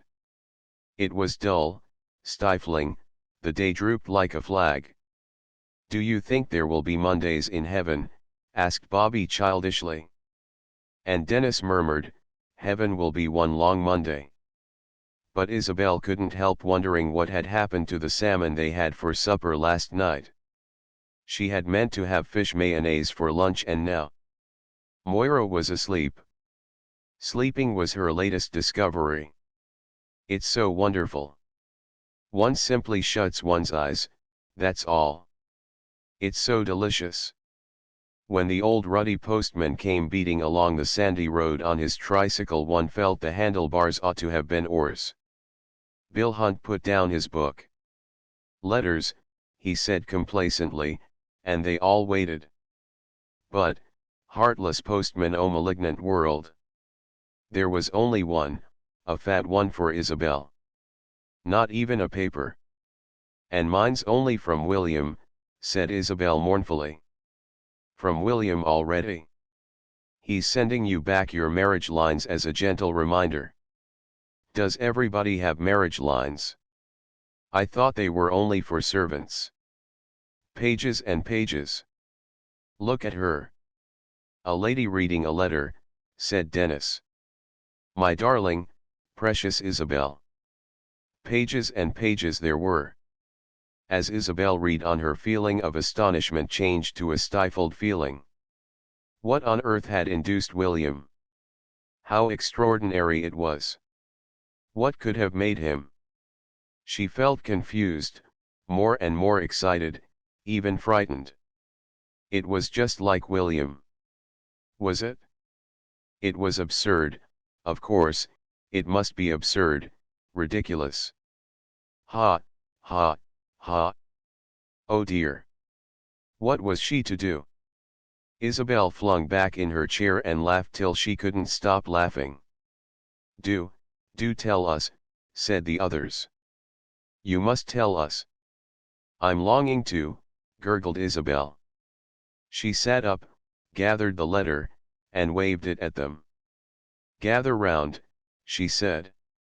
"Listen, it's too marvelous. A love letter. A love letter. But how divine. Darling, precious Isabel." But she had hardly begun before their laughter interrupted her. "Go on, Isabel, it's perfect. It's the most marvelous find.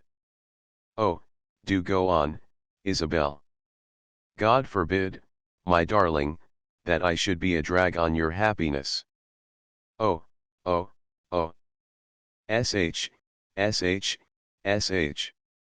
And Isabel went on. When she reached the end they were hysterical. Bobby rolled on the turf and almost sobbed. "You must let me have it just as it is, entire, for my new book," said Dennis firmly. "I shall give it a whole chapter." "Oh, Isabel," moaned Moira, "that wonderful bit about holding you in his arms.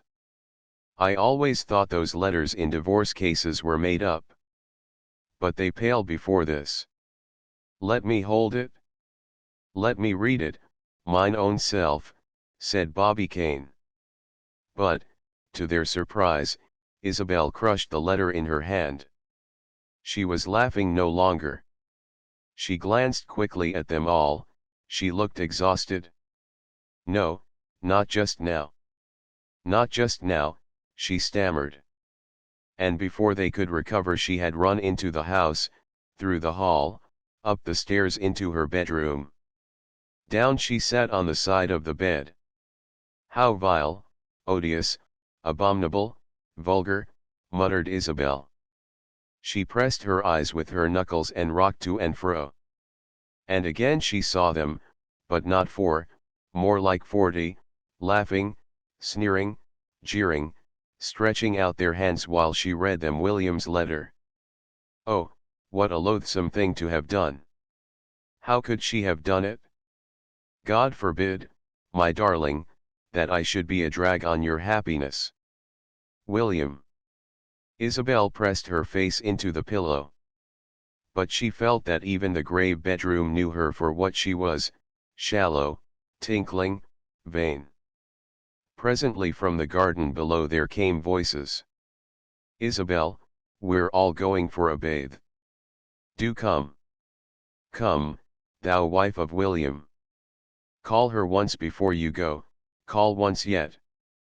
Isabel sat up. Now was the moment, now she must decide. Would she go with them, or stay here and write to William? Which should it be? I must make up my mind. Oh, but how could there be any question? Of course she would stay here and write. "Titania," piped Moira. "Isabel." No, it was too difficult. I'll go with them, and write to William later. Some other time. Later. Not now. But I shall certainly write, thought Isabel hurriedly. And, laughing, in the new way, she ran down the stairs. The voyage the Picton boat was due to leave at 11:30. It was a beautiful night, mild, starry, only when they got out of the cab and started to walk down the old wharf that jutted out into the harbor, a faint wind blowing off the water ruffled under Fenella's hat, and she put up her hand to keep it on. It was dark on the old wharf, very dark, the wool sheds, the cattle trucks, the cranes standing up so high, the little squat railway engine, all seemed carved out of solid darkness. Here and there on a rounded wood pile, that was like the stalk of a huge black mushroom, there hung a lantern, but it seemed afraid to unfurl its timid, quivering light in all that blackness. It burned softly, as if for itself. Fenella's father pushed on with quick, nervous strides. Beside him her grandma bustled along in her crackling black ulster. They went so fast that she had now and again to give an undignified little skip to keep up with them. As well as her luggage strapped into a neat sausage, Fenella carried clasped to her grandma's umbrella, and the handle, which was a swan's head, kept giving her shoulder a sharp little peck as if it too wanted her to hurry. Men, their caps pulled down, their collars turned up, swung by, a few women all muffled scurried along, and one tiny boy, only his little black arms and legs showing out of a white woolly shawl, was jerked along angrily between his father and mother. He looked like a baby fly that had fallen into the cream. Then suddenly, so suddenly that Fenella and her grandma both leapt, there sounded from behind the largest wool shed, that had a trail of smoke hanging over it, "Mia-oh-oh-oh-oh-oh-oh." "First whistle," said her father briefly, and at that moment they came in sight of the Picton boat. Lying beside the dark wharf, all strung, all beaded with round golden lights, the Picton boat looked as if she was more ready to sail among stars than out into the cold sea. People pressed along the gangway. First went her grandma, then her father, then Fenella. There was a high step down onto the deck, and an old sailor in a jersey standing by gave her his dry, hard hand. They were there, they stepped out of the way of the hurrying people, and standing under a little iron stairway that led to the upper deck they began to say goodbye. "There, mother, there's your luggage," said Fenella's father, giving Grandma another strapped-up sausage. "Thank you, Frank. And you've got your cabin tickets safe?" "Yes, dear." "And your other tickets?" Grandma felt for them inside her glove and showed him the tips. "That's right." He sounded stern, but Fenella, eagerly watching him, saw that he looked tired and sad. "Meow-oh-oh-oh-oh-oh." The second whistle blared just above their heads, and a voice like a cry shouted, "Any more for the gangway?" "You'll give my love to father," Fenella saw her father's lips say. And her grandma, very agitated, answered, "Of course I will, dear. Go now. You'll be left. Go now, Frank. Go now." "It's all right, mother. I've got another 3 minutes." To her surprise, Fenella saw her father take off his hat. He clasped Grandma in his arms and pressed her to him. "God bless you, mother," she heard him say. And Grandma put her hand, with the black thread glove that was worn through on her ring finger, against his cheek, and she sobbed, "God bless you, my own brave son." This was so awful that Fenella quickly turned her back on them, swallowed once, twice, and frowned terribly at a little green star on a masthead. But she had to turn round again, her father was going. "Goodbye, Fenella. Be a good girl." His cold, wet mustache brushed her cheek. But Fenella caught hold of the lapels of his coat. "How long am I going to stay?" she whispered anxiously. He wouldn't look at her. He shook her off gently, and gently said, "We'll see about that. Here. Where's your hand?" He pressed something into her palm. "Here's a shilling in case you should need it." "A shilling? She must be going away forever." "Father," cried Fenella. But he was gone. He was the last off the ship. The sailors put their shoulders to the gangway. A huge coil of dark rope went flying through the air and fell thump on the wharf. A bell rang, a whistle shrilled. Silently the dark wharf began to slip, to slide, to edge away from them. Now there was a rush of water between. Fenella strained to see with all her might. Was that father turning round? Or waving, or standing alone, or walking off by himself?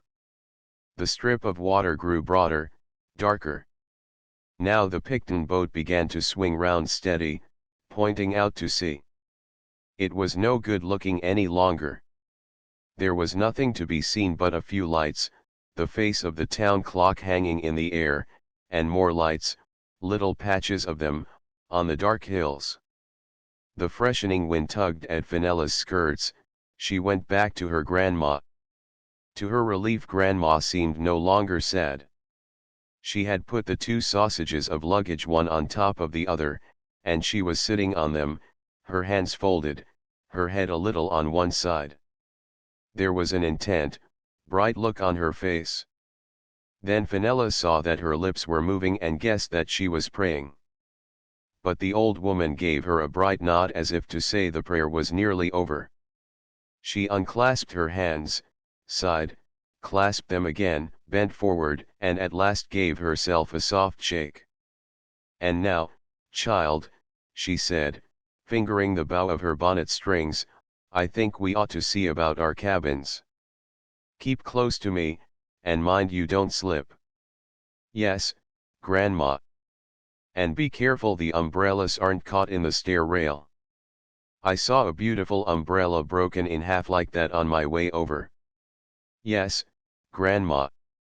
Dark figures of men lounged against the rails. In the glow of their pipes a nose shone out, or the peak of a cap, or a pair of surprised-looking eyebrows. Fenella glanced up. High in the air, a little figure, his hands thrust in his short jacket pockets, stood staring out to sea. The ship rocked ever so little, and she thought the stars rocked too. And now a pale steward in a linen coat, holding a tray high in the palm of his hand, stepped out of a lighted doorway and schemed past them. They went through that doorway, carefully over the high brass-bound step onto the rubber mat and then down such a terribly steep flight of stairs that Grandma had to put both feet on each step, and Fenella clutched the clammy brass rail and forgot all about the swan-necked umbrella. At the bottom Grandma stopped. Fenella was rather afraid she was going to pray again. But no, it was only to get out the cabin tickets. They were in the saloon. It was glaring bright and stifling, the air smelled of paint and burnt chop bones and india rubber. Fenella wished her grandma would go on, but the old woman was not to be hurried. An immense basket of ham sandwiches caught her eye.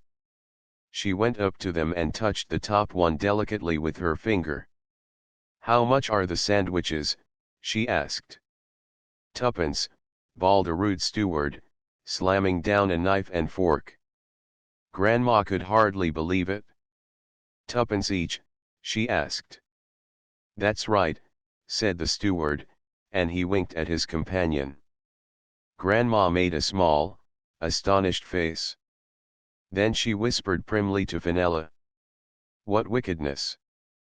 And they sailed out at the further door and along a passage that had cabins on either side. Such a very nice stewardess came to meet them. She was dressed all in blue, and her collar and cuffs were fastened with large brass buttons. She seemed to know Grandma well. "Well, Mrs. Crane," said she, unlocking their washstand. "We've got you back again. It's not often you give yourself a cabin." "No," said Grandma. "But this time my dear son's thoughtfulness I hope," began the stewardess. Then she turned round and took a long, mournful look at Grandma's blackness and at Fenella's black coat and skirt, black blouse and hat with a crepe rose. Grandma nodded. "It was God's will," said she. The stewardess shut her lips and, taking a deep breath, she seemed to expand. "What I always say is," she said, as though it was her own discovery, "sooner or later each of us has to go, and that's a certainty." She paused. "Now, can I bring you anything, Mrs. Crane? A cup of tea? I know it's no good offering you a little something to keep the cold out." Grandma shook her head. "Nothing, thank you. We've got a few wine biscuits, and Fenella has a very nice banana." "Then I'll give you a look later on," said the stewardess, and she went out, shutting the door. What a very small cabin it was. It was like being shut up in a box with Grandma. The dark round eye above the washstand gleamed at them dully. Fenella felt shy. She stood against the door, still clasping her luggage and the umbrella. Were they going to get undressed in here? Already her grandma had taken off her bonnet, and, rolling up the strings, she fixed each with a pin to the lining before she hung the bonnet up. Her white hair shone like silk, the little bun at the back was covered with a black net. Fenella hardly ever saw her grandma with her head uncovered, she looked strange. "I shall put on the woolen fascinator your dear mother crocheted for me," said Grandma, and, unstrapping the sausage, she took it out and wound it round her head. The fringe of grey baubles danced at her eyebrows as she smiled tenderly and mournfully at Fenella. Then she undid her bodice, and something under that, and something else underneath that. Then there seemed a short, sharp tussle, and Grandma flushed faintly. Snip! Snap! She had undone her stays. She breathed a sigh of relief, and sitting on the plush couch, she slowly and carefully pulled off her elastic-sided boots and stood them side by side. By the time Fenella had taken off her coat and skirt and put on her flannel dressing gown, Grandma was quite ready. "Must I take off my boots, Grandma. They're lace. Grandma gave them a moment's deep consideration. You'd feel a great deal more comfortable if you did, child, said she. She kissed Fenella. Don't forget to say your prayers. Our dear Lord is with us when we are at sea even more than when we are on dry land. And because I am an experienced traveler, said Grandma briskly, I shall take the upper berth. But, Grandma, however will you get up there? 3 little spider-like steps were all Fenella saw. The old woman gave a small silent laugh before she mounted them nimbly, and she peered over the high bunk at the astonished Fenella. You didn't think your grandma could do that, did you? Said she. And as she sank back, Fenella heard her light laugh again. The hard square of brown soap would not lather, and the water in the bottle was like a kind of blue jelly. How hard it was, too, to turn down those stiff sheets. You simply had to tear your way in. If everything had been different, Fenella might have got the giggles. At last she was inside, and while she lay there panting, there sounded from above a long, soft whispering, as though someone was gently rustling among tissue paper to find something. It was Grandma saying her prayers. A long time passed. Then the stewardess came in. She trod softly and leaned her hand on Grandma's bunk. We're just entering the Straits, she said. Oh. It's a fine night, but we're rather empty. We may pitch a little. And indeed at that moment the Picton boat rose and hung in the air just long enough to give a shiver before she swung down again, and there was the sound of heavy water slapping against her sides. Fenella remembered she had left the swan-necked umbrella standing up on the little couch. If it fell over, would it break? But Grandma remembered too, at the same time. I wonder if you'd mind, stewardess, laying down my umbrella, she whispered. Not at all, Mrs. Crane. And the stewardess, coming back to Grandma, breathed, your little granddaughter's in such a beautiful sleep. God be praised for that, said Grandma. Poor little motherless mite, said the stewardess. And Grandma was still telling the stewardess all about what happened when Fenella fell asleep. But she hadn't been asleep long enough to dream before she woke up again to see something waving in the air above her head. What was it? What could it be? It was a small gray foot. Now another joined it. They seemed to be feeling about for something. There came a sigh. I'm awake, Grandma, said Fenella. Oh, dear, am I near the ladder? Asked Grandma. I thought it was this end. No, Grandma, it's the other. I'll put your foot on it. Are we there? Asked Fenella. In the harbor, said Grandma. We must get up, child. You'd better have a biscuit to steady yourself before you move. But Fenella had hopped out of her bunk. The lamp was still burning, but night was over, and it was cold. Peering through that round eye she could see far off some rocks. Now they were scattered over with foam, now a gull flipped by, and now there came a long piece of real land. It's land, Grandma, said Fenella, wonderingly, as though they had been at sea for weeks together. She hugged herself, she stood on one leg and rubbed it with the toes of the other foot, she was trembling. Oh, it had all been so sad lately. Was it going to change? But all her grandma said was, make haste, child. I should leave your nice banana for the stewardess as you haven't eaten it. And Fenella put on her black clothes again and a button sprang off one of her gloves and rolled to where she couldn't reach it. They went up on deck. But if it had been cold in the cabin, on deck it was like ice. The sun was not up yet, but the stars were dim, and the cold pale sky was the same color as the cold pale sea. On the land a white mist rose and fell. Now they could see quite plainly dark bush. Even the shapes of the umbrella ferns showed, and those strange silvery withered trees that are like skeletons. Now they could see the landing stage and some little houses, pale too, clustered together, like shells on the lid of a box. The other passengers tramped up and down, but more slowly than they had the night before, and they looked gloomy. And now the landing stage came out to meet them. Slowly it swam towards the Picton boat, and a man holding a coil of rope, and a cart with a small drooping horse and another man sitting on the step, came too. "It's Mr. Penready, Fenella, come for us," said Grandma. She sounded pleased. Her white waxen cheeks were blue with cold, her chin trembled, and she had to keep wiping her eyes and her little pink nose. "You've got my yes, Grandma." Fenella showed it to her. The rope came flying through the air, and smack it fell onto the deck. The gangway was lowered. Again Fenella followed her grandma onto the wharf over to the little cart, and a moment later they were bowling away. The hooves of the little horse drummed over the wooden piles, then sank softly into the sandy road. Not a soul was to be seen, there was not even a feather of smoke. The mist rose and fell and the sea still sounded asleep as slowly it turned on the beach.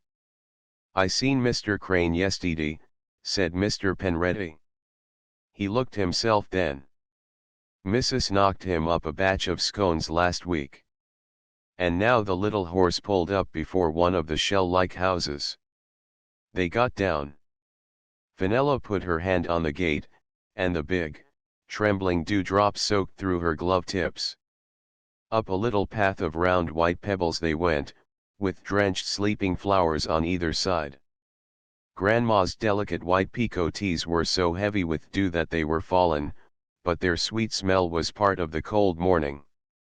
The blinds were down in the little house, they mounted the steps onto the veranda. A pair of old bluchers was on one side of the door, and a large red watering can on the other.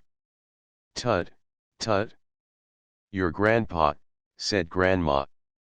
She turned the handle. Not a sound. She called, "Walter." And immediately a deep voice that sounded half stifled called back, "Is that you, Mary?" "Wait, dear," said Grandma. "Go in there." She pushed Fenella gently into a small dusky sitting room.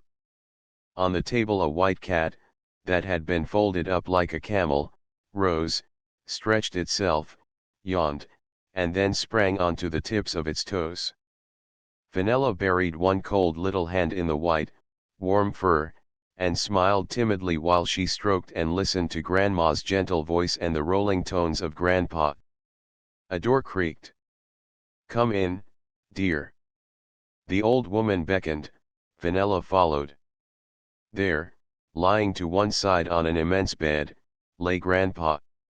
Just his head with a white tuft and his rosy face and long silver beard showed over the quilt. He was like a very old wide-awake bird. "Well, my girl," said Grandpa. "Give us a kiss." Fenella kissed him. "Ugh," said Grandpa. "Her little nose is as cold as a button. What's that she's holding?" "Her grandma's umbrella." Fenella smiled again, and crooked the swan neck over the bed rail. Above the bed there was a big text in a deep black frame: "Lost. 1 golden hour set with 60 diamond minutes. No reward is offered for it is gone forever." "Your grandma painted that," said Grandpa. And he ruffled his white tuft and looked at Fenella so merrily she almost thought he winked at her. Miss Brill, although it was so brilliantly fine, the blue sky powdered with gold and great spots of light like white wine splashed over the Jardins publics, Miss Brill was glad that she had decided on her fur. The air was motionless, but when you opened your mouth there was just a faint chill, like a chill from a glass of iced water before you sip, and now and again a leaf came drifting from nowhere, from the sky. Miss Brill put up her hand and touched her fur. "Dear little thing. It was nice to feel it again. She had taken it out of its box that afternoon, shaken out the moth powder, given it a good brush, and rubbed the life back into the dim little eyes.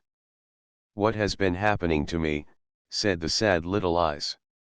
Oh, how sweet it was to see them snap at her again from the red eiderdown. But the nose, which was of some black composition, wasn't at all firm. It must have had a knock, somehow. Never mind a little dab of black sealing wax when the time came when it was absolutely necessary. Little rogue. Yes, she really felt like that about it. Little rogue biting its tail just by her left ear. She could have taken it off and laid it on her lap and stroked it. She felt it tingling in her hands and arms, but that came from walking, she supposed. And when she breathed, something light and sad, no, not sad, exactly something gentle seemed to move in her bosom. There were a number of people out this afternoon, far more than last Sunday. And the band sounded louder and gayer. That was because the season had begun. For although the band played all the year round on Sundays, out of season it was never the same. It was like someone playing with only the family to listen. It didn't care how it played if there weren't any strangers present. Wasn't the conductor wearing a new coat, too? She was sure it was new. He scraped with his foot and flapped his arms like a rooster about to crow, and the bandsmen sitting in the green rotunda blew out their cheeks and glared at the music. Now there came a little fluty bit, very pretty, a little chain of bright drops. She was sure it would be repeated. It was. She lifted her head and smiled. Only two people shared her special seat, a fine old man in a velvet coat, his hands clasped over a huge carved walking stick, and a big old woman, sitting upright, with a roll of knitting on her embroidered apron. They did not speak. This was disappointing, for Miss Brill always looked forward to the conversation. She had become really quite expert, she thought, at listening as though she didn't listen, at sitting in other people's lives just for a minute while they talked round her. She glanced, sideways, at the old couple. Perhaps they would go soon. Last Sunday, too, hadn't been as interesting as usual. An Englishman and his wife, he wearing a dreadful Panama hat and she button boots. And she'd gone on the whole time about how she ought to wear spectacles. She knew she needed them, but that it was no good getting any, they'd be sure to break and they'd never keep on. And he'd been so patient. He'd suggested everything: gold rims, the kind that curved round your ears, little pads inside the bridge. No, nothing would please her. "They'll always be sliding down my nose." Miss Brill had wanted to shake her. The old people sat on the bench, still as statues. Never mind, there was always the crowd to watch. To and fro, in front of the flower beds and the band rotunda, the couples and groups paraded, stopped to talk, to greet, to buy a handful of flowers from the old beggar who had his tray fixed to the railings. Little children ran among them, swooping and laughing, little boys with big white silk bows under their chins, little girls, little French dolls, dressed up in velvet and lace. And sometimes a tiny staggerer came suddenly rocking into the open from under the trees, stopped, stared, as suddenly sat down flop, until its small high-stepping mother, like a young hen, rushed scolding to its rescue. Other people sat on the benches and green chairs, but they were nearly always the same, Sunday after Sunday, and Miss Brill had often noticed there was something funny about nearly all of them. They were odd, silent, nearly all old, and from the way they stared they looked as though they'd just come from dark little rooms or even cupboards. Behind the rotunda the slender trees with yellow leaves down drooping, and through them just a line of sea, and beyond the blue sky with gold-veined clouds. Tum tum tum tiddalum. Tiddalum. Tum tiddly tum ta. Blue the band. Two young girls in red came by and two young soldiers in blue met them, and they laughed and paired and went off arm in arm. Two peasant women with funny straw hats passed, gravely, leading beautiful smoke-colored donkeys. A cold, pale nun hurried by. A beautiful woman came along and dropped her bunch of violets, and a little boy ran after to hand them to her, and she took them and threw them away as if they'd been poisoned. Dear me! Miss Brill didn't know whether to admire that or not. And now an ermine toque and a gentleman in grey met just in front of her. He was tall, stiff, dignified, and she was wearing the ermine toque she'd bought when her hair was yellow. Now everything, her hair, her face, even her eyes, was the same color as the shabby ermine, and her hand, in its cleaned glove, lifted to dab her lips, was a tiny yellowish paw. Oh, she was so pleased to see him, delighted. She rather thought they were going to meet that afternoon. She described where she'd been everywhere, here, there, along by the sea. The day was so charming, didn't he agree? And wouldn't he, perhaps? But he shook his head, lighted a cigarette, slowly breathed a great deep puff into her face, and even while she was still talking and laughing, flicked the match away and walked on. The ermine toque was alone, she smiled more brightly than ever. But even the band seemed to know what she was feeling and played more softly, played tenderly, and the drum beat, the brute, over and over. What would she do? What was going to happen now? But as Miss Brill wondered, the ermine toque turned, raised her hand as though she'd seen someone else, much nicer, just over there, and pattered away. And the band changed again and played more quickly, more gaily than ever, and the old couple on Miss Brill's seat got up and marched away, and such a funny old man with long whiskers hobbled along in time to the music and was nearly knocked over by four girls walking abreast. Oh, how fascinating it was! How she enjoyed it! How she loved sitting here, watching it all! It was like a play. It was exactly like a play. Who could believe the sky at the back wasn't painted? But it wasn't till a little brown dog trotted on solemn and then slowly trotted off, like a little theater dog, a little dog that had been drugged, that Miss Brill discovered what it was that made it so exciting. They were all on the stage. They weren't only the audience, not only looking on, they were acting. Even she had a part and came every Sunday. No doubt somebody would have noticed if she hadn't been there. She was part of the performance after all. How strange, she'd never thought of it like that before.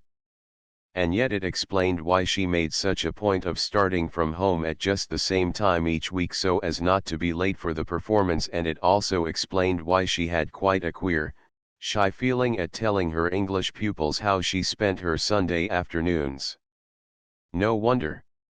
Miss Brill nearly laughed out loud. She was on the stage. She thought of the old invalid gentleman to whom she read the newspaper 4 afternoons a week while he slept in the garden. She had got quite used to the frail head on the cotton pillow, the hollowed eyes, the open mouth and the high-pinched nose. If he'd been dead she mightn't have noticed for weeks, she wouldn't have minded. But suddenly he knew he was having the paper read to him by an actress. An actress.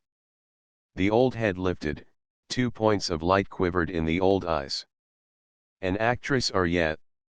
And Miss Brill smoothed the newspaper as though it were the manuscript of her part and said gently, "Yes, I have been an actress for a long time."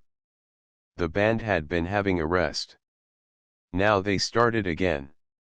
And what they played was warm, sunny, yet there was just a faint chill, a something.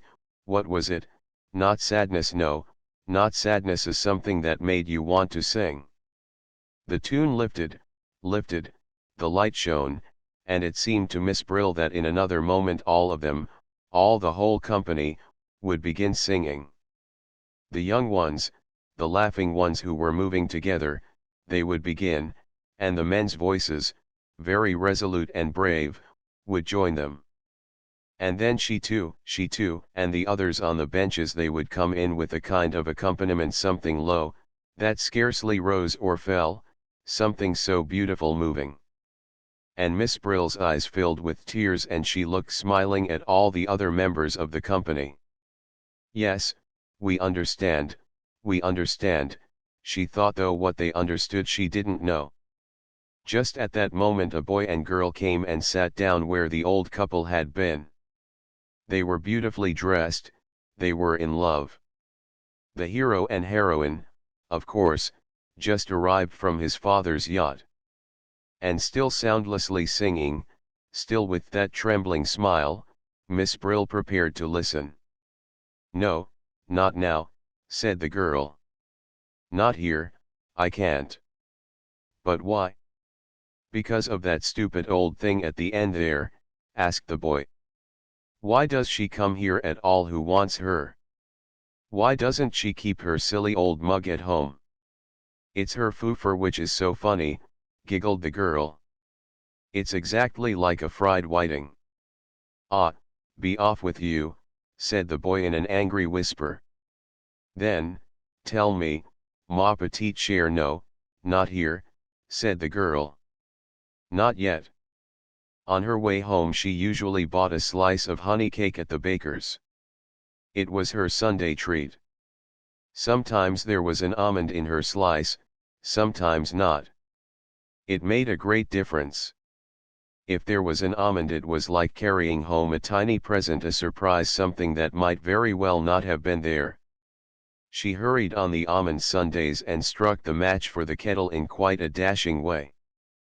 But today she passed the baker's by, climbed the stairs, went into the little dark room, her room like a cupboard, and sat down on the red eiderdown. She sat there for a long time. The box that the fur came out of was on the bed. She unclasped the necklet quickly, without looking, laid it inside. But when she put the lid on, she thought she heard something crying. Her first ball, exactly when the ball began, Leela would have found it hard to say. Perhaps her first real partner was the cab. It did not matter that she shared the cab with the Sheridan girls and their brother.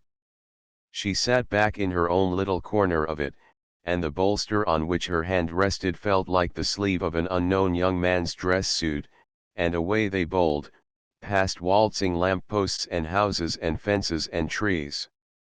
"Have you really never been to a ball before, Leela?"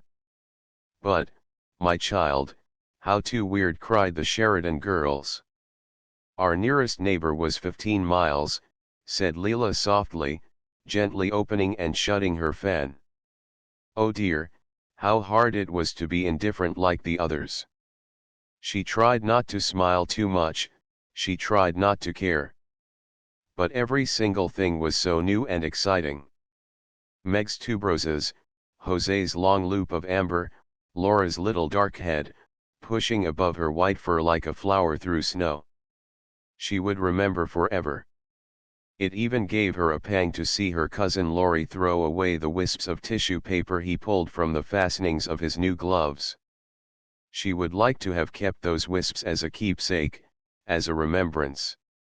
Laurie leaned forward and put his hand on Laura's knee. "Look here, darling," he said. "The 3rd and the 9th as usual. Twig. Oh, how marvelous to have a brother." In her excitement Leela felt that if there had been time, if it hadn't been impossible, she couldn't have helped crying, because she was an only child, and no brother had ever said twig to her, no sister would ever say, as Meg said to Jose that moment, "I've never known your hair go up more successfully than it has tonight." But, of course, there was no time. They were at the drill hall already. There were cabs in front of them and cabs behind. The road was bright on either side with moving fan-like lights, and on the pavement gay couples seemed to float through the air, little satin shoes chased each other like birds. "Hold on to me, Leela, you'll get lost," said Laura. "Come on, girls, Let's make a dash for it, said Lori. Leela put 2 fingers on Laura's pink velvet cloak, and they were somehow lifted past the big golden lantern, carried along the passage, and pushed into the little room marked ladies.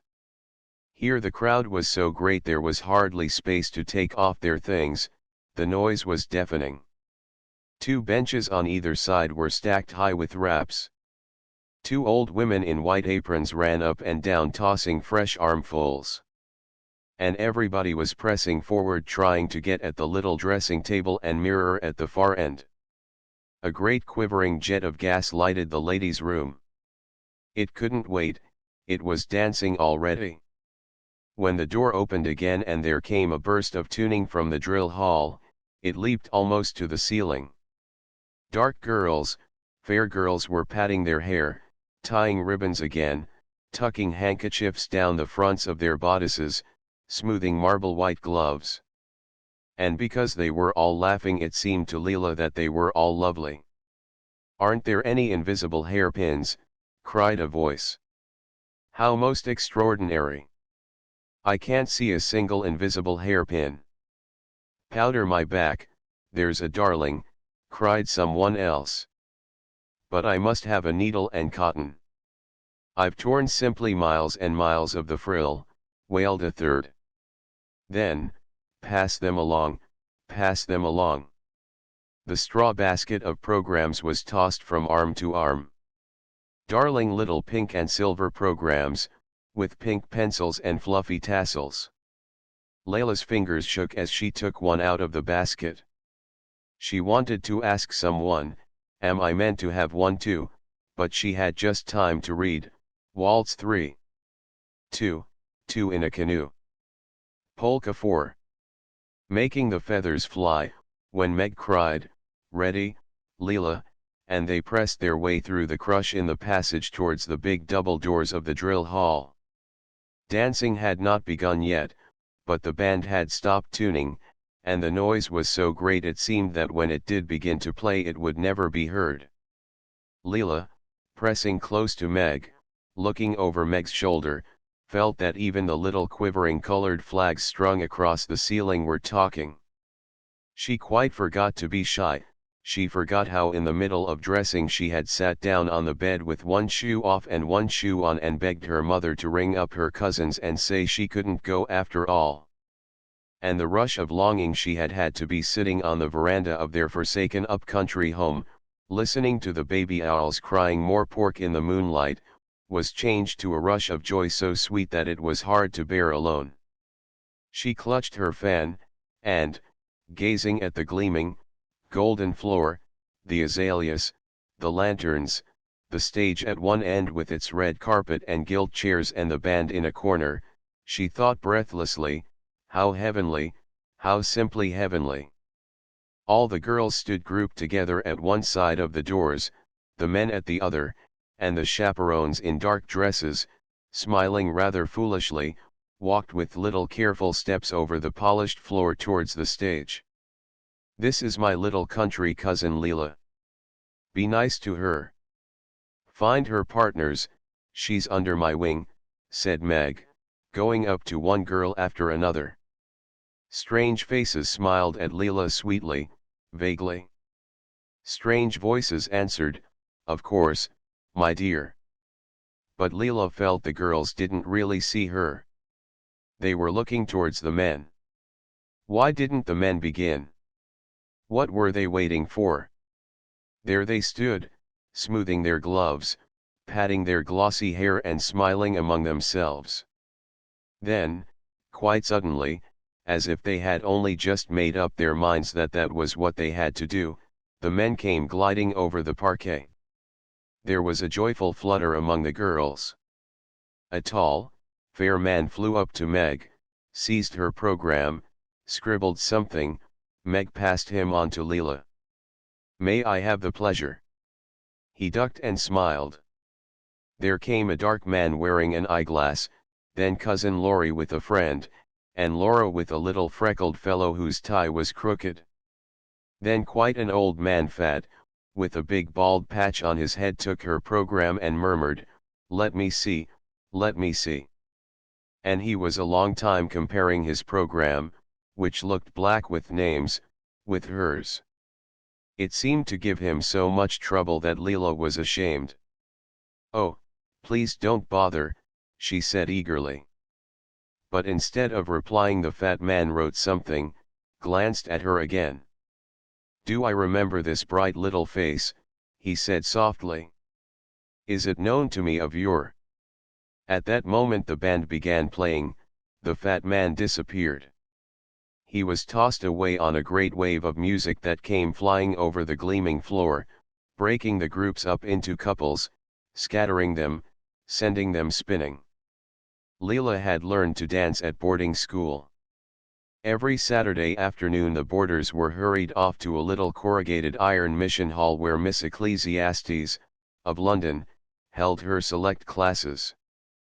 But the difference between that dusty-smelling hall with calico texts on the walls, the poor terrified little woman in a brown velvet toque with rabbit's ears thumping the cold piano, Miss Ecclesiastes poking the girl's feet with her long white wand, and this was so tremendous that Leela was sure if her partner didn't come and she had to listen to that marvelous music and to watch the others sliding, gliding over the golden floor, she would die at least, or faint, or lift her arms and fly out of one of those dark windows that showed the stars.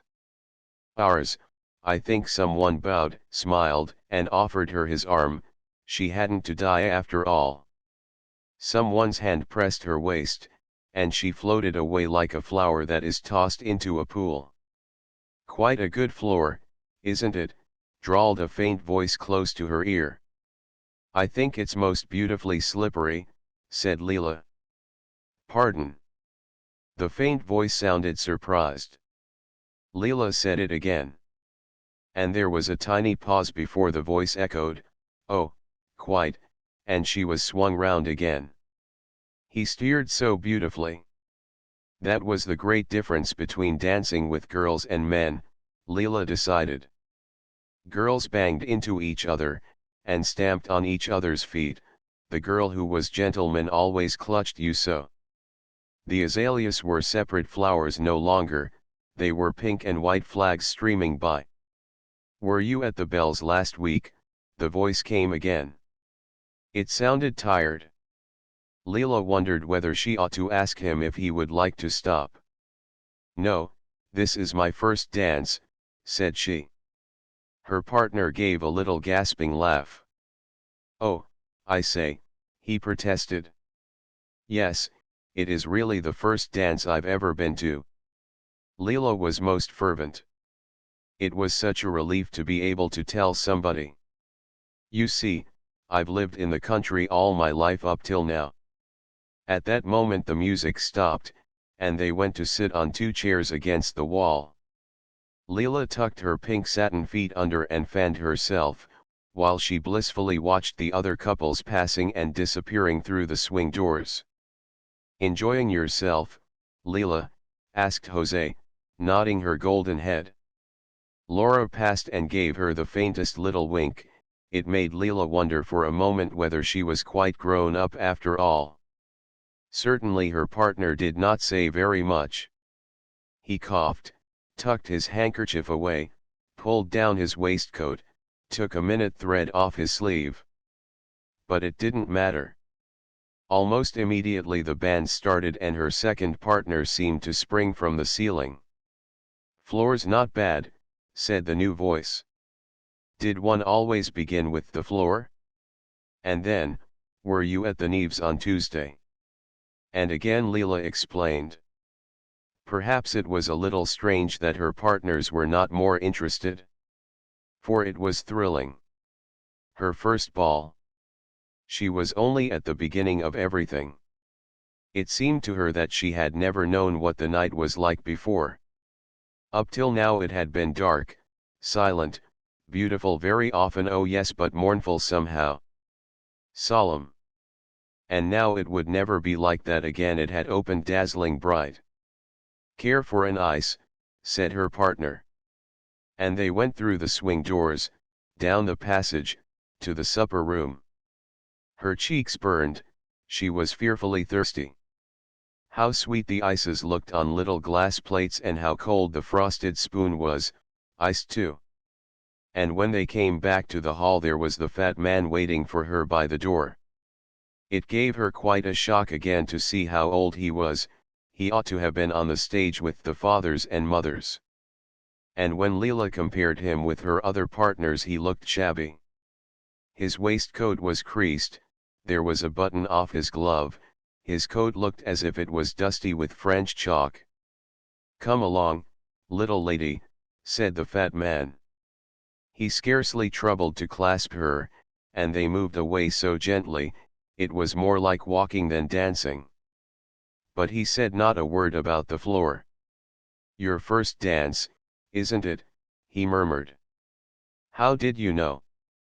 "Ah," said the fat man, "that's what it is to be old." He wheezed faintly as he steered her past an awkward couple. "You see, I've been doing this kind of thing for the last 30 years. 30 years, cried Leela. 12 years before she was born. It hardly bears thinking about, does it? Said the fat man gloomily. Leela looked at his bald head, and she felt quite sorry for him. "I think it's marvelous to be still going on," she said kindly. "Kind little lady," said the fat man, and he pressed her a little closer, and hummed a bar of the waltz. "Of course," he said, "you can't hope to last anything like as long as that." "No," said the fat man, "long before that you'll be sitting up there on the stage, looking on, in your nice black velvet.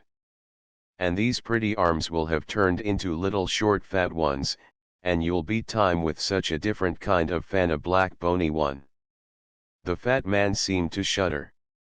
"And you'll smile away like the poor old dears up there, and point to your daughter, and tell the elderly lady next to you how some dreadful man tried to kiss her at the club ball.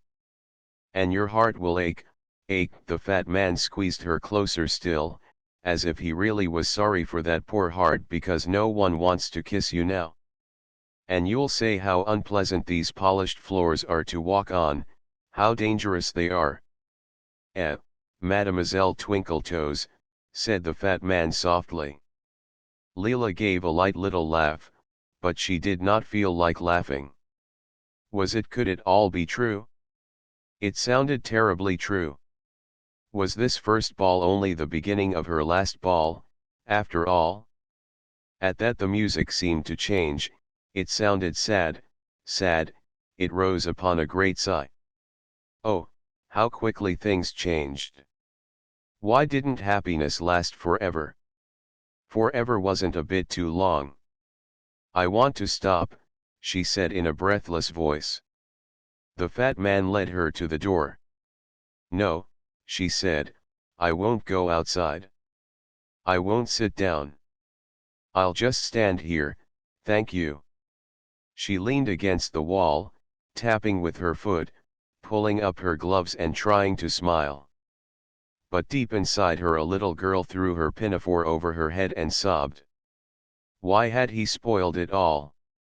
"I say, you know," said the fat man, "you mustn't take me seriously, little lady." "As if I should," said Leela, tossing her small dark head and sucking her underlip. Again the couples paraded. The swing doors opened and shut. Now new music was given out by the bandmaster. But Leela didn't want to dance any more. She wanted to be home, or sitting on the veranda listening to those baby owls. When she looked through the dark windows at the stars, they had long beams like wings. But presently a soft, melting, ravishing tune began, and a young man with curly hair bowed before her. She would have to dance, out of politeness, until she could find Meg. Very stiffly she walked into the middle, very haughtily she put her hand on his sleeve. But in 1 minute, in one turn, her feet glided. The lights, the azaleas, the dresses, the pink faces, the velvet chairs, all became one beautiful flying wheel. And when her next partner bumped her into the fat man and he said, "Pardon," She smiled at him more radiantly than ever. She didn't even recognize him again. The singing lesson with despair cold, sharp despair buried deep in her heart like a wicked knife. Miss Meadows, in cap and gown and carrying a little baton, trod the cold corridors that led to the music hall. Girls of all ages, rosy from the air, and bubbling over with that gleeful excitement that comes from running to school on a fine autumn morning, hurried, skipped, fluttered by. From the hollow classrooms came a quick drumming of voices, a bell rang, a voice like a bird cried, "Muriel." And then there came from the staircase a tremendous knocking. Someone had dropped her dumbbells. The science mistress stopped Miss Meadows. "Good morning," she cried, in her sweet, affected drawl. "Isn't it cold? It might be winter." Miss Meadows, hugging the knife, stared in hatred at the science mistress. Everything about her was sweet, pale, like honey. You would not have been surprised to see a bee caught in the tangles of that yellow hair. "It is rather sharp," said Miss Meadows, grimly. The other smiled her sugary smile. "You look frozen," said she. Her blue eyes opened wide, there came a mocking light in them. Had she noticed anything? "Oh, not quite as bad as that," said Miss Meadows, and she gave the science mistress, in exchange for her smile, a quick grimace and passed on. Forms 4, 5, and 6 were assembled in the music hall. The noise was deafening. On the platform, by the piano, stood Mary Beasley, Miss Meadows' favorite, who played accompaniments. She was turning the music stool. When she saw Miss Meadows she gave a loud, warning shsh, "Girls," and Miss Meadows, her hands thrust in her sleeves, the baton under her arm, strode down the center aisle, mounted the steps, turned sharply, seized the brass music stand, planted it in front of her, and gave 2 sharp taps with her baton for silence. "Silence, please." Immediately, and, looking at nobody, her glance swept over that sea of colored flannel blouses, with bobbing pink faces and hands, quivering butterfly hair bows, and music books outspread. She knew perfectly well what they were thinking. "Meaty is in a wax." Well, let them think it. Her eyelids quivered, she tossed her head, defying them. What could the thoughts of those creatures matter to someone who stood there bleeding to death, pierced to the heart, by such a letter? "I feel more and more strongly that our marriage would be a mistake. Not that I do not love you. I love you as much as it is possible for me to love any woman, but, truth to tell, I have come to the conclusion that I am not a marrying man, and the idea of settling down fills me with nothing but," and the word disgust was scratched out lightly and regret written over the top. "Basil." Miss Meadows stalked over to the piano. And Mary Beasley, who was waiting for this moment, bent forward, her curls fell over her cheeks while she breathed, "Good morning, Miss Meadows," and she motioned towards rather than handed to her mistress a beautiful yellow chrysanthemum. This little ritual of the flower had been gone through for ages and ages, quite a term and a half. It was as much part of the lesson as opening the piano. But this morning, instead of taking it up, instead of tucking it into her belt while she leaned over Mary and said, "Thank you, Mary. How very nice." Turn to page 32, what was Mary's horror when Miss Meadows totally ignored the chrysanthemum, made no reply to her greeting, but said in a voice of ice, "Page 14, please," and marked the accents well. Staggering moment. Mary blushed until the tears stood in her eyes, but Miss Meadows was gone back to the music stand, her voice rang through the music hall. Page 14. We will begin with page 14. A lament. Now, girls, you ought to know it by this time. We shall take it all together, not in parts, all together. And without expression.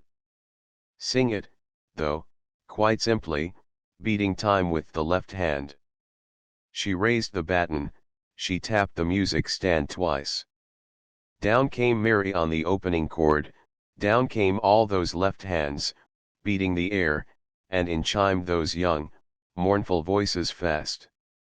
Ah, too fast fade the rooses of pleasure, soon autumn yields unto wii enter drear. Fleetly. Ah, fleetly music's gay measure passes away from the listening ear. Good heavens, what could be more tragic than that lament? Every note was a sigh, a sob, a groan of awful mournfulness. Miss Meadows lifted her arms in the white gown and began conducting with both hands. I feel more and more strongly that our marriage would be a mistake, she beat. And the voices cried, Fleetly. Ah, Fleetly. What could have possessed him to write such a letter?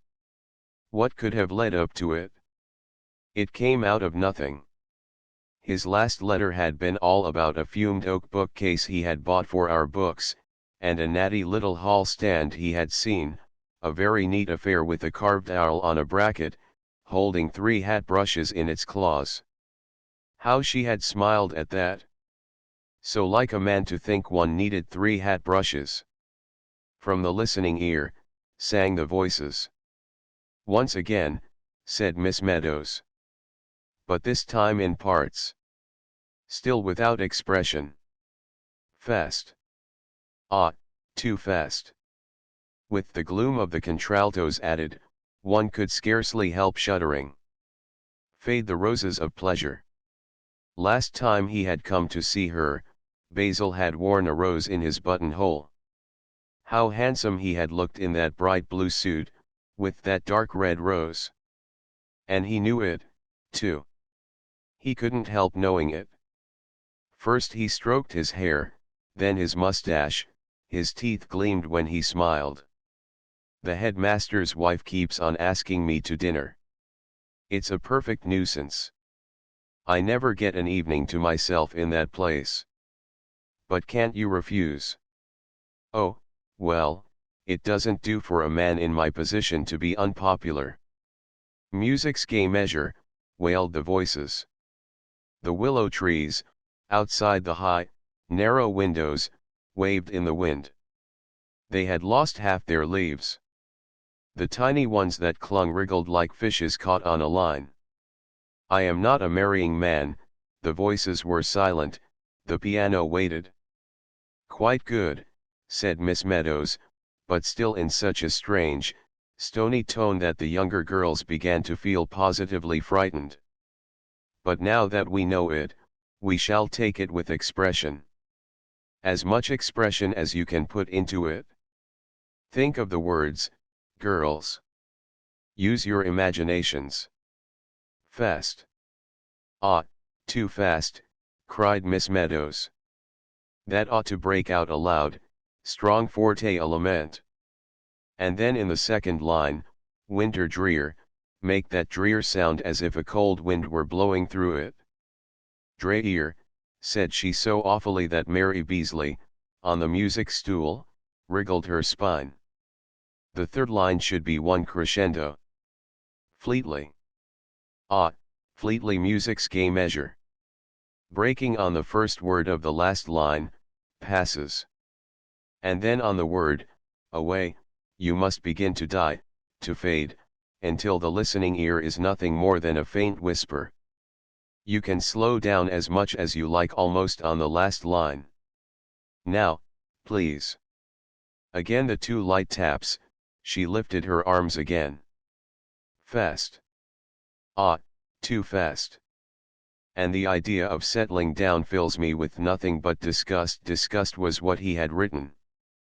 That was as good as to say their engagement was definitely broken off. Broken off. Their engagement. People had been surprised enough that she had got engaged. The science mistress would not believe it at first. But nobody had been as surprised as she. She was 30. Basil was 25. It had been a miracle, simply a miracle, to hear him say, as they walked home from church that very dark night, "You know, somehow or other, I've got fond of you." And he had taken hold of the end of her ostrich feather boa. Passes away from the listening ear. "Repeat. Repeat," said Miss Meadows. "More expression, girls. Once more. Fast. Ah, too fast." The older girls were crimson, some of the younger ones began to cry. Big spots of rain blew against the windows, and one could hear the willows whispering, "Not that I do not love you. But, my darling, if you love me," thought Miss Meadows, "I don't mind how much it is. Love me as little as you like." But she knew he didn't love her. Not to have cared enough to scratch out that word disgust, so that she couldn't read it. Soon autumn yields unto winter drear. She would have to leave the school, too. She could never face the science mistress or the girls after it got known. She would have to disappear somewhere. Passes away. The voices began to die, to fade, to whisper, to vanish. Suddenly the door opened. A little girl in blue walked fussily up the aisle, hanging her head, biting her lips, and twisting the silver bangle on her red little wrist.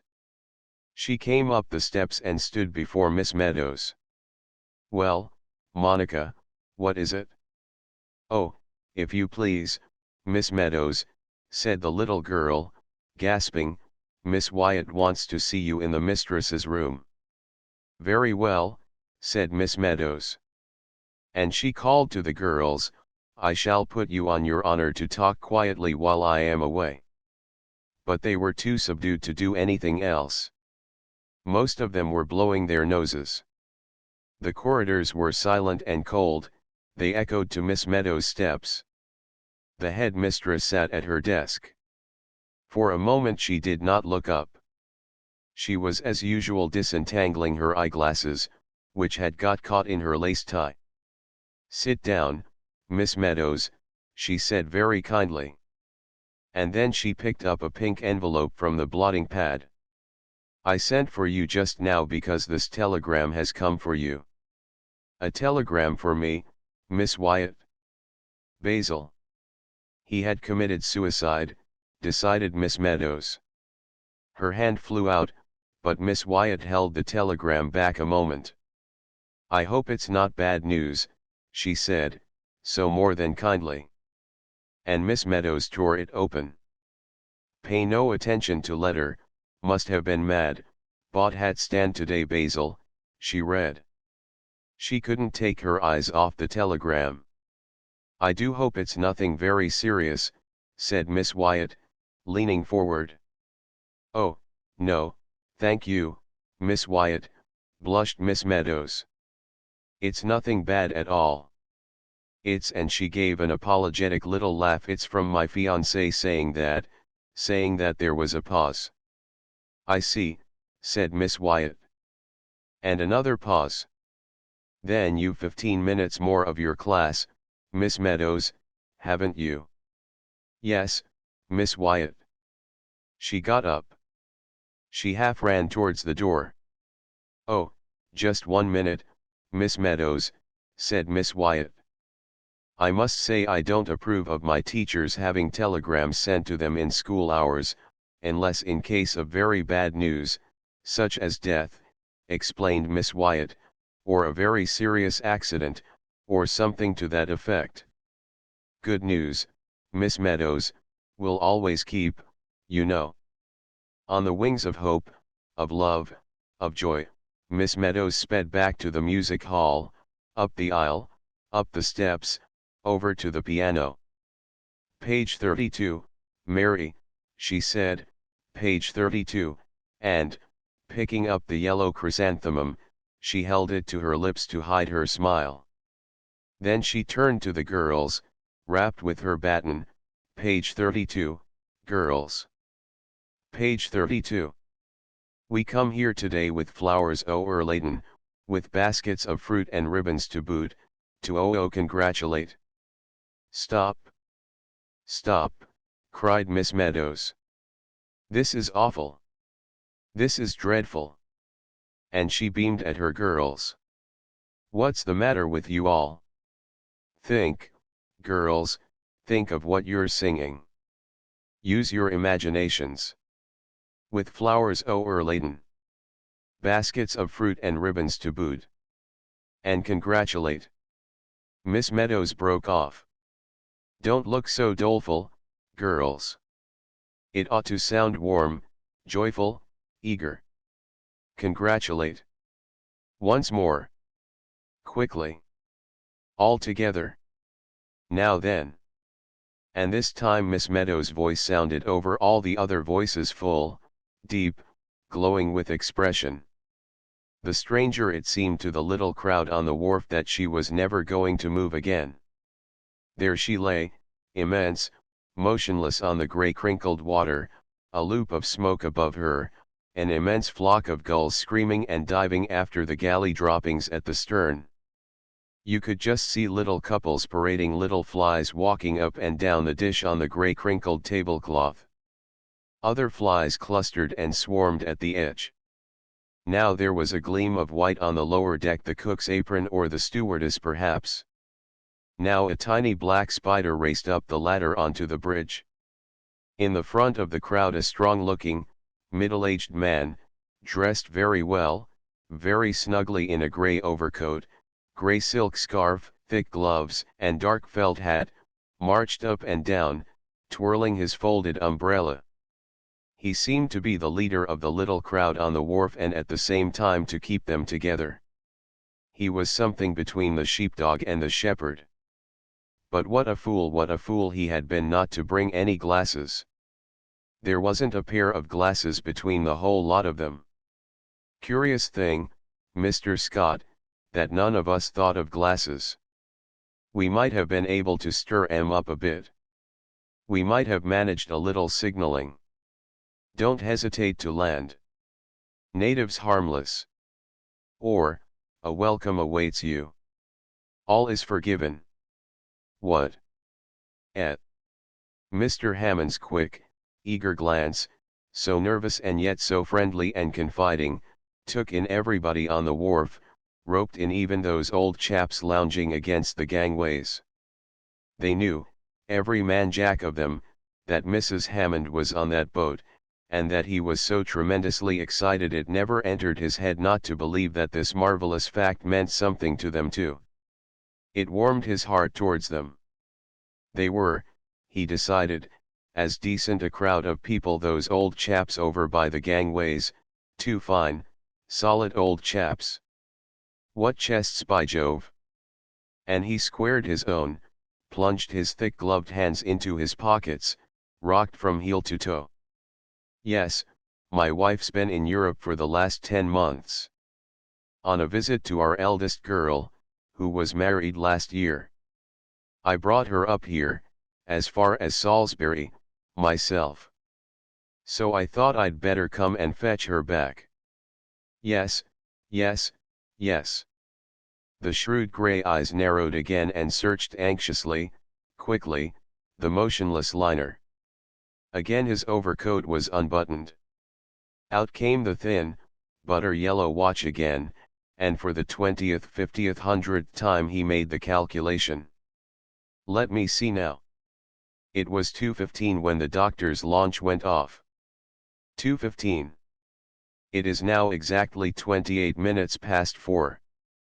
That is to say, the doctor's been gone 2 hours and 13 minutes. 2 hours and 13 minutes. Whee-oh. He gave a queer little half-whistle and snapped his watch to again. But I think we should have been told if there was anything up, don't you, Mr. Gavin? Oh, yes, Mr. Hammond. I don't think there's anything to worry about, said Mr. Gavin, knocking out his pipe against the heel of his shoe. At the same time, quite so.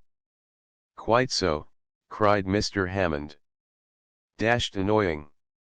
He paced quickly up and down and came back again to his stand between Mr. and Mrs. Scott and Mr. Gavin. "It's getting quite dark, too," and he waved his folded umbrella as though the dusk at least might have had the decency to keep off for a bit. But the dusk came slowly, spreading like a slow stain over the water. Little Jean Scott dragged at her mother's hand.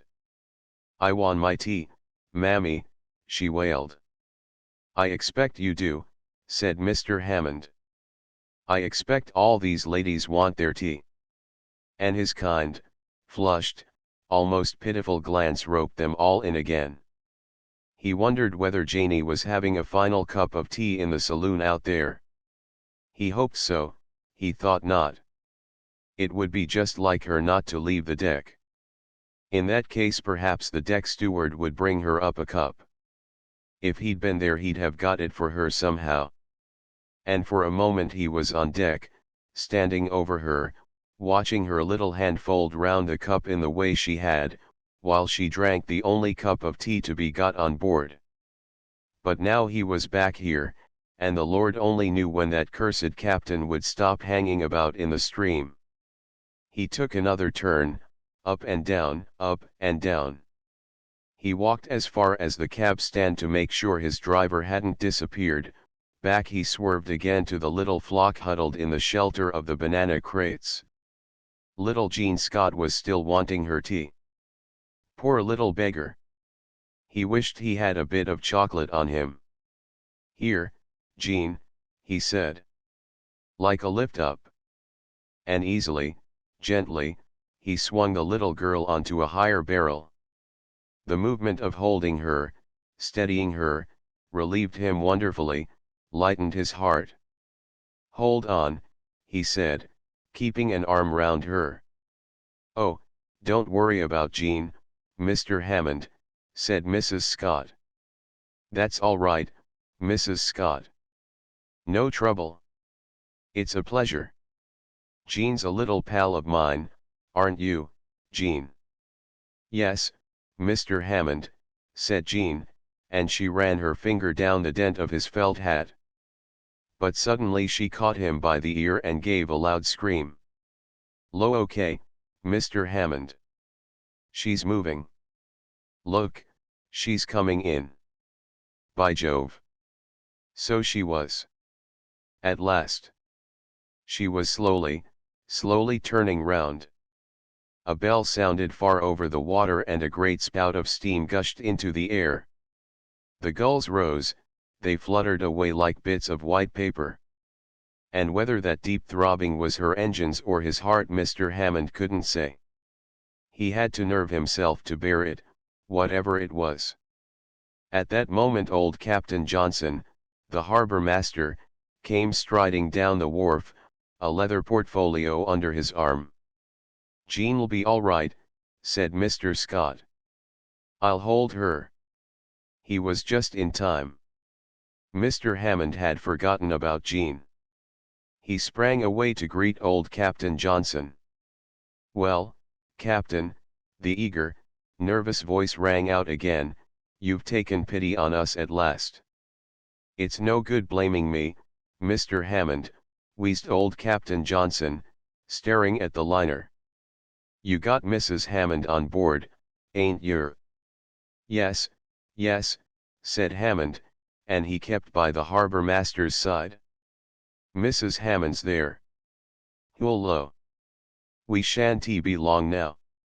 With her telephone ringing, the thrum of her screw filling the air, the big liner bore down on them, cutting sharp through the dark water so that big white shavings curled to either side. Hammond and the harbour master kept in front of the rest. Hammond took off his hat, he raked the decks, they were crammed with passengers, he waved his hat and bawled aloud, "Strange hullo," across the water, and then turned round and burst out laughing and said something nothing to old Captain Johnson. "Seen her?" asked the harbour master. "No, not yet." "Steady, wait a bit." And suddenly, between two great clumsy idiots, "Get out of the way there," he signed with his umbrella. He saw a hand raised, a white glove shaking a handkerchief. Another moment, and thank God, there she was. There was Janie. There was Mrs. Hammond, yes, yes, yes, standing by the rail and smiling and nodding and waving her handkerchief. Well, that's first class, first class. Well, well, well. He positively stamped. Like lightning he drew out his cigar case and offered it to old Captain Johnson. Have a cigar, Captain. They're pretty good. Have a couple. Here, and he pressed all the cigars in the case on the harbor master. I've a couple of boxes up at the hotel. Thanks, Mr. Hammond, wheezed old Captain Johnson. Hammond stuffed the cigar case back. His hands were shaking, but he'd got hold of himself again. He was able to face Janie. There she was, leaning on the rail, talking to some woman and at the same time watching him, ready for him. It struck him, as the gulf of water closed, how small she looked on that huge ship. His heart was wrung with such a spasm that he could have cried out. How little she looked to have come all that long way and back by herself. Just like her, though. Just like Janie. She had the courage of a, and now the crew had come forward and parted the passengers, they had lowered the rails for the gangways. The voices on shore and the voices on board flew to greet each other. All well. All well. How's mother? Much better. Hello, Jean. Hello, Aunt Emily. Had a good voyage? Splendid. Shan't he be long now? Not long now. The engine stopped. Slowly she edged to the wharf side. Make way there, make way, make way. And the wharf hands brought the heavy gangways along at a sweeping run. Hammond signed to Janie to stay where she was. The old harbor master stepped forward, he followed.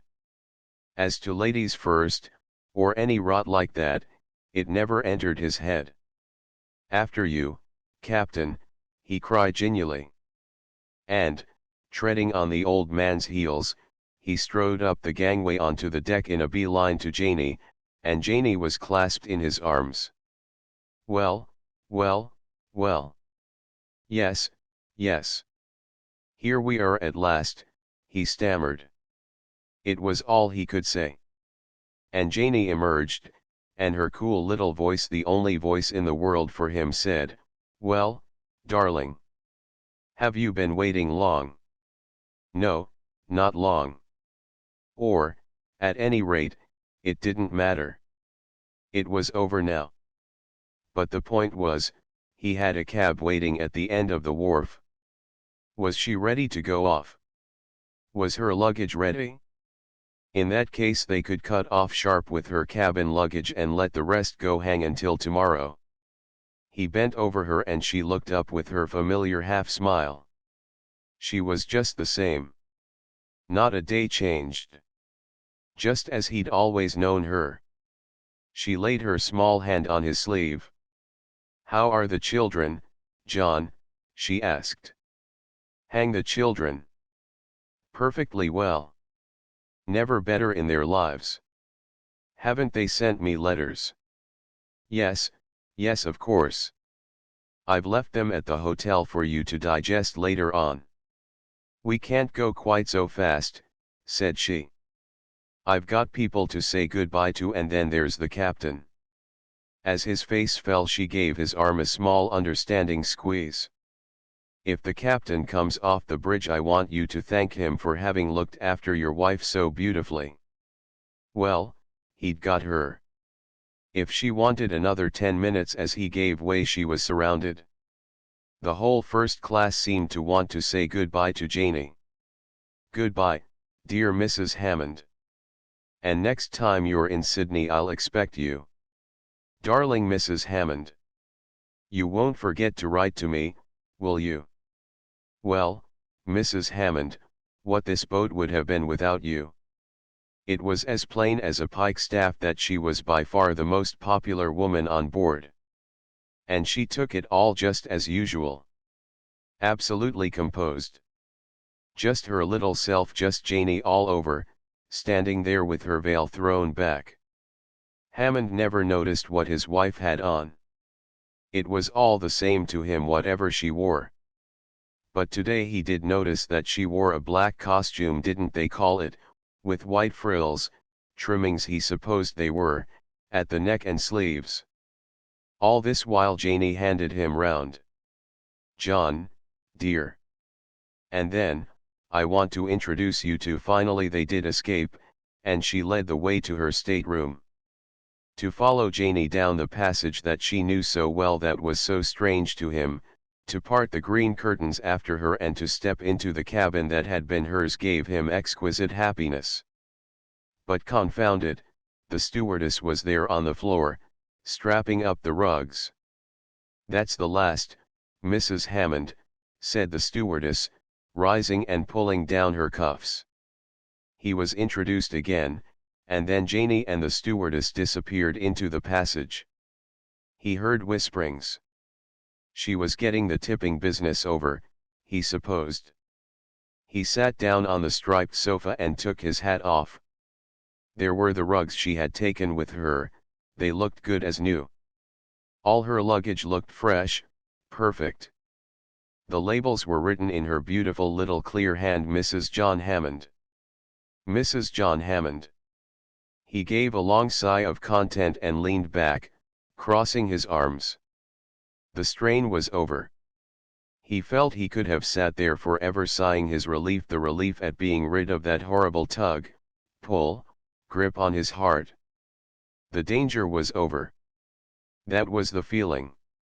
They were on dry land again. But at that moment Janie's head came round the corner. "Darling, do you mind? I just want to go and say goodbye to the doctor." Hammond started up. "I'll come with you."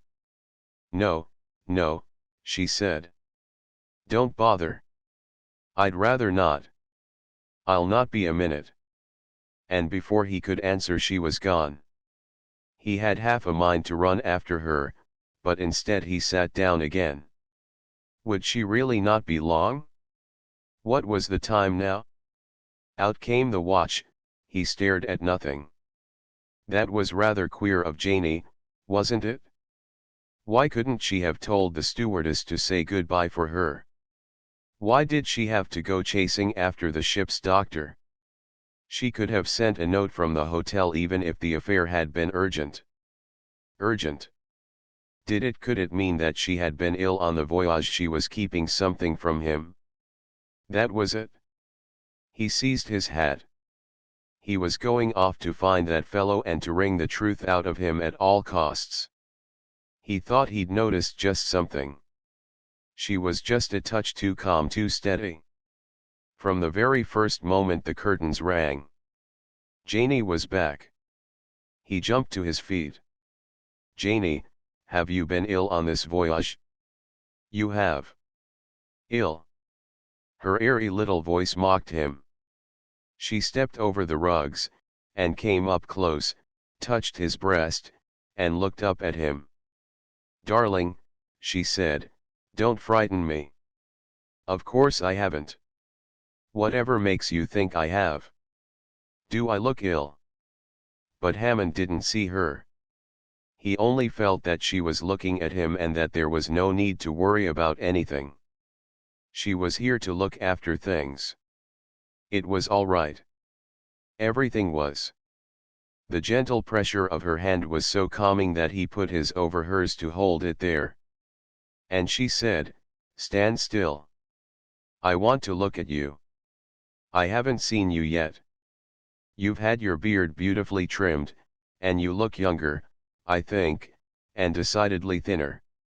Bachelor life agrees with you." "Agrees with me." He groaned for love and caught her close again. And again, as always, he had the feeling that he was holding something that never was quite as his. Something too delicate, too precious, that would fly away once he let go. "For God's sake, let's get off to the hotel so that we can be by ourselves." And he rang the bell hard for someone to look sharp with the luggage. Walking down the wharf together, she took his arm. He had her on his arm again. And the difference it made to get into the cab after Janie to throw the red and yellow striped blanket round them both, to tell the driver to hurry because neither of them had had any tea. No more going without his tea or pouring out his own. She was back. He turned to her, squeezed her hand, and said gently, teasingly, in the special voice he had for her, "Glad to be home again, dearie." She smiled. She didn't even bother to answer, but gently she drew his hand away as they came to the brighter streets. "We've got the best room in the hotel," he said. "I wouldn't be put off with another. And I asked the chambermaid to put in a bit of a fire in case you felt chilly. She's a nice, attentive girl. And I thought now we were here we wouldn't bother to go home tomorrow, but spend the day looking round and leave the morning after. Does that suit you? There's no hurry, is there? The children will have you soon enough. I thought a day's sightseeing might make a nice break in your journey, Janie? Have you taken the tickets for the day after?" she asked. "I should think I have." He unbuttoned his overcoat and took out his bulging pocketbook. "Here we are. I reserved a first-class carriage to Cooktown. There it is, Mr. and Mrs. John Hammond. I thought we might as well do ourselves comfortably, and we don't want other people butting in, do we? But if you'd like to stop here a bit longer." "Oh, no," said Janie quickly. "Not for the world. The day after tomorrow, then." And the children, but they had reached the hotel. The manager was standing in the broad, brilliantly lighted porch. He came down to greet them. A porter ran from the hall for their boxes. "Well, Mr. Arnold, here's Mrs. Hammond at last." The manager led them through the hall himself and pressed the elevator bell. Hammond knew there were business pals of his sitting at the little hall tables having a drink before dinner. But he wasn't going to risk interruption. He looked neither to the right nor the left. They could think what they pleased. If they didn't understand, the more fools they. And he stepped out of the lift, unlocked the door of their room, and shepherded Janie in. The door shut. Now, at last, they were alone together. He turned up the light. The curtains were drawn, the fire blazed. He flung his hat onto the huge bed and went towards her. But would you believe it, again they were interrupted. This time it was the porter with the luggage. He made 2 journeys of it, leaving the door open in between, taking his time, whistling through his teeth in the corridor. Hammond paced up and down the room, tearing off his gloves, tearing off his scarf. Finally he flung his overcoat onto the bedside. At last the fool was gone. The door clicked. Now they were alone. Said Hammond, "I feel I'll never have you to myself again. These cursed people." Janie, and he bent his flushed, eager gaze upon her. "Let's have dinner up here. If we go down to the restaurant we'll be interrupted, and then there's the confounded music, the music he'd praised so highly, applauded so loudly last night. We shan't be able to hear each other speak. Let's have something up here in front of the fire. It's too late for tea. I'll order a little supper, shall I? How does that idea strike you?" "Do, darling," said Janie. "And while you're away the children's letters, later on will do," said Hammond. "But then we'd get it over," said Janie. "And I'd first have time to I needn't go down," explained Hammond. "I'll just ring and give the order. You don't want to send me away, do you?" Janie shook her head and smiled. "But you're thinking of something else. You're worrying about something," said Hammond. "What is it?" "Come and sit here, come and sit on my knee before the fire. I'll just unpin my hat, said Janie, and she went over to the dressing table. Ah! She gave a little cry. What is it? Nothing, darling. I've just found the children's letters. That's all right. They will keep. No hurry now. She turned to him, clasping them. She tucked them into her frilled blouse. She cried quickly, gaily, "Oh, how typical this dressing table is of you." "Why? What's the matter with it?" said Hammond. "If it were floating in eternity I should say John," laughed Janie, staring at the big bottle of hair tonic, the wicker bottle of eau de cologne, the 2 hair brushes, and a dozen new collars tied with pink tape. "Is this all your luggage?" "Hang my luggage," said Hammond, but all the same he liked being laughed at by Janie. "Let's talk. Let's get down to things. Tell me," and as Janie perched on his knees he leaned back and drew her into the deep, ugly chair, "tell me you're really glad to be back, Janie." "Yes, darling, I am glad," she said. But just as when he embraced her he felt she would fly away, so Hammond never knew for dead certain that she was as glad as he was. How could he know? Would he ever know? Would he always have this craving, this pang like hunger, somehow, to make Janie so much part of him that there wasn't any of her to escape? He wanted to blot out everybody, everything. He wished now he'd turned off the light. That might have brought her nearer. And now those letters from the children rustled in her blouse.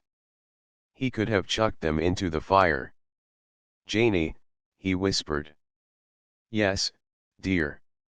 She lay on his breast, but so lightly, so remotely. Their breathing rose and fell together. "Janie." "What is it?" "Turn to me," he whispered.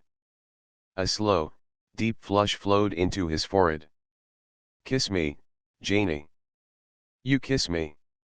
It seemed to him there was a tiny pause, but long enough for him to suffer torture before her lips touched his, firmly, lightly kissing them as she always kissed him, as though the kiss, how could he describe it, confirmed what they were saying, sign the contract. But that wasn't what he wanted, that wasn't at all what he thirsted for. He felt suddenly, horrible tired.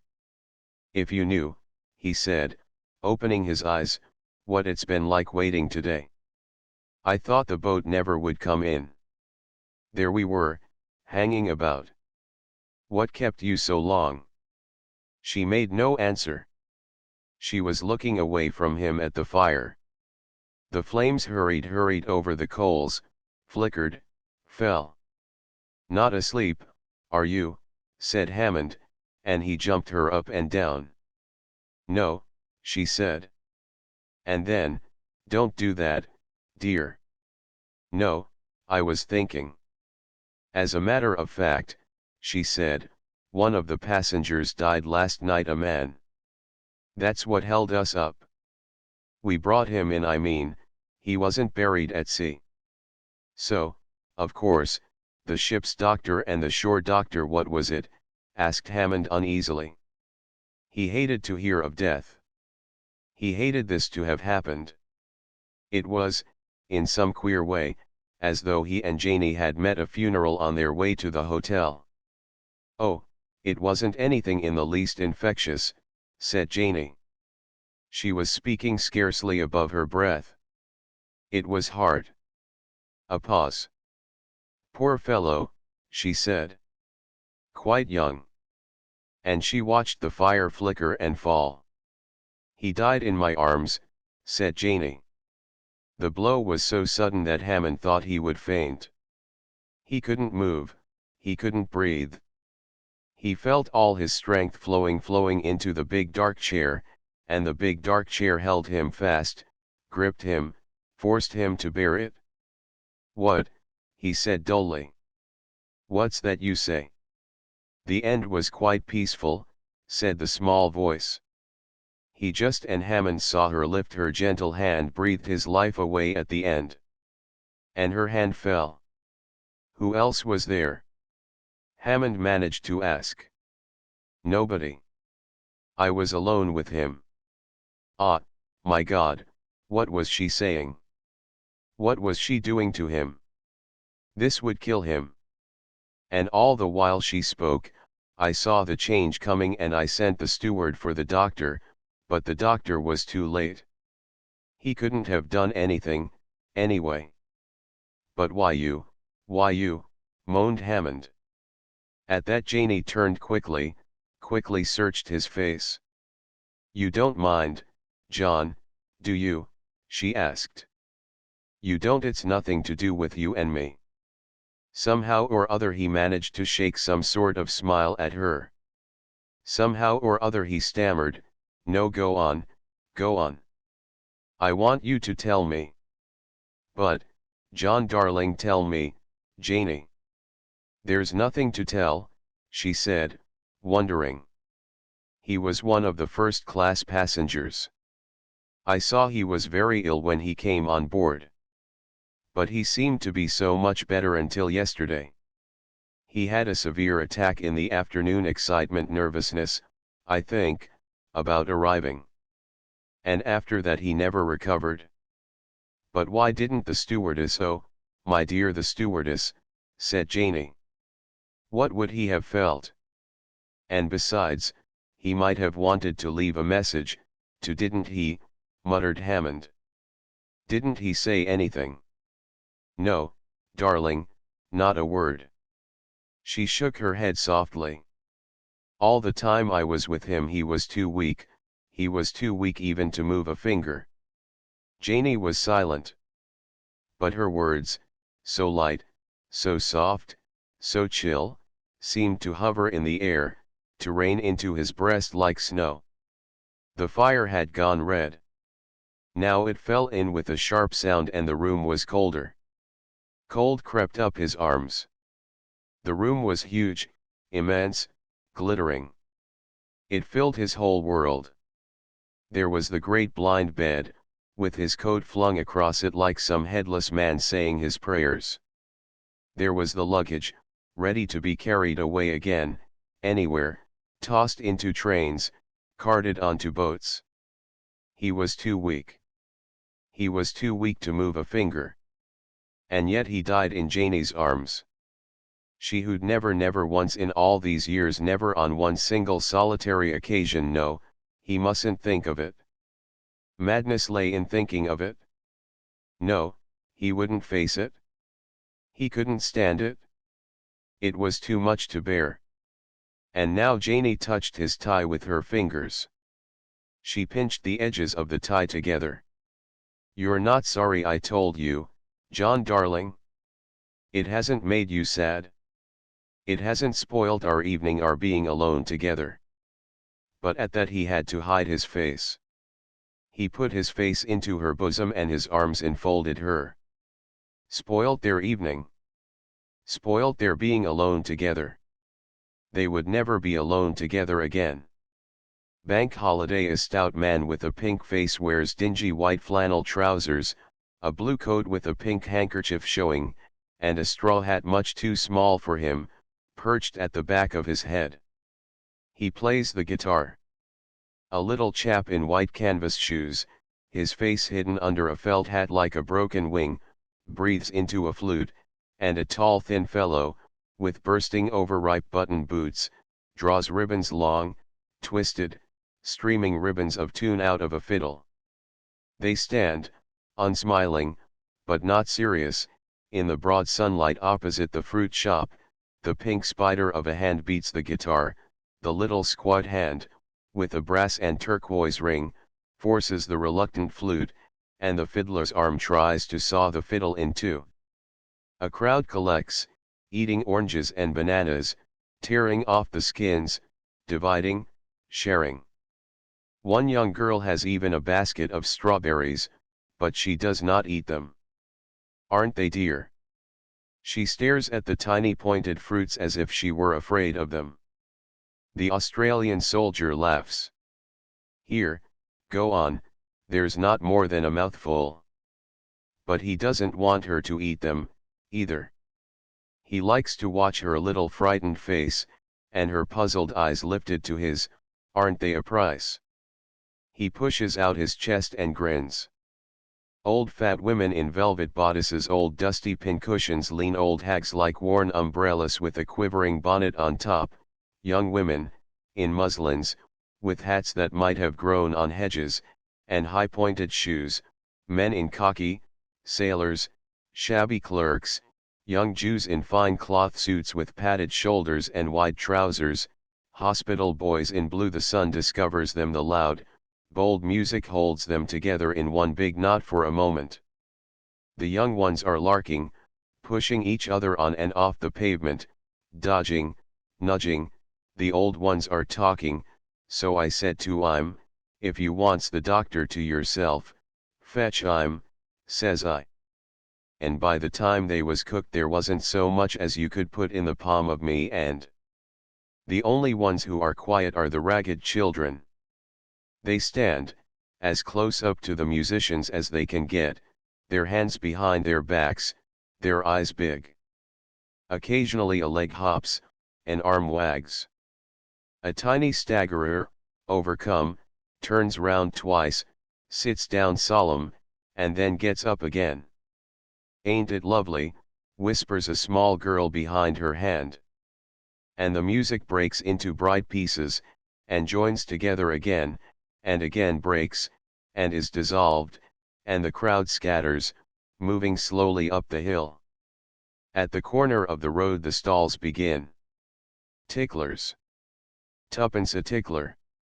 Owl ave a tickler? Tickle 'em up, boys.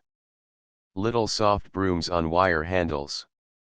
They are eagerly bought by the soldiers. Buy a gollywog.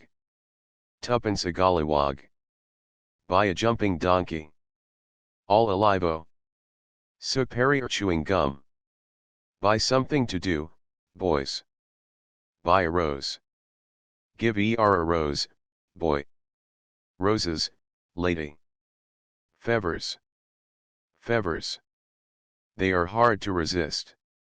Lovely, streaming feathers, emerald green, scarlet, bright blue, canary yellow. Even the babies wear feathers threaded through their bonnets. And an old woman in a three-cornered paper hat cries as if it were her final parting advice, the only way of saving yourself or of bringing him to his senses, buy a three-cornered hat, my dear, and put it on. It is a flying day, half sun, half wind. When the sun goes in a shadow flies over, when it comes out again it is fiery. The men and women feel it burning their backs, their breasts, and their arms. They feel their bodies expanding, coming alive, so that they make large embracing gestures, lift up their arms, for nothing, swoop down on a girl, blurt into laughter. Lemonade. A whole tank of it stands on a table covered with a cloth, and lemons like blunted fishes blob in the yellow water. It looks solid, like a jelly, in the thick glasses. Why can't they drink it without spilling it? Everybody spills it, and before the glass is handed back the last drops are thrown in a ring. Round the ice cream cart, with its striped awning and bright brass cover, the children cluster. Little tongues lick round the cream trumpets, round the squares. The cover is lifted, the wooden spoon plunges in, one shuts one's eyes to feel it, silently scrunching. Let these little birds tell you your future. She stands beside the cage, a shriveled ageless Italian, clasping and unclasping her dark claws. Her face, a treasure of delicate carving, is tied in a green and gold scarf. And inside their prison the lovebirds flutter towards the papers in the seed tray. You have great strength of character. You will marry a red-haired man and have 3 children. Beware of a blonde woman. Look out! Look out!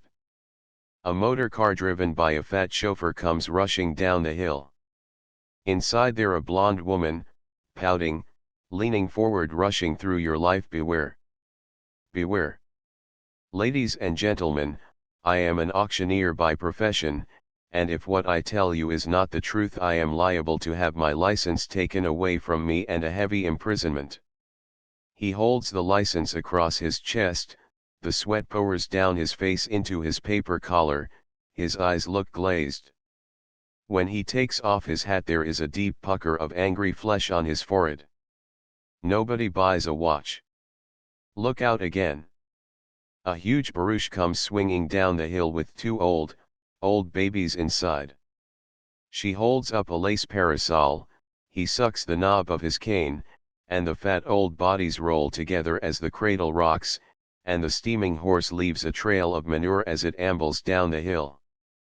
Under a tree, Professor Leonard, in cap and gown, stands beside his banner.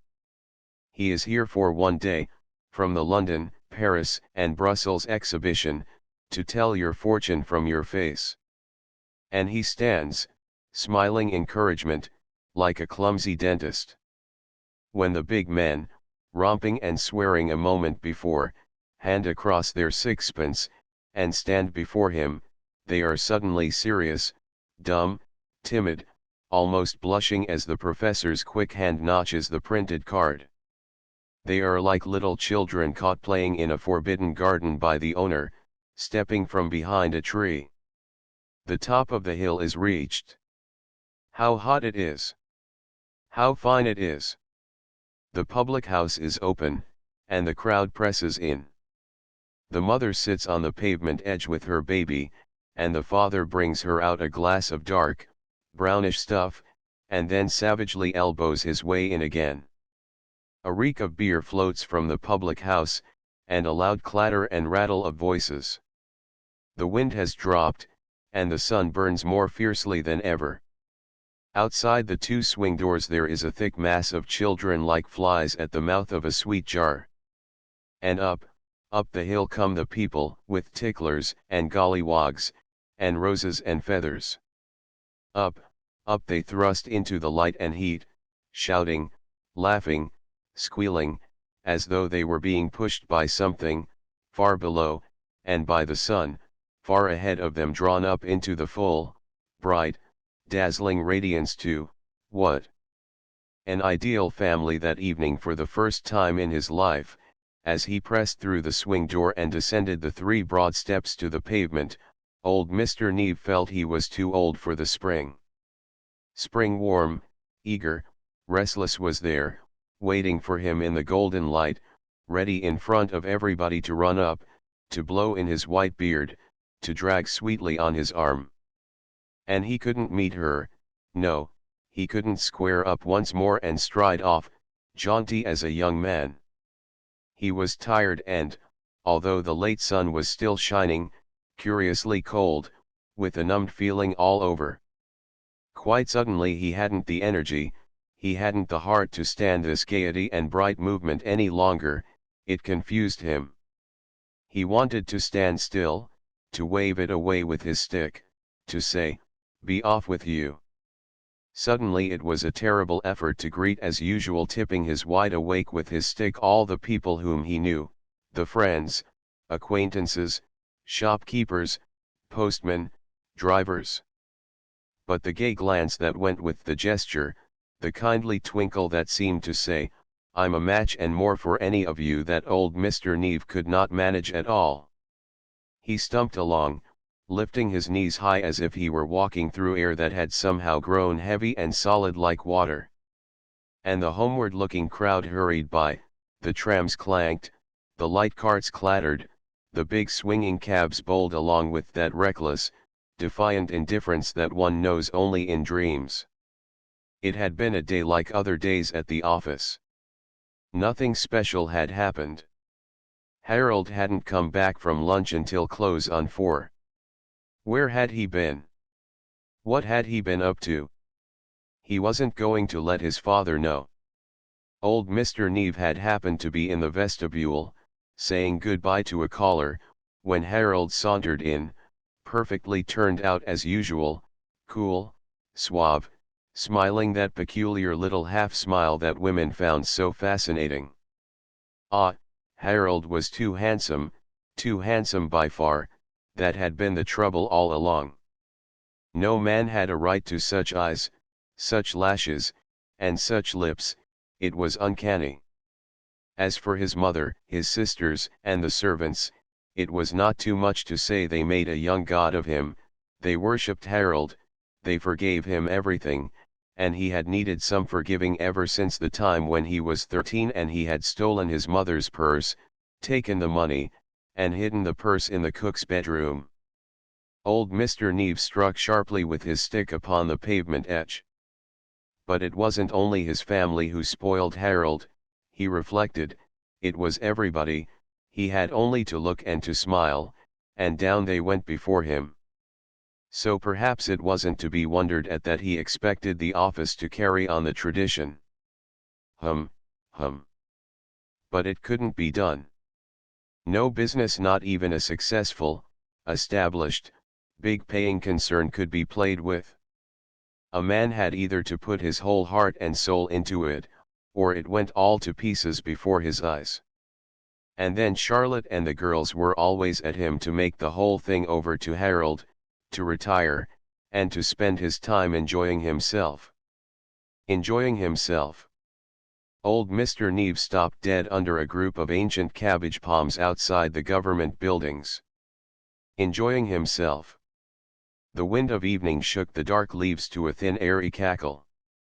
Sitting at home, twiddling his thumbs, conscious all the while that his life's work was slipping away, dissolving, disappearing through Harold's fine fingers, while Harold smiled. "Why will you be so unreasonable, father? There's absolutely no need for you to go to the office. It only makes it very awkward for us when people persist in saying how tired you're looking. Here's this huge house and garden. Surely you could be happy in appreciating it for a change. Or you could take up some hobby." And Lola the baby had chimed in loftily, "All men ought to have hobbies.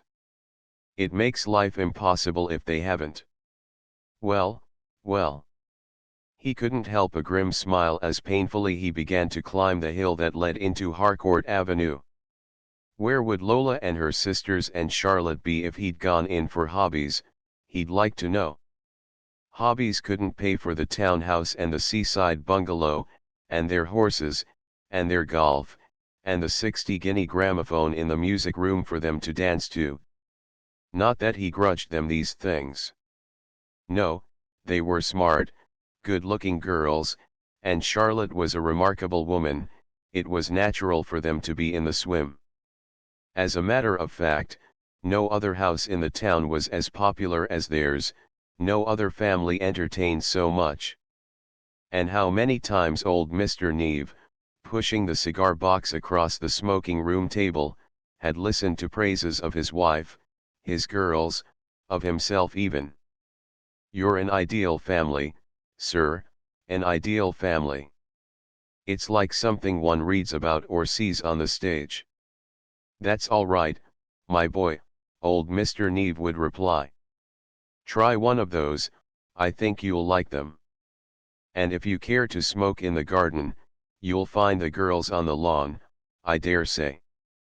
That was why the girls had never married, so people said. They could have married anybody.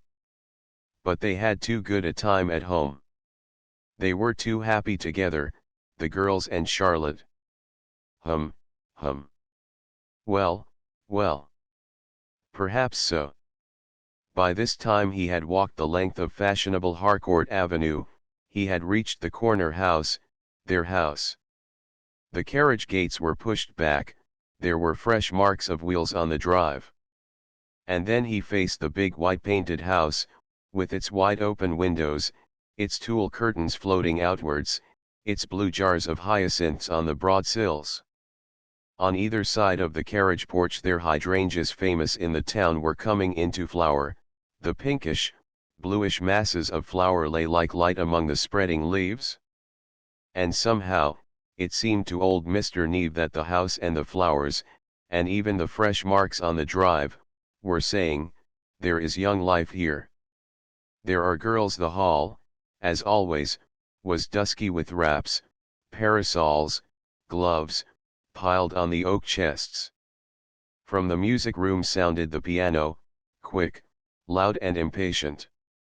Through the drawing room door that was ajar voices floated. And were there ices, came from Charlotte. Then the creak of her rocker. Ices, cried Ethel. My dear mother, you never saw such ices. Only two kinds. And one a common little strawberry shop ice, in a sopping wet frill. The food altogether was too appalling, came from Marion. Still, it's rather early for ices, said Charlotte easily. But why, if one has them at all, began Ethel. Oh, quite so, darling, crooned Charlotte. Suddenly the music room door opened and Lola dashed out. She started, she nearly screamed, at the sight of old Mr. Neve. Gracious, father! What a fright you gave me! Have you just come home?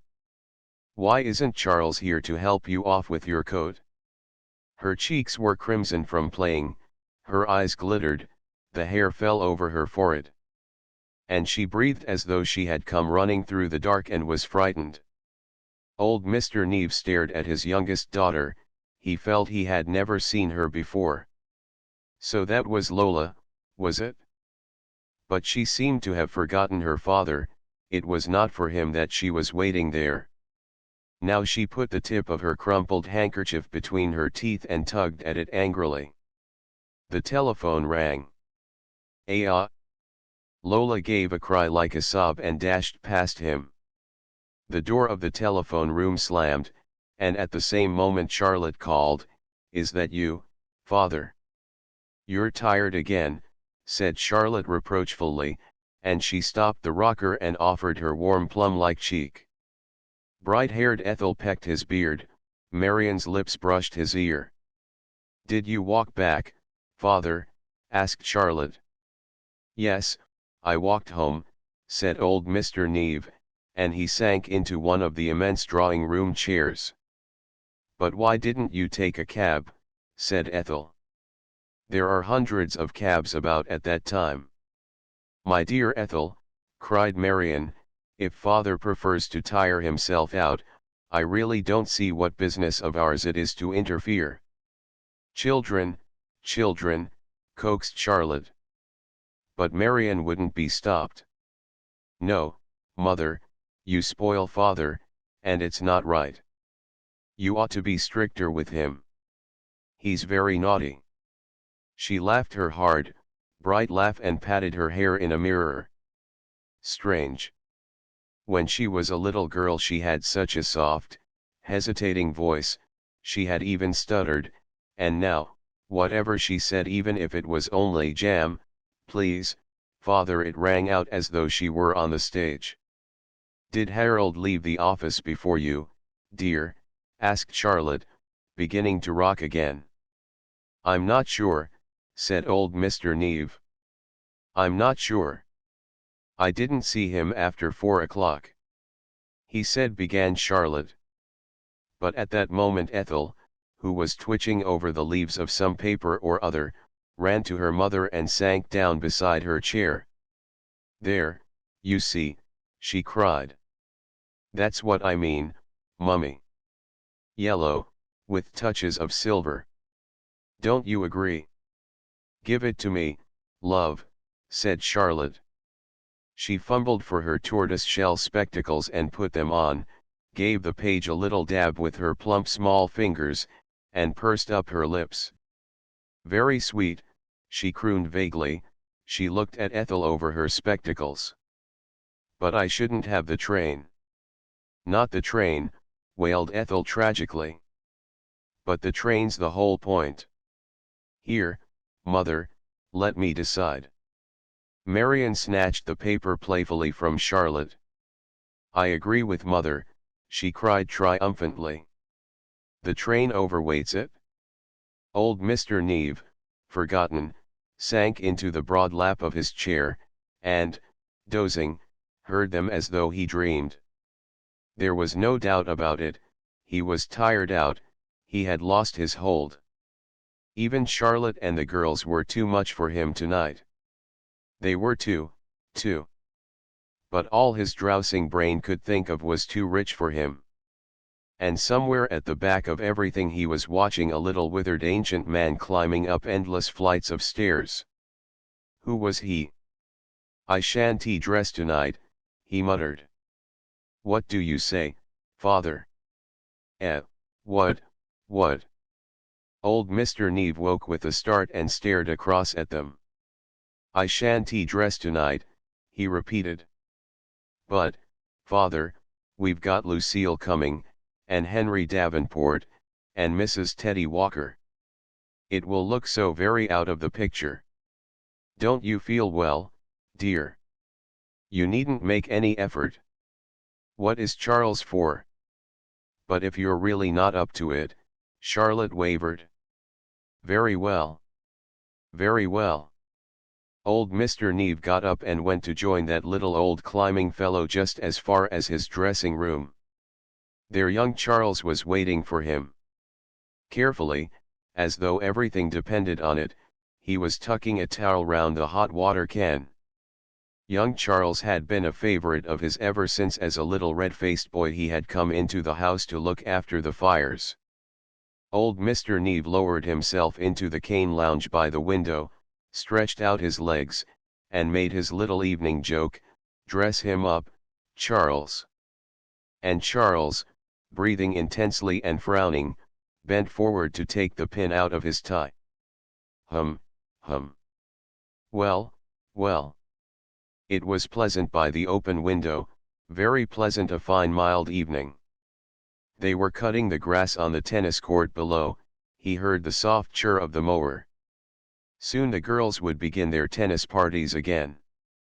And at the thought he seemed to hear Marian's voice ring out, "Good for you, partner." Oh, played, partner. Oh, very nice indeed. Then Charlotte calling from the veranda, "Where is Harold?" And Ethel, "He's certainly not here, mother."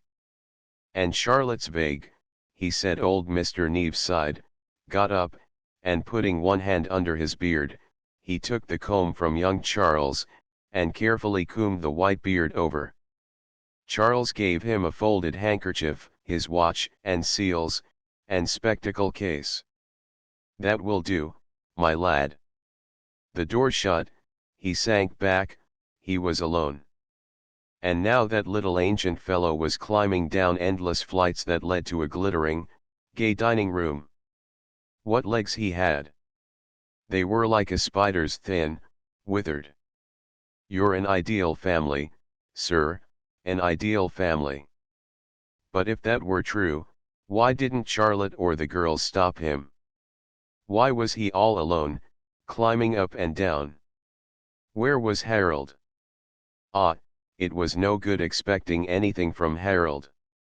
Down went the little old spider, and then, to his horror, old Mr. Neve saw him slip past the dining room and make for the porch, the dark drive, the carriage gates, the office. Stop him, somebody. Old Mr. Neve started up.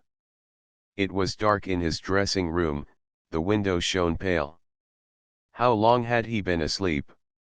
He listened, and through the big, airy, darkened house there floated faraway voices, faraway sounds. Perhaps, he thought vaguely, he had been asleep for a long time. He'd been forgotten. What had all this to do with him, this house and Charlotte, the girls, and Harold? What did he know about them? They were strangers to him. Life had passed him by. Charlotte was not his wife. His wife? A dark porch, half hidden by a passion vine, that drooped sorrowful, mournful, as though it understood. Small, warm arms were round his neck. A face, little and pale, lifted to his, and a voice breathed, "Goodbye, my treasure. My treasure. Goodbye, my treasure." Which of them had spoken? Why had they said goodbye? There had been some terrible mistake. She was his wife, that little pale girl, and all the rest of his life had been a dream. Then the door opened, and young Charles, standing in the light, put his hands by his side and shouted like a young soldier, "Dinner is on the table, sir." I'm coming," said old Mr. Neve. The lady's maid 11 o'clock. A knock at the door. "I hope I haven't disturbed you, madam. You weren't asleep, were you? But I've just given my lady her tea, and there was such a nice cup over, I thought, perhaps." "Not at all, madam. I always make a cup of tea last thing.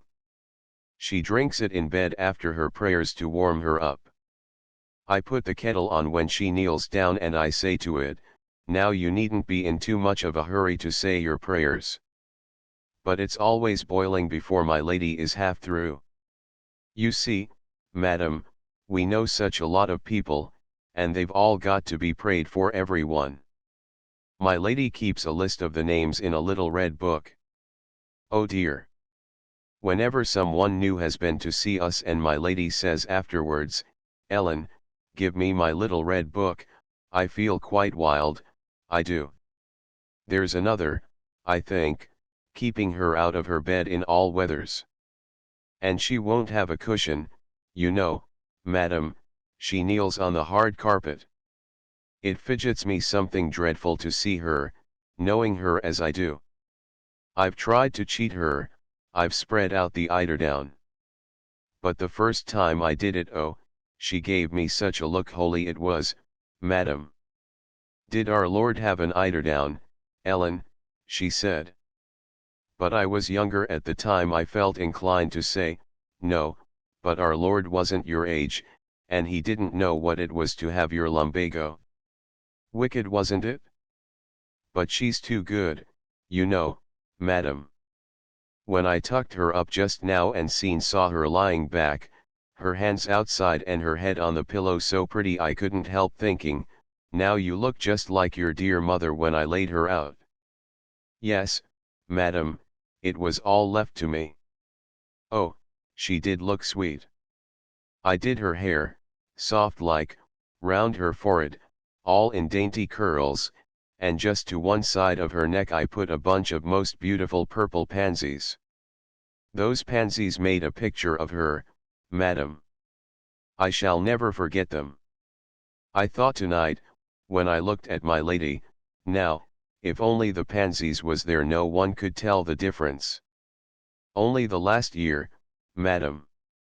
Only after she'd got a little well, feeble as you might say. Of course, she was never dangerous, she was the sweetest old lady. But how it took her was she thought she'd lost something. She couldn't keep still, she couldn't settle. All day long she'd be up and down, you'd meet her everywhere, on the stairs, in the porch, making for the kitchen.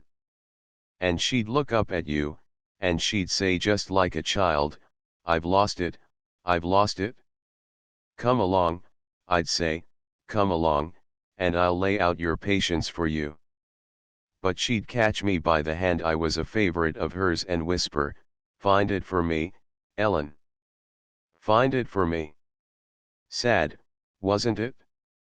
No, she never recovered, madam. She had a stroke at the end. Last words she ever said was very slow, 'Look in,' and then she was gone. No, madam, I can't say I noticed it. Perhaps some girls. But you see, it's like this, I've got nobody but my lady. My mother died of consumption when I was 4, and I lived with my grandfather, who kept a hairdresser's shop. I used to spend all my time in the shop under a table dressing my doll's hair, copying the assistants, I suppose. They were ever so kind to me. Used to make me little wigs, all colors, the latest fashions and all. And there I'd sit all day, quiet as quiet the customers never knew. Only now and again I'd take my peep from under the tablecloth. But one day I managed to get a pair of scissors, and would you believe it, madam?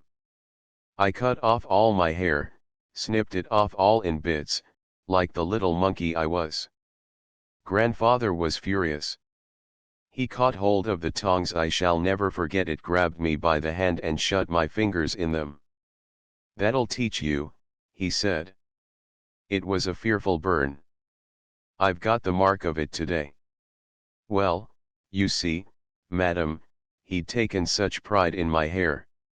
He used to sit me up on the counter, before the customers came, and do it something beautiful, big, soft curls, and waved over the top.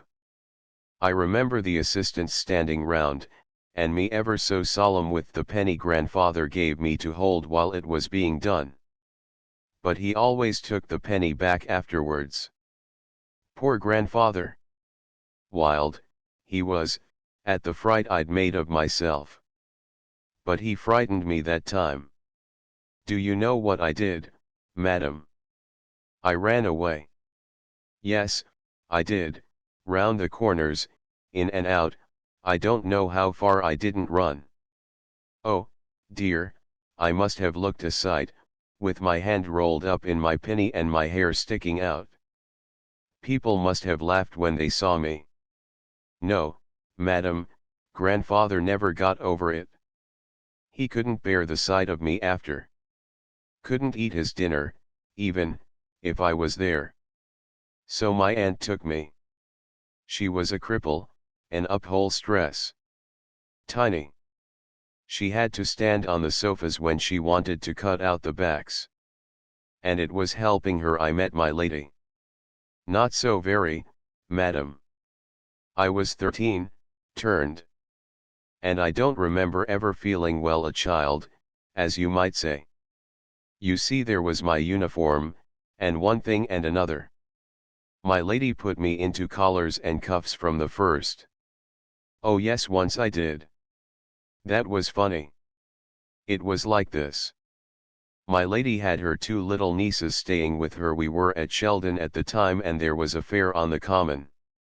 "Now, Ellen," she said, "I want you to take the 2 young ladies for a ride on the donkeys." Off we went, solemn little loves they were, each had a hand. But when we came to the donkeys they were too shy to go on. So we stood and watched instead. Beautiful those donkeys were. They were the first I'd seen out of a cart for pleasure, as you might say. They were a lovely silver grey, with little red saddles and blue bridles and bells jingling on their ears. And quite big girls older than me, even, were riding them, ever so gay. Not at all common, I don't mean, madam, just enjoying themselves. And I don't know what it was, but the way the little feet went, and the eyes so gentle, and the soft ears, made me want to go on a donkey more than anything in the world. Of course, I couldn't. I had my young ladies.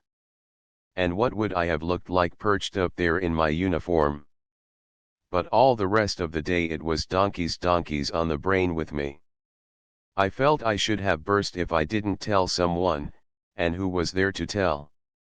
But when I went to bed I was sleeping in Mrs. James's bedroom, our cook that was, at the time. As soon as the lights was out, there they were, my donkeys, jingling along, with their neat little feet and sad eyes. Well, madam, would you believe it, I waited for a long time and pretended to be asleep, and then suddenly I sat up and called out as loud as I could, "I do want to go on a donkey. I do want a donkey ride." You see, I had to say it, and I thought they wouldn't laugh at me if they knew I was only dreaming. Artful, wasn't it? Just what a silly child would think. No, madam, never now. Of course, I did think of it at one time. But it wasn't to be. He had a little flower shop just down the road and across from where we was living. Funny, wasn't it? And me such a one for flowers.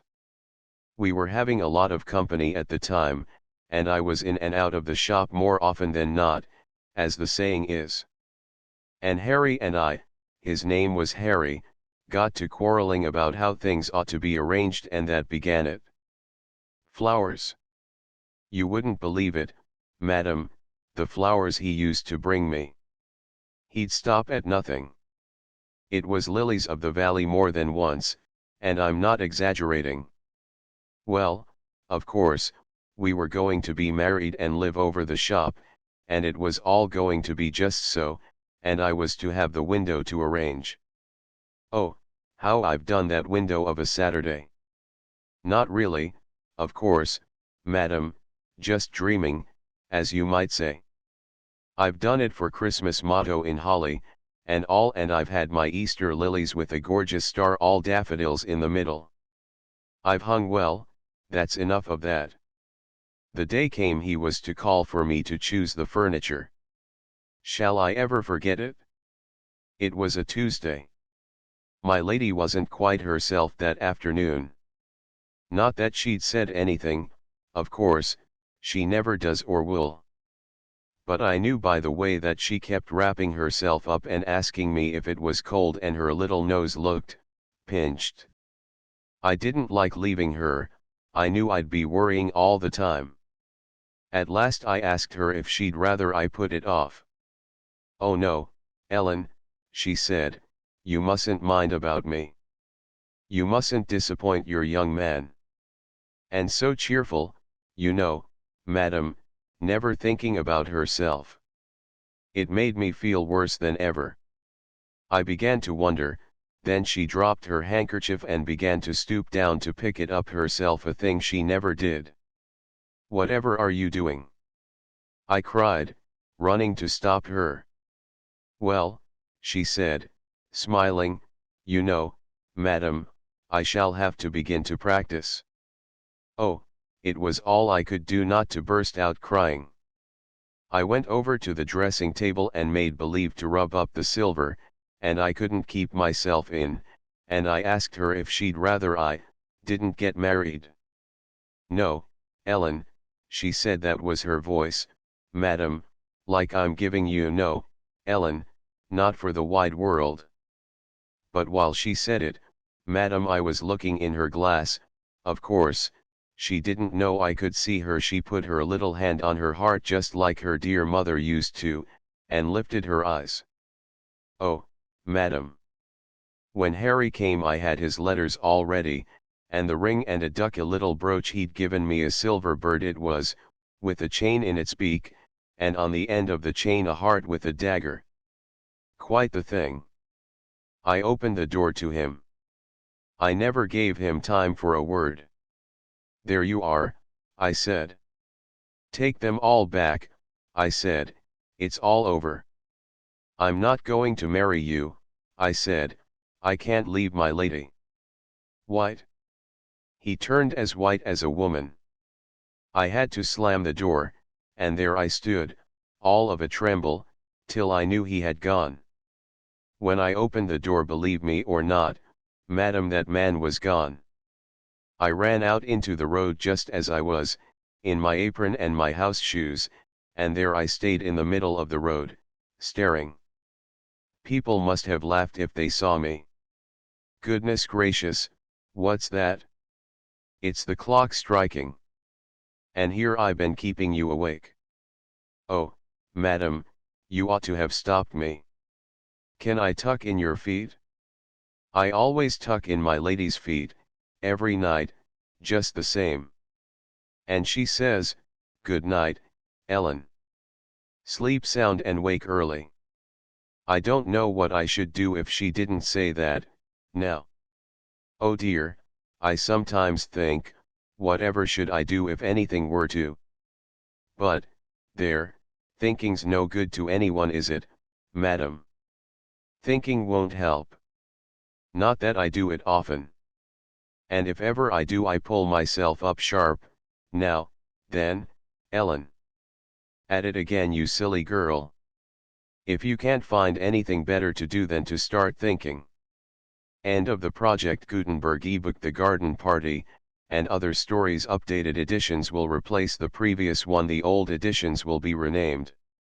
Creating the works from print editions not protected by U.S. copyright law means that no one owns a United States copyright in these works, so the foundation, and you, can copy and distribute it in the United States without permission and without paying copyright royalties. Special rules, set forth in the general terms of use part of this license, apply to copying and distributing Project Gutenberg trademark electronic works to protect the Project Gutenberg trademark concept and trademark. Project Gutenberg is a registered trademark, and may not be used if you charge for an ebook, except by following the terms of the trademark license, including paying royalties for use of the Project Gutenberg trademark. If you do not charge anything for copies of this ebook, complying with the trademark license is very easy. You may use this ebook for nearly any purpose such as creation of derivative works, reports, performances, and research. Project Gutenberg ebooks may be modified and printed and given away. You may do practically anything in the United States with ebooks not protected by U.S. copyright law. Redistribution is subject to the trademark license, especially commercial redistribution. Start, full license. The full Project Gutenberg license. Please read this before you distribute or use this work to protect the Project Gutenberg trademark mission of promoting the free distribution of electronic works, by using or distributing this work, or any other work associated in any way with the phrase Project Gutenberg. You agree to comply with all the terms of the full Project Gutenberg trademark license available with this file or online at www.gutenberg.org/license. Section 1. General Terms of Use and Redistributing Project Gutenberg Trademark Electronic Works 1.a. By reading or using any part of this Project Gutenberg trademark electronic work, you indicate that you have read, understand, agree to and accept all the terms of this license and intellectual property, trademark/copyright, agreement. If you do not agree to abide by all the terms of this agreement, you must cease using and return or destroy all copies of Project Gutenberg trademark electronic works in your possession.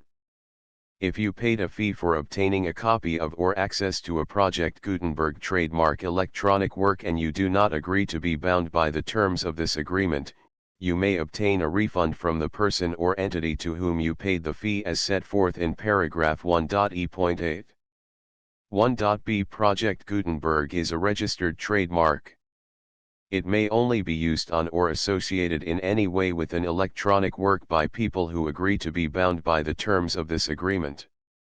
There are a few things that you can do with most Project Gutenberg trademark electronic works even without complying with the full terms of this agreement. See paragraph 1.c below. There are a lot of things you can do with Project Gutenberg trademark electronic works if you follow the terms of this agreement and help preserve free future access to Project Gutenberg trademark electronic works. See paragraph 1.e below. 1.c. The Project Gutenberg Literary Archive Foundation, the foundation or PGLOF, owns a compilation copyright in the collection of Project Gutenberg trademark electronic works.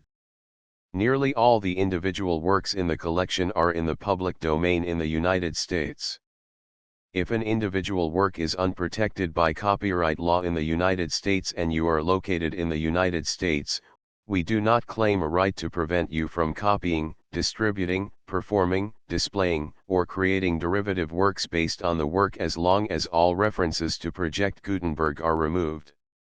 Of course, we hope that you will support the Project Gutenberg trademark mission of promoting free access to electronic works by freely sharing Project Gutenberg trademark works in compliance with the terms of this agreement for keeping the Project Gutenberg trademark name associated with the work. You can easily comply with the terms of this agreement by keeping this work in the same format with its attached full Project Gutenberg trademark license when you share it without charge with others. 1.d.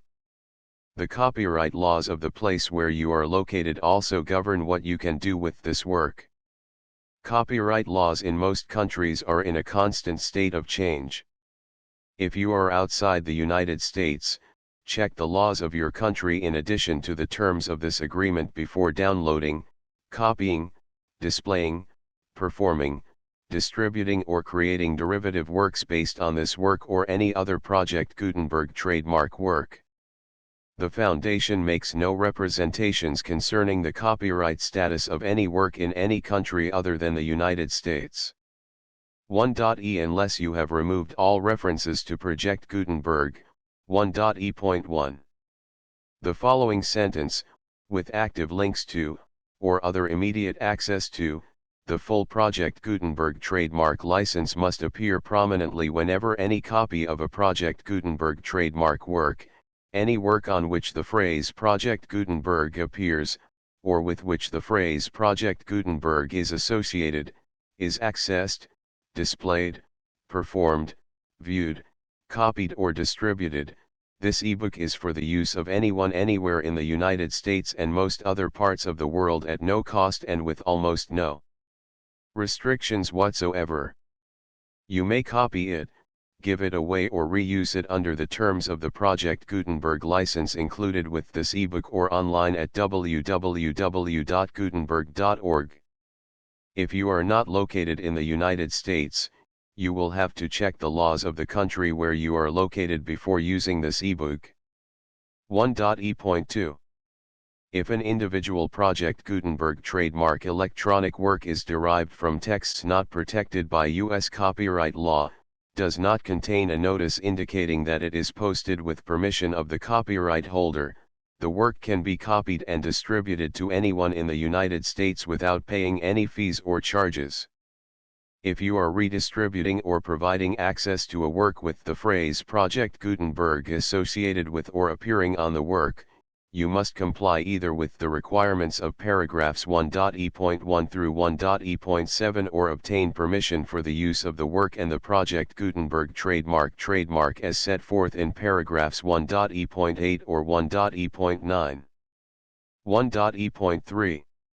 If an individual Project Gutenberg trademark electronic work is posted with the permission of the copyright holder, your use and distribution must comply with both paragraphs 1.e.1 through 1.e.7 and any additional terms imposed by the copyright holder. Additional terms will be linked to the Project Gutenberg trademark license for all works posted with the permission of the copyright holder found at the beginning of this work. 1.e.4.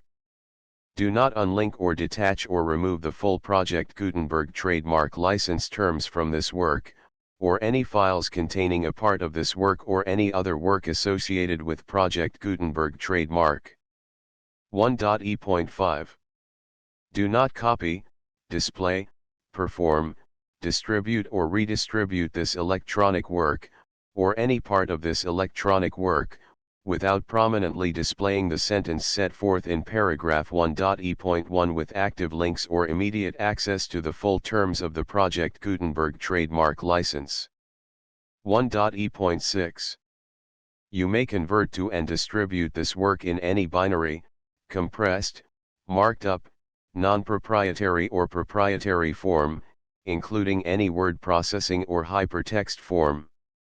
However, if you provide access to or distribute copies of a Project Gutenberg trademark work in a format other than plain vanilla ASCII or other format used in the official version posted on the official Project Gutenberg trademark website, www.gutenberg.org, you must, at no additional cost, fee, or expense to the user, provide a copy, a means of exporting a copy, or a means of obtaining a copy upon request, of the work in its original plain vanilla ASCII or other form. Any alternate format must include the full Project Gutenberg trademark license as specified in paragraph 1.e.1. 1.e.7. Do not charge a fee for access to, viewing, displaying, performing, copying or distributing any Project Gutenberg trademark works unless you comply with paragraph 1.e.8 or 1.e.9. 1.e.8. You may charge a reasonable fee for copies of or providing access to or distributing Project Gutenberg trademark electronic works provided that, You pay a royalty fee of 20% of the gross profits you derive from the use of Project Gutenberg trademark works calculated using the method you already use to calculate your applicable taxes. The fee is owed to the owner of the Project Gutenberg trademark, but he has agreed to donate royalties under this paragraph to the Project Gutenberg Literary Archive Foundation. Royalty payments must be paid within 60 days following each date on which you prepare, or are legally required to prepare, your periodic tax returns. Royalty payments should be clearly marked as such and sent to the Project Gutenberg Literary Archive Foundation at the address specified in Section 4, Information about donations to the Project Gutenberg Literary Archive Foundation. You provide a full refund of any money paid by a user who notifies you in writing, or by email, within 30 days of receipt that he does not agree to the terms of the full Project Gutenberg trademark license. You must require such a user to return or destroy all copies of the works possessed in a physical medium and discontinue all use of and all access to other copies of Project Gutenberg trademark works. You provide, in accordance with paragraph 1.f.3, a full refund of any money paid for a work or a replacement copy, if a defect in the electronic work is discovered and reported to you within 90 days of receipt of the work. You comply with all other terms of this agreement for free distribution of Project Gutenberg trademark works. 1.e.9. If you wish to charge a fee or distribute a Project Gutenberg trademark electronic work or group of works on different terms than are set forth in this agreement, you must obtain permission in writing from the Project Gutenberg Literary Archive Foundation, the manager of the Project Gutenberg trademark. Contact the Foundation as set forth in Section 3 below. 1.f.1.f.1 Project Gutenberg volunteers and employees expend considerable effort to identify, do copyright research on, transcribe and proofread works not protected by U.S. copyright law in creating the Project Gutenberg trademark collection. Despite these efforts, Project Gutenberg trademark electronic works, and the medium on which they may be stored, may contain defects, such as, but not limited to, incomplete, inaccurate or corrupt data, transcription errors, a copyright or other intellectual property infringement, a defective or damaged disk or other medium, a computer virus, or computer codes that damage or cannot be read by your equipment.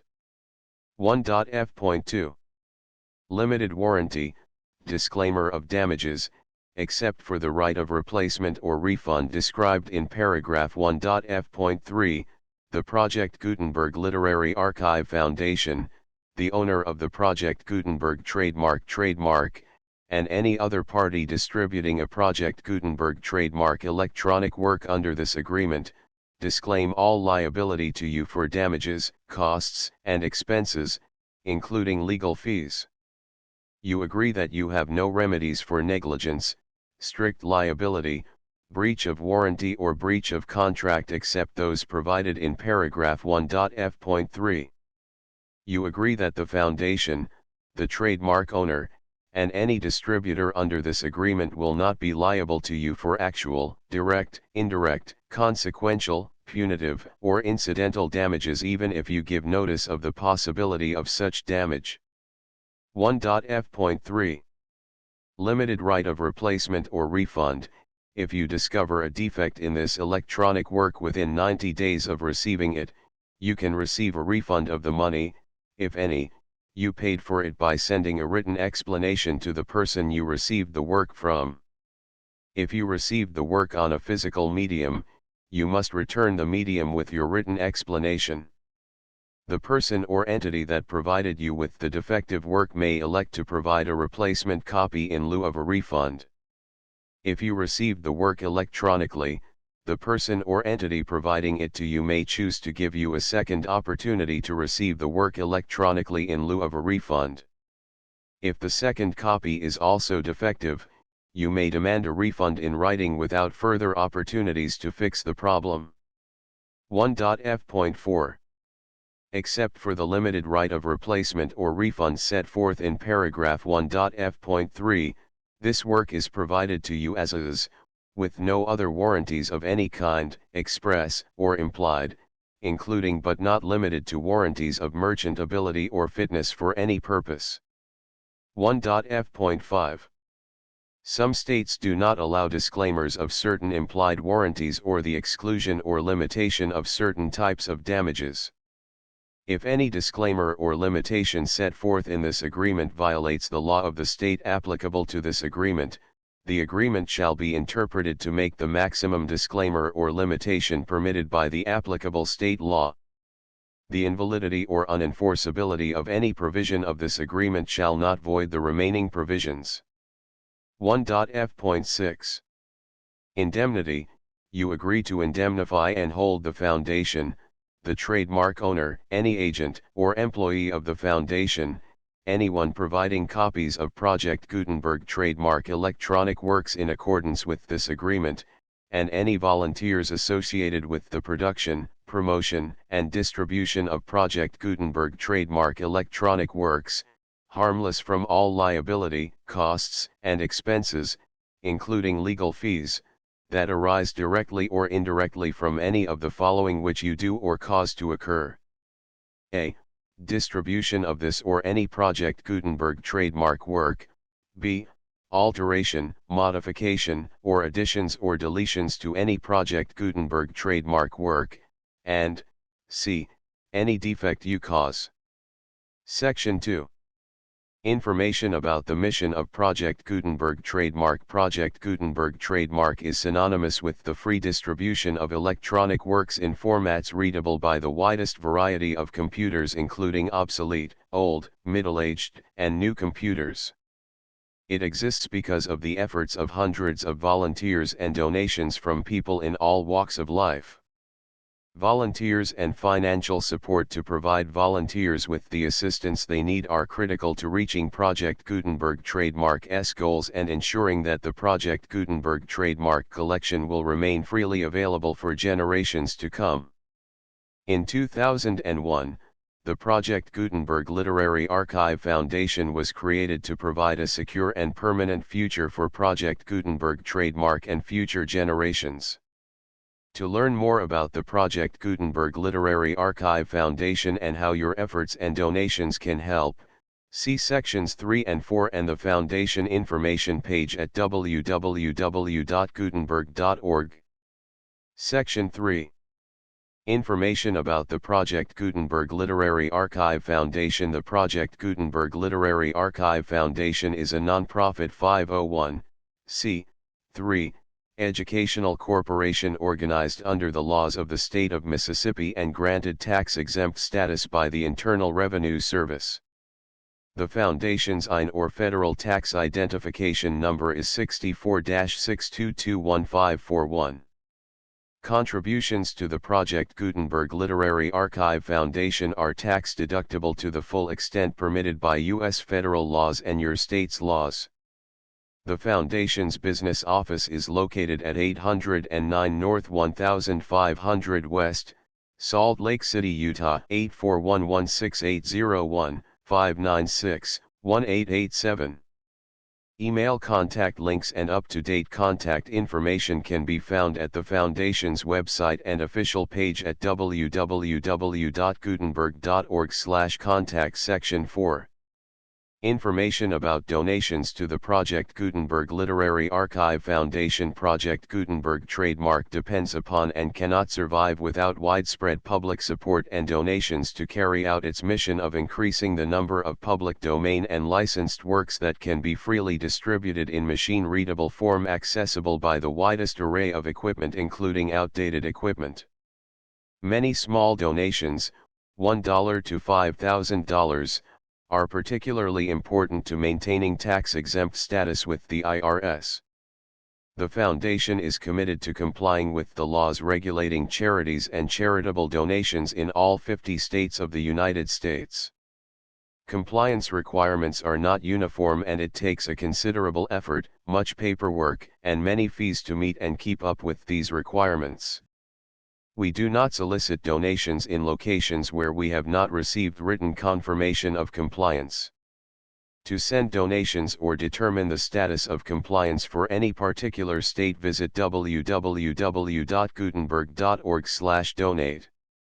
While we cannot and do not solicit contributions from states where we have not met the solicitation requirements, we know of no prohibition against accepting unsolicited donations from donors in such states who approach us with offers to donate. International donations are gratefully accepted, but we cannot make any statements concerning tax treatment of donations received from outside the United States. U.S. laws alone swamp our small staff. Please check the Project Gutenberg web pages for current donation methods and addresses. Donations are accepted in a number of other ways, including checks, online payments, and credit card donations. To donate, please visit www.gutenberg.org/donate. Section 5. General information about Project Gutenberg Trademark Electronic Works. Professor Michael S. Hart was the originator of the Project Gutenberg trademark concept of a library of electronic works that could be freely shared with anyone. For 40 years, he produced and distributed Project Gutenberg trademark ebooks with only a loose network of volunteer support.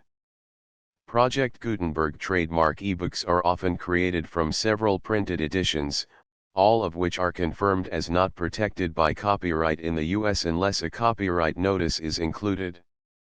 Thus, we do not necessarily keep ebooks in compliance with any particular paper edition. Most people start at our website, which has the main PG search facility, www.gutenberg.org. This website includes information about Project Gutenberg trademark, including how to make donations to the Project Gutenberg Literary Archive Foundation, how to help produce our new ebooks, and how to subscribe to our email newsletter to hear about new ebooks. The Garden Party and Other Stories to John Middleton Murray. Contents at the Bay I234V6789X1112. The Garden Party, the daughters of the late Colonel I234V6789X1112. Mr. and Mrs. Dove, the young girl. Life of Ma Parker. Marriage à la mode. The Voyage. Miss Brill, her first ball. The Singing Lesson. The Stranger. Bank Holiday. An Ideal Family. The Ladies' Maid. The Full Project Gutenberg License.